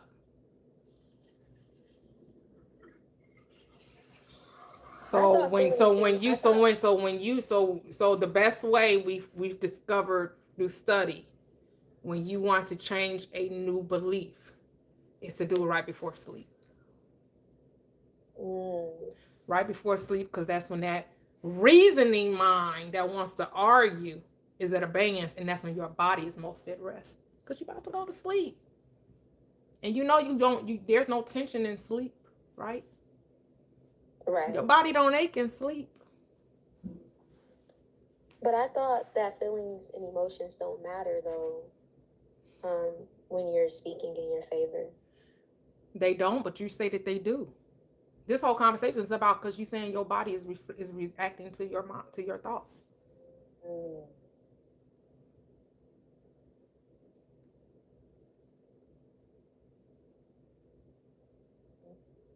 Yeah, I mean, you're agreeing with the body. You're saying, yeah, my body is doesn't feel safe, and the body is like, you're right, I don't feel safe. But maybe if you talk to the body and say, you know what, body, it's okay, all is well. Don't even talk about money. Just talk about all being well. That all is well. That I'm well. And let the money, because here's the thing, this is what the script says.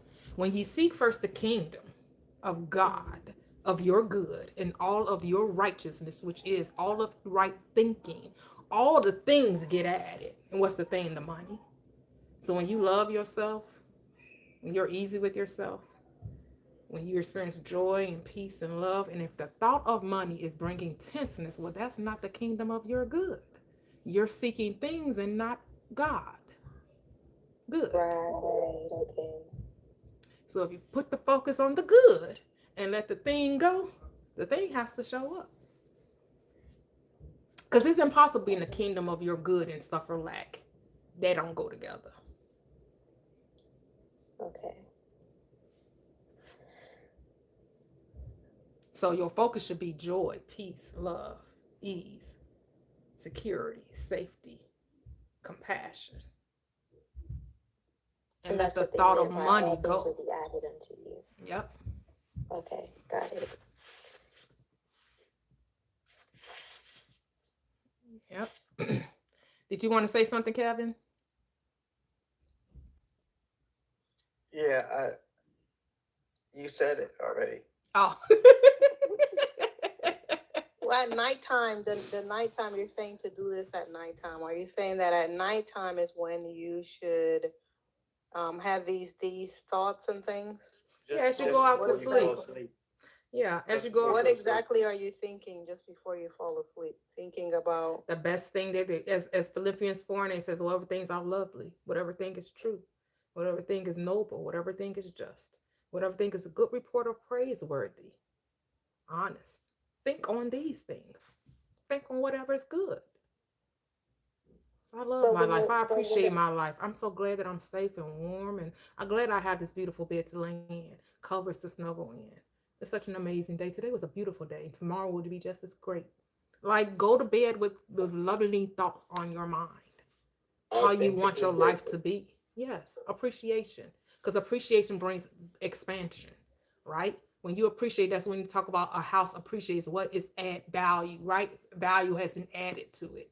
So when you appreciate your life, you're adding value to it. Not that you can add value to life, right? Because life just is, and life already has its own value, but you're going to appreciate it, which means you're going to expand in consciousness regarding it.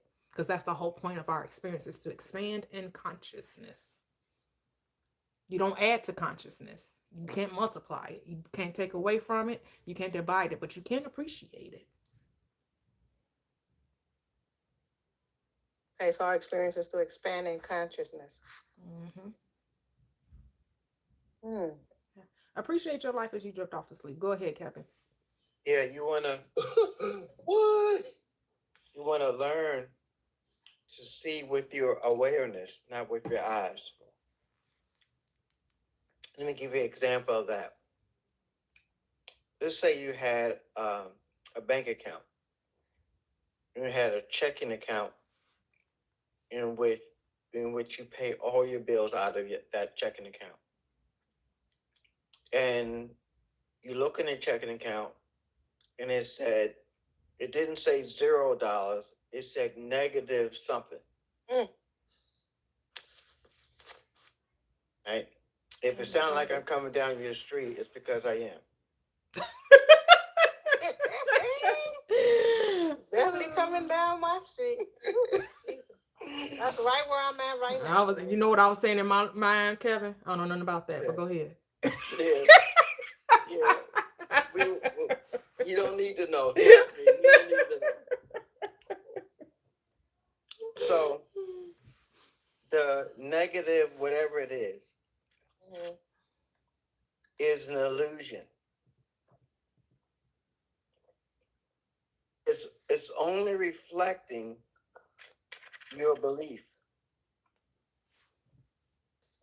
It's only reflecting. So if you say, well, with my eyes, it says negative whatever.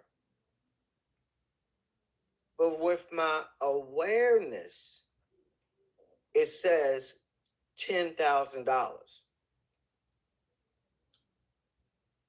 Why does it say $10,000 with my awareness? Because it's going to reflect whatever I believe. It's a law. It's a law, a universal or God law cannot be broken. It can only be confirmed. And this is my example. Y'all don't know whether you heard me say it or not. If you said to me, Kevin, I don't believe in the law of gravity. And I said, okay. And he said, no, it ain't okay.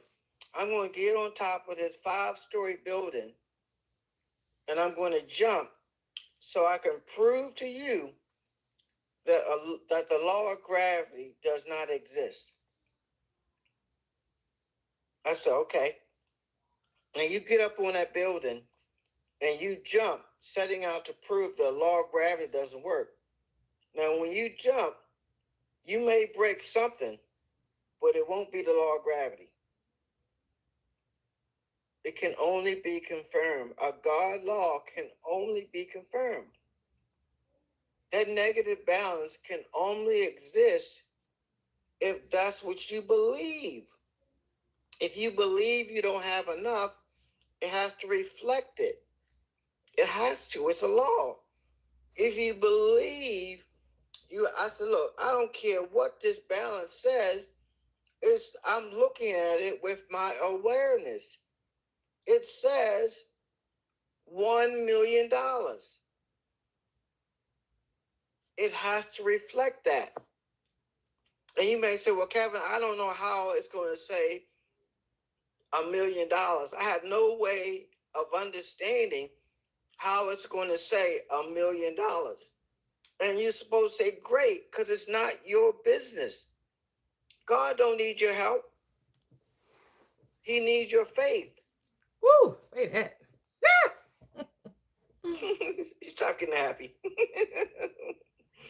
God don't need your help. He needs your faith.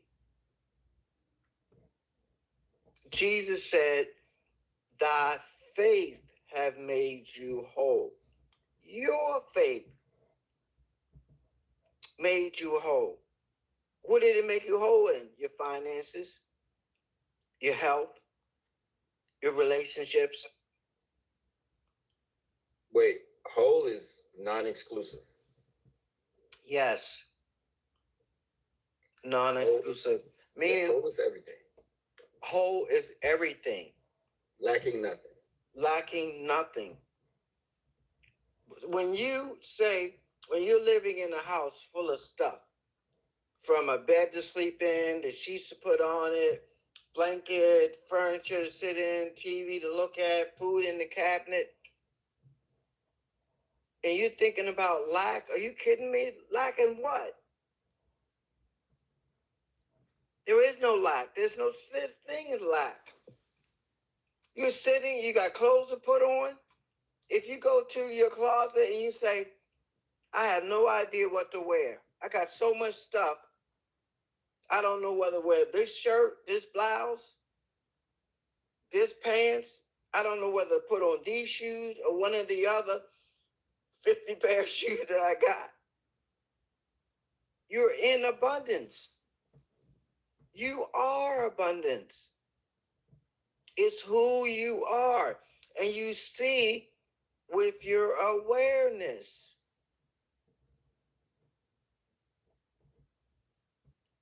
When you're aware, when you go to shopping and you go, people call that window shopping. You don't go to look at things you don't want or don't desire. You don't go into a furniture store looking at furniture where you had no desire to put furniture in your house. You don't go into a shoe store.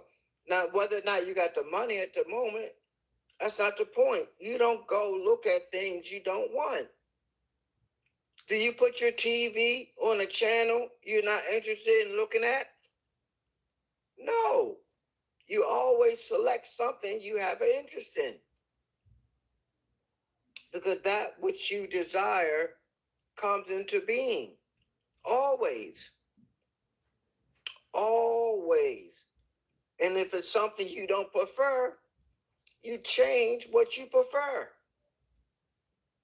Something comes in, you go, I don't want that. I don't like that. And you change your mind about it. That's what repenting means. To change your mind about a thing. It don't mean that thing was wrong. It just means it was wrong for you. Or you have no desire for that anymore. We are so powerful. It is my desire for you to recognize and understand how powerful you are. How great you are. How mighty you are. Because once you understand how mighty you are, you not only can move mountains, you're the mountain mover. There are no mountains to you. There are no mountains for you to climb, for you to move, for you to walk around. They don't exist. Not to you. Because what the mountain rests on, it rests on you. Mm-hmm. You are everything, and everything is you. All is mind. Sing it, Toyia. You know I'm amening back here. Keep preaching, bro. Yes, yes. I was saying it for my sister Noreen because I love her and I want to help her. Thank you. I appreciate it. Well, we all have to start somewhere. In your journey, I'm so grateful that you're on your journey of discovering who you really are. That's all you're doing. You're learning to tap in to the you that is you. You know, I call you Noreen because that's your physical name. But the real you, the most powerful you, the you that has no beginning and no ending, the you that is nameless, the you that is unstoppable. Unstoppable. There you go. The you that is amazing. The you that songs write about and sing about. They're singing about you. Yeah, I make those kind of songs. Yeah. Yeah. The poetry, the beautiful poetry that people write about. They're writing about you. Yep. When the lamb lay next to the lion, they're lying down before your greatness. It's you. It's always been you. You're just remembering who you are. Why does that negative keep cropping up? Because of the program in this 3D world. That's what's keep coming back, and I'm glad it does because it's going to teach you your dominance over those things. You are completely dumb. Those things are there to help remind you that you dominate them.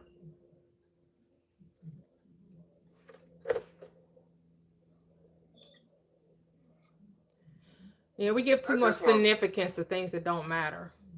Because at the end of the day, it really doesn't matter if you have money or not. You just make it matter. And since you made it matter so much, that's why you have a resistance there. Because at the end of the day, it doesn't really matter if you have it or not. But since you think that it matters, it does. Nothing matters until you give it matter. So I just want to give a shout out to my homeboy Cam. You said window shopping. What I seen was my imagination window shopping every night before I go to sleep. Which one am I going to choose today? What clothes, what experience, right? And then you hit me again when you talked about confirmation, right? At first, my mind went to like relationships, you know, what you accept when somebody that's courted you or who you reject, right? You can accept or reject your experience. But then acceptance and rejection went back to what T was talking about earlier. The mind, right? Mm-hmm. In the 3D, you know, that's where the mind has been. The 3D experience where the mind has been, right? And then the mind, right? You know, that is where the mind is going. But here's my question. Which one are you mostly attached to? Are your emotions triggered by where the mind has been, or are your emotions triggered by where the mind is going?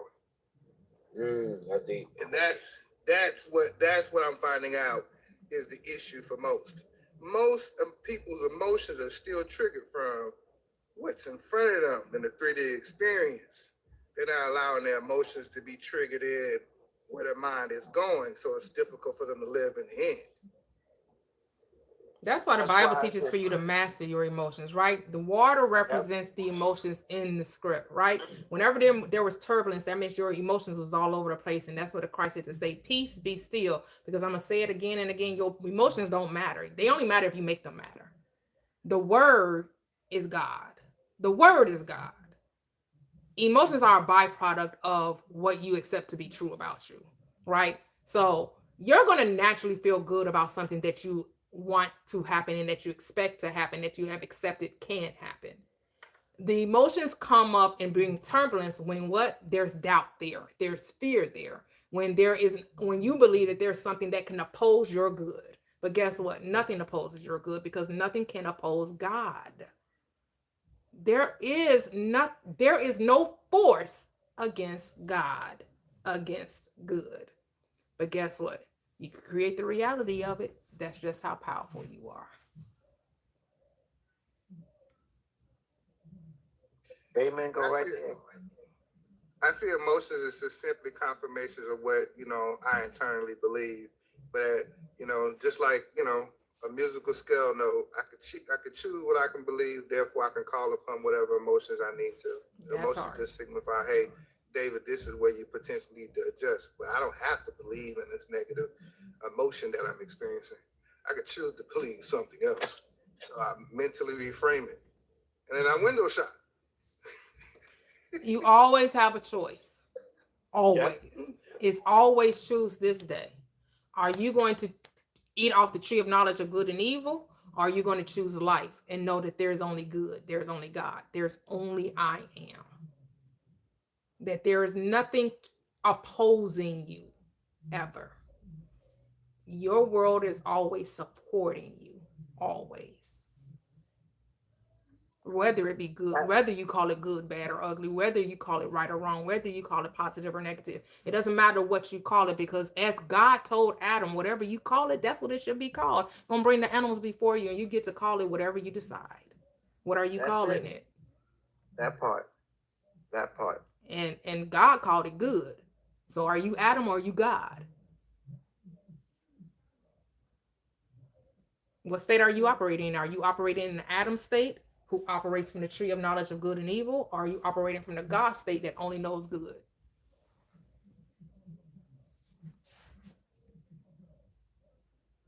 What did God call the thing after he made it? He called it good.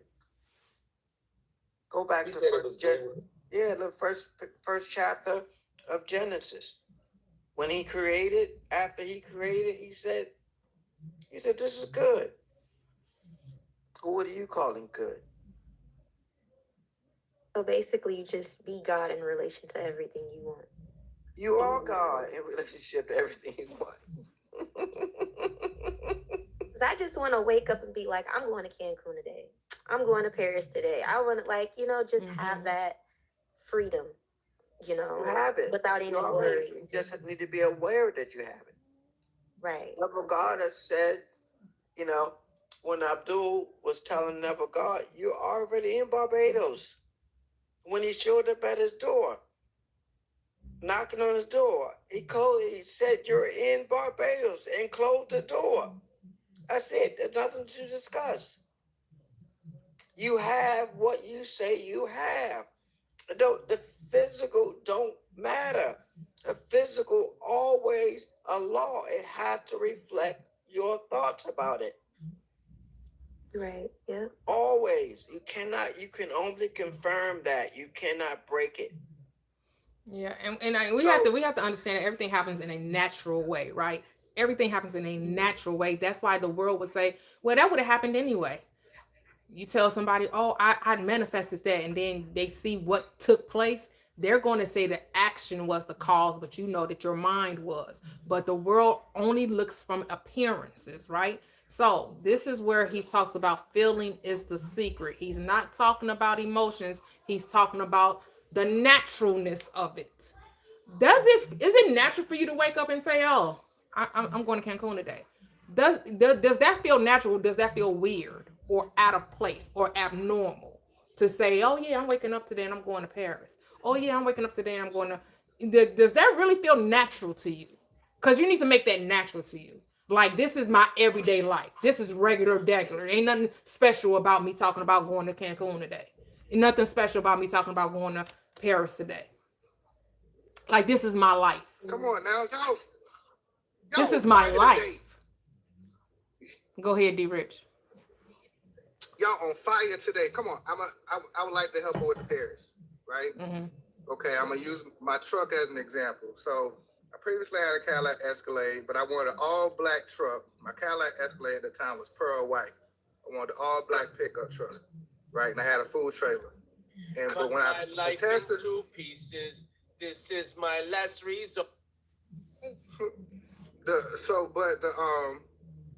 Whenever I attached the Cadillac to the food trailer, I wasn't driving the Cadillac.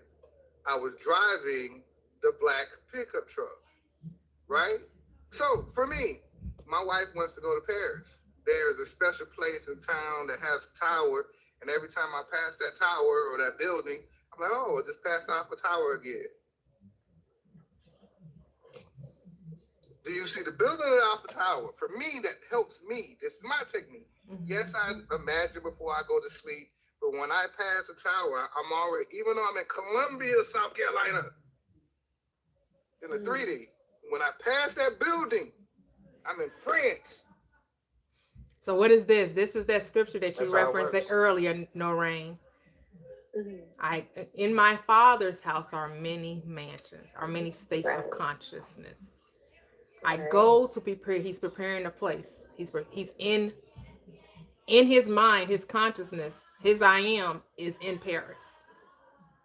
Right. And if I go to prepare this place, I got to come again and receive you unto myself, that where I am, there you may be also. So he already in Paris. The body must now follow the mind. Does he concern himself how he gonna get to Paris? Nope. How he Right. gets to Paris ain't none of his business. None. So When if I I think, go ahead, go I ahead. was gonna say this. I don't know if you have any children, right? But Oh, when I our don't. children ask the parents, okay, for me, I have kids, right?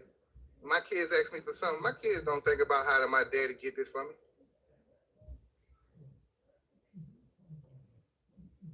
It's not a thought in their head.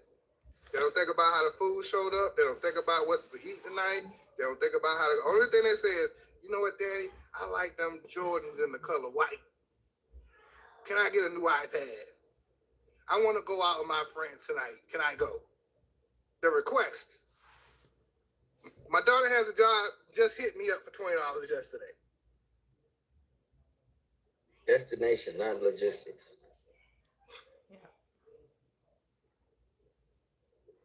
Be So there. hopefully that helps.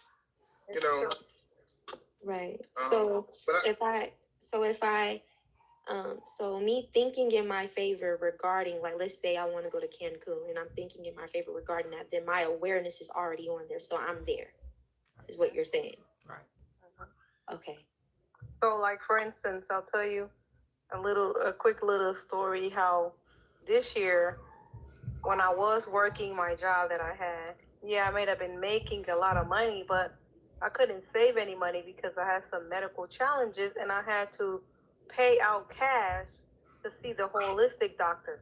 So all that money that I could have been saving, I wasn't able to save because I had to pay for that. But in my mind, I will be like, man, Jamaica, I wish I could be in Jamaica. I'm already in Jamaica. Jamaica is my favorite place to be. I love it. And so I have a friend who actually went to school with many years ago. We're friends 20 plus years now. And she's Jamaican, lives in New York. Do you know that this individual called me now? Remember, I don't have a lot of money. I just would go on Instagram and look at the beaches and all the beautiful beaches and the places. And I'll envision myself already there. She calls me and say, hey, let's go to Jamaica. All you got to do is pay for the ticket to get there. What? Now, the ticket to get there is only, like, from where I live, about $300. Nice. But to get to Jamaica now, she has friends who have Airbnb there and car rental stuff that they just give her a car and give her whatever she needs. And here I am coming along, and I don't even have the money to be in anywhere of these places. And we're doing this, doing that, going here, going there. Now, ask me how many times I went to Jamaica. This year, I got to go to Jamaica 2 times, and I got to go to a place where I've been dreaming about going for years. I got to go to Bermuda. Yes. Woo! And then when I think back about it, I was like, I kept looking at all those beaches every time. So I understand what he's saying when he's saying that he passed by this tower and envisioned himself already there, because that's half the part right there. If he could do that, but however that looks like for you, because for me, I'm obsessed with a beach.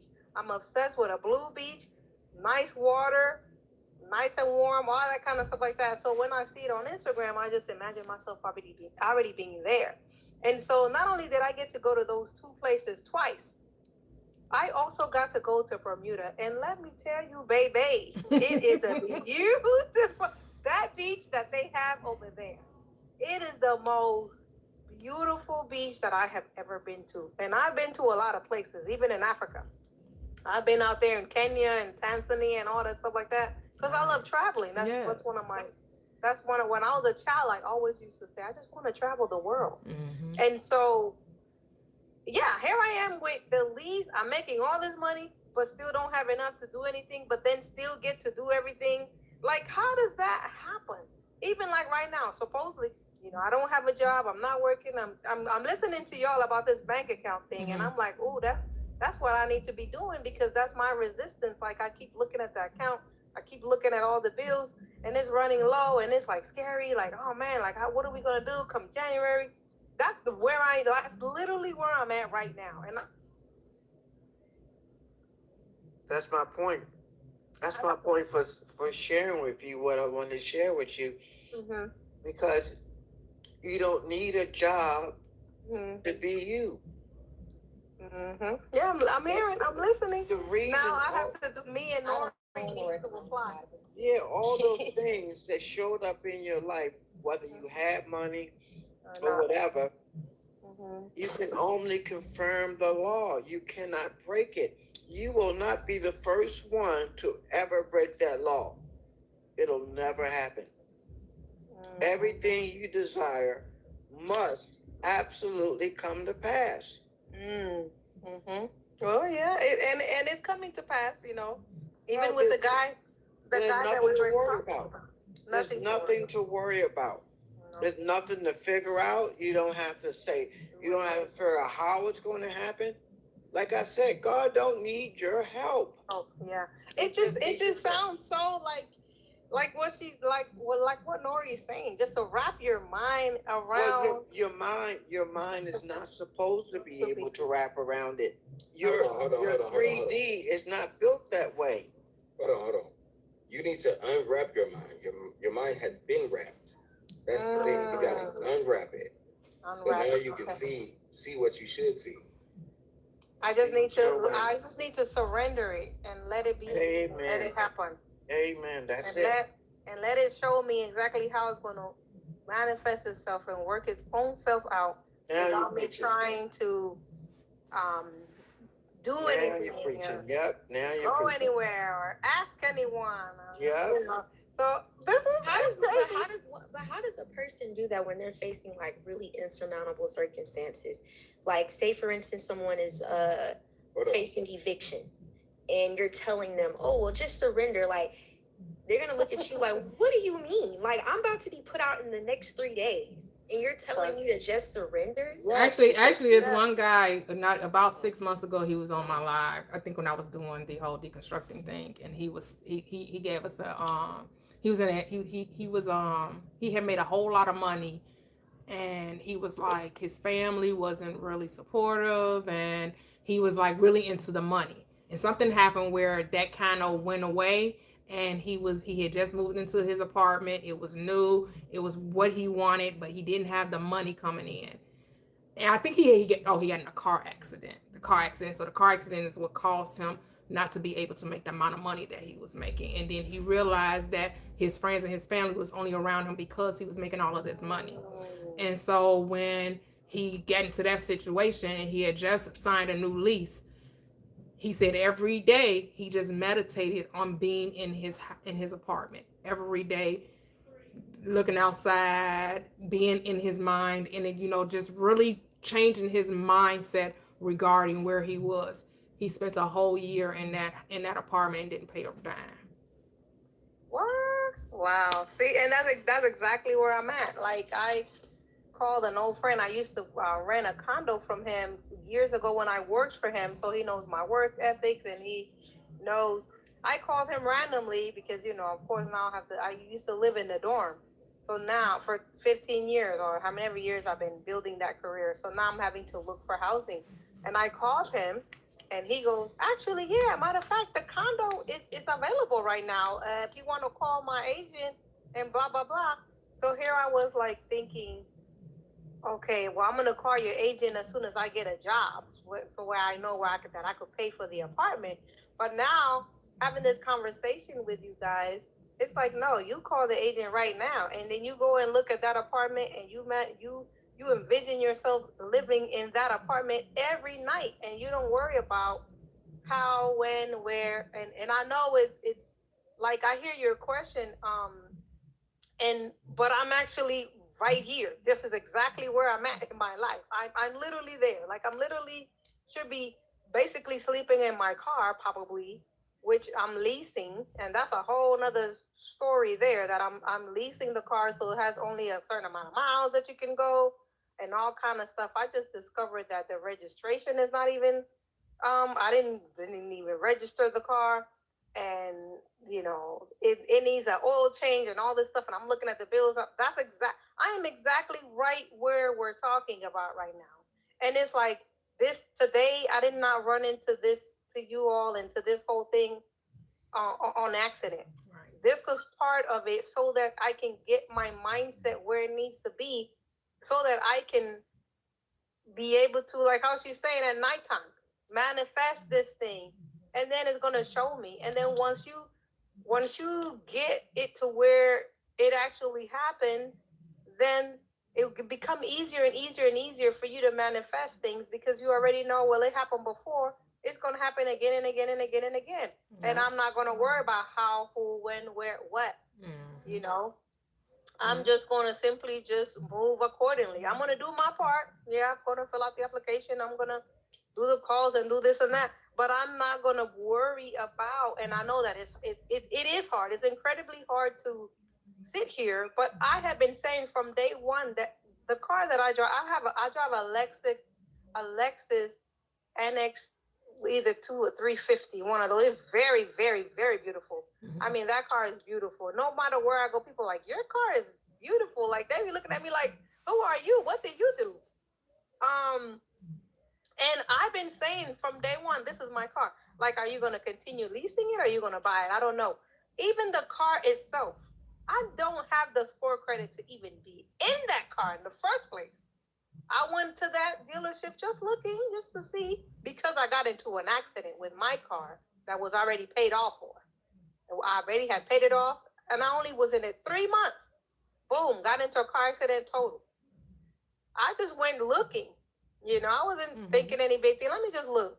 That man came back and said, my boss never approves this like this, but he approved it for you. And I'm like, what? Okay.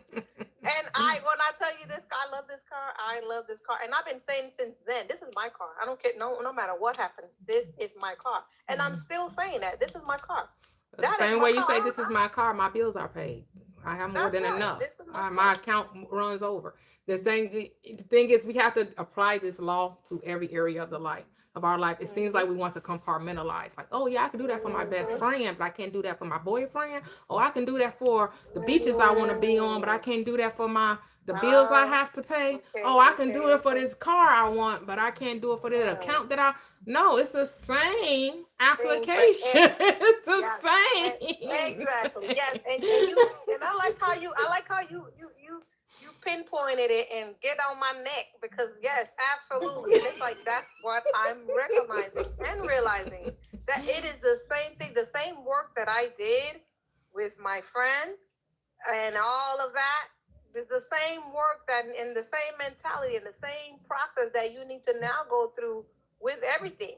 Is it going to be this guy? Maybe, maybe not. But you know that the guy that you want, he's coming. It's period. And don't think like, oh, well, I don't know. And, you know, the going back and forth and changing your mind. You know, the Bible says that reprobate mind, you know, but the back and forth, it got to be one or the other. And then you have to stand still in that. Yeah, it tells you the carnal mind is at enmity with the Christ mind, right? What's the carnal mind? The 5 senses. People want to call it the ego. I don't get into that old ego talk, because the 5 senses are here to experience the manifestation. So why do I don't need to kill off the ego or the 5 senses. I just need to put them in their place. You don't create anything, you experience the creation. That's the point of the 5 senses, is to experience the creation. It doesn't manifest a thing. The mind is the creator. The creative power in man is the mind. Imagination is God. Yeah. Let patience have its, which is perseverance, has its perfect work. You're not persevering. You're being impatient. Let perseverance have its so it can be complete and entire, and you lack no good thing. Stop trying to tell God how to be God and let God be God. And let your character experience the works of God. See, this is another script that the Bible says, what Paul says. Being confident of this very thing, that he that has begun a good work in you is able to perform it at the day of Jesus Christ. Well, who is Jesus Christ? I am the wisdom of God. That's who Christ is, the wisdom, power, and wisdom of God. Jesus is the I am. Well, are you confident that the I am, the wisdom of God, the power, is able to perform the thing that you asked it to do? Are you confident in that? Well, you need to be confident in that. That's where I need, yeah, and that's what I'm doing. Being confident in that. And every time that, because it comes up more and more often than not, just because that's where you're at. So it's gonna keep coming up in your mind to doubt. Keep coming up in your mind to try to come up with a solution. Like, well, I can just apply for a loan and that will cover all the bills, and then I'll be okay for the month. But then that's going against what we're saying. And so it's like, with everything, like how you're saying, this needs to be applied in all areas. Like this young man, I desire this young man. I never could imagine somebody so fine coming up to me. Like, me? I've always wanted a fit man. Like, and I always felt like, oh, I could never get one of those. I have to go to the gym. I have to do this. I have to do that and get fit myself so that he can see me. No, this man goes to the gym every day and he looks beautiful going and coming. If y'all know what I'm putting down. And so it's like, me, yes, you're the one that you created this. This is what you said that you want. So here it is, delivered to you. Now what you gonna do with that? And so I'm learning. I said in the chat earlier, and when I was listening to you talk, I think you said something powerful, how you used to speak about money, about lasting to the end of the month. So I want to share with you guys, what I recognized, right? I always say that if you want to know what a person believes, listen to the stories that they tell on repeat and their common phrases, right? And so for me, when I talk about money, in my past version of myself, I grew up in poverty, right? And then I grew up with the hustle and bustle. And I used to always say this phrase, right? As long as I can break even, as long as I can make it to the end of the month, I can recreate it next month. I can break even again, right? But then in my mid-20s, I was like, and I've had success, highs and lows with money, right? But then I look back like, why am I always breaking even? It's crazy work, right? And I was like, money's gonna randomly pop up. That was my new phrase. That's popping up for me. It's gonna make a way. Then I looked around, and then it dawned on me. It's like, yo, I always get every 1 or 2 years these $15,000, $20,000 deposits, like clockwork. Sometimes it's 2, sometimes it's 1, sometimes it's 3, right? But when I go back and look at the repeating pattern, it was just randomly popping up. Now I have a jingle, right? I got money coming from everywhere, to me from everywhere. That's my constant phrase when I talk about money. Earlier, when I was how I'm talking about the story today, I had money coming into my cash app. I wasn't looking for that money today, but let me tell you what I went to sleep with last night. Money coming to me from everywhere. When I wake up, when I walk through the day, money coming through from everywhere. When people look at me, I be like, I know I'm fine. I know I got swag, even if they don't believe it. I know I'm money. I know I look like money. When people ask me why I stay in my home city, and I tell them, they're like, oh, rich people stay out there. I'm like, yeah. Your name is D Rich for a reason. Yes. Yes, right? Whether it's here right now or not, it's none of my concern. I have too many times where, like Kevin said, don't worry about what God does. Let the Father be the Father. Yes. How it's always come up. How it's always showed up, right? Yes. What I do is I just decide to be a good steward in it, and however stewardship looks that way. And there may be one season of life I may blow it. I'm a baller. There may be another season of life I invested. There may be another season of life where I come up with a hybrid system where I put, the money into some budgeting system, let it go on auto pay, and the rest of it I blow it. However that looks for you. Yeah. Here's the thing. It's always going to show up. But in my last example, have you guys all ever noticed that someone who always needs to borrow money always receives it? There could be somebody in your life. Everybody got that family member, like, yo, you always asking me for money. And you always giving it. And if you don't give it, the auntie give it. Auntie don't give it, the grandma give it. You ask, you shall receive. Yeah. That's what they believe. It's a They go blow it. Yeah. Right? Because they know somebody's going to take care of them. So my question to any of you is, do you believe God going to take care of you? Wow. Come on. That's it. Wow. Yeah. I was reading this quote from Neville Goddard. He said, abundance is a gift from you to you. When the moment he said, make it only becomes complicated when you make it complicated. Make it simple. It only becomes complicated when you make it complicated. Your abundance is a gift from you to you. Are you in a position to receive the blessing? Are you going to receive the blessing? It's all clicking for me now, especially when it comes to the finances, because I got it down packed when it comes to relationships. Like once it clicked for me, like it was a wrap, and everything changed with that. But now, like with the finances, it's definitely clicking now. So I was just gonna say, what's your relationship with do you date yourself? When I say, date myself? Yeah, just anybody in the audience, period. Like, think about what I'm saying, right? Most people like, okay, if I want to do something nice for my wife, I'm gonna be like, I'm gonna go pick this restaurant, or I'm a chef, I cook. I'm gonna cook this meal for her. I'm gonna bring these flowers for her, right? But then I had to look and say, David, when's the last time you took yourself out on a date? When's the last time you bought yourself something, right? And then it was like, okay, then I started to analyze my mind. When I'm thinking about others, how am I thinking of them? When I think about myself, how am I thinking for myself? I noticed a pattern in the past. I will always, as a man, take care of my wife, my kids. I would sacrifice myself. That had to change because I wasn't dating myself. I had to take care of myself like I took care of my family. We don't have to make this some mystical, like crazy, thing that is not obtainable, right? How are you treating yourself? And the world shall reflect that back to you. Yep. If you criticize yourself in your mind, you can't be shocked when you meet somebody else that criticizes you. And you know what a person who criticizes their mouth normally say? Well, there's no harsher critic, that anybody can be as harsh as I am to myself. Why are you being so harsh on yourself? That part. Yep. We got to let go of the struggle. We want the gold Olympics on the struggle Olympics. We want the gold medal in the struggle Olympics.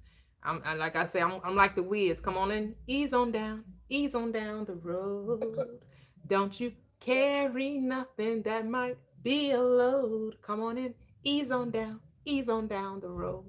Get off the struggle bus. That's the one with Michael Jackson in it? Yep. Yeah, that's right. Diana Ross. Yep. Yep. Or just simply follow the yellow brick road. No worries. No, just like in the Hakuna Matata. Yeah, all of that stuff. They've been telling me. It means no worry for the rest of your days. It's our problem free philosophy. Hakuna Matata. Yep. Gotta let go of the worry. Jesus loves me, this I know. For the Bible tells me so. Come on now. Every time I ones to him belong. They are weak, but he is strong. Yes, Jesus loves me. Come on now. I'll put it in the song. Oh, and my music gonna be household too. Y'all gonna be quoting my songs. I know that's right. Yes. He got some bangers. He let us hear. Yep. So that's this is very encouraging for me. It's taking me to another place where a whole nother realm where I didn't even know existed, and I'm learning a lot. And sometimes you have to be pushed out so that you can put into practice all the things that you're saying that you want, that you believe in, that you say that you deserve. Just like he's saying, I've spent a lot of time by myself, and so I started implementing that. Like, I started taking myself out on dates. I don't wait for a man to take me out. I buy myself flowers. I don't wait for someone to buy me flowers or do anything. If I see something that I like, and I just get it for myself, because I'm not gonna wait, and I deserve it. And so, like, it's true what you're saying, that how you treat yourself and your mindset is exactly how other people are gonna treat you. And you realize that, wow, they're doing exactly what I would do for myself and for anybody else, because that's already who I am. So they really do reflect exactly what your heart is and what it looks like. I mean, think about celebrities, for instance. Like, they are treated like gold.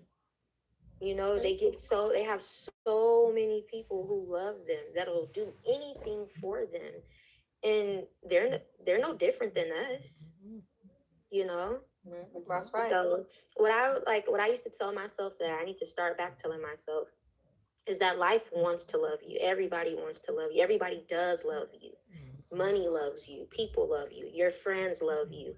You love you. And when I used to tell myself that, like, I would see that change, like, instantly. Yep. So yeah, That's the practicality of it. It all starts in the mind. It's what you say about yourself.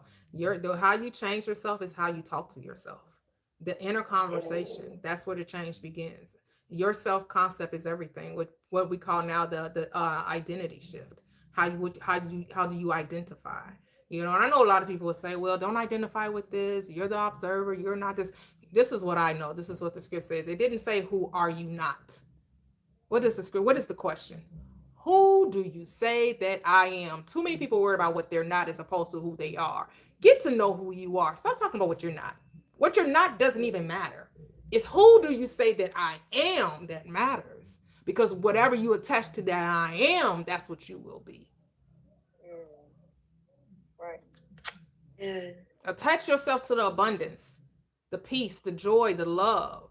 That's what you identify. That's who you say that you are. I am love. I am God. I am good. I am great. Whatever you think about God, think about you.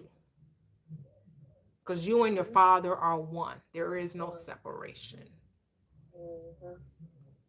No separation within. Consciousness is dreaming you. If you can understand that this is a dream and no one exists other than you in this reality, and the world is literally at your command. That's a great book to read by Neville Goddard, At Your Command. Understanding that it is whatever you say it is. And you just have to what? Be faithful to your saying. Here's the thing. Your word is your bond, regardless if you know that or not. You are bound by the word of your mouth. Because for every idle word, man shall give an account. So let your yes be yes, and let your no be no, even though there's no such thing as no in consciousness. Consciousness only knows yes, because it only knows what you give your attention to. So what are you giving your attention to? The power of awareness. Be aware of where your mind is, where your awareness is, because that's what you will see in your reality. So y'all ready for another song I just recorded? You got another song? Okay, you can close us out with the song, then I'm gonna close out the live. All right, this one called Trust You. Trust You.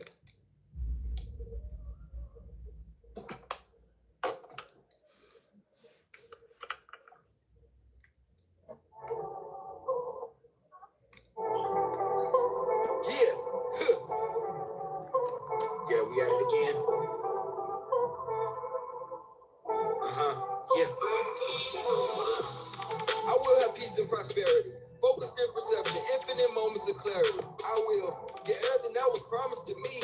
The truth was never hidden, now it's plain for me to see. I will conquer my enemies, master my energies, master communication, metaphors and similes, mastering the arts. I alchemize my chemistry, balancing the scales of the heart. I had to heal me. When my back was against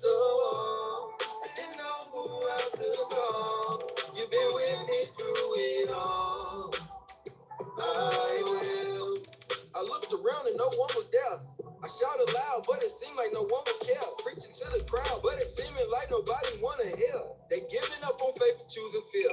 Can't let Jesus take the wheel if you still choosing to steal. The arm of God coming clutch, don't get caught missing your gear. I wear the sword of the spirit with precision, perfectly powerful, protected by his provision. What he multiplied, no division. When my back was against the wall, I didn't know who I could call. You've been with me through it all. I will trust in you for all you can do. I will trust in you for all you can do. Yeah. I will trust in you for all you can do. I can trust in you for all you can do.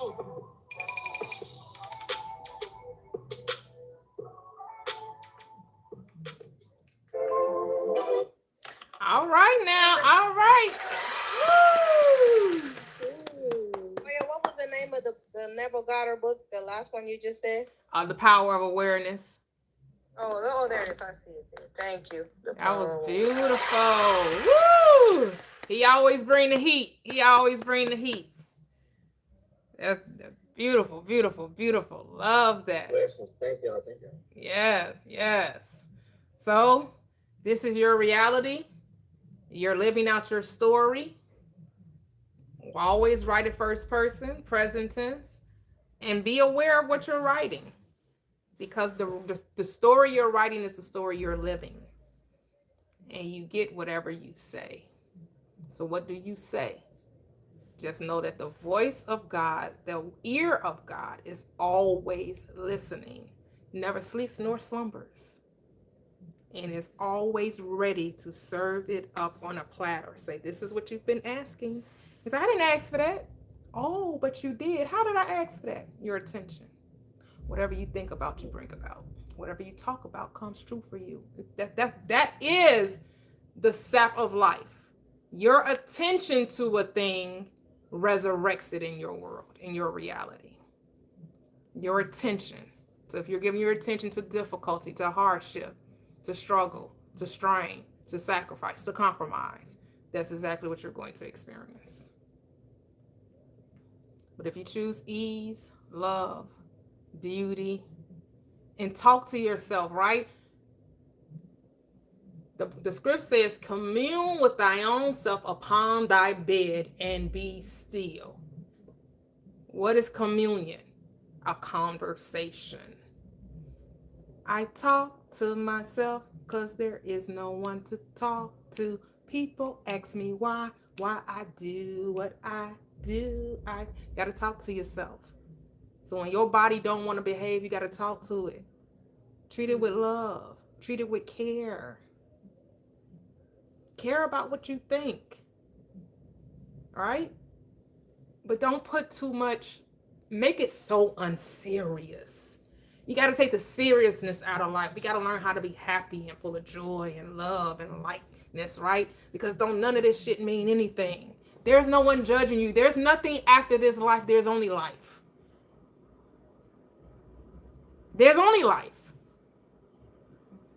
So ain't no, oh, when this happened, when it ain't no when. It's only now. There's only now.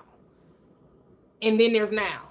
And then now again, and then now, and then now. It's always only now. It's only now. That's all you ever have is now. You'll never have any other moment or time other than now.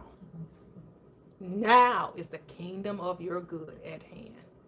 Repent, repent. Change your mind. Change your mind. Yes, yes. Be like a child. All right, guys. Thank you so much. Thank you, panel. I enjoyed everyone. Appreciate you all. Thank you. Everyone brought something to the table, and we ate good. Come on in where the table is spread. Hey. And the feast of the Lord is going on. Joy is here.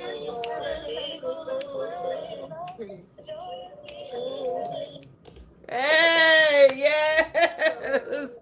We ate, y'all. We ate good. We full, y'all. We full in the spirit. Full in the spirit. Yes, yes.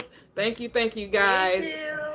See you guys Wednesday. Bye-bye. Bye-bye.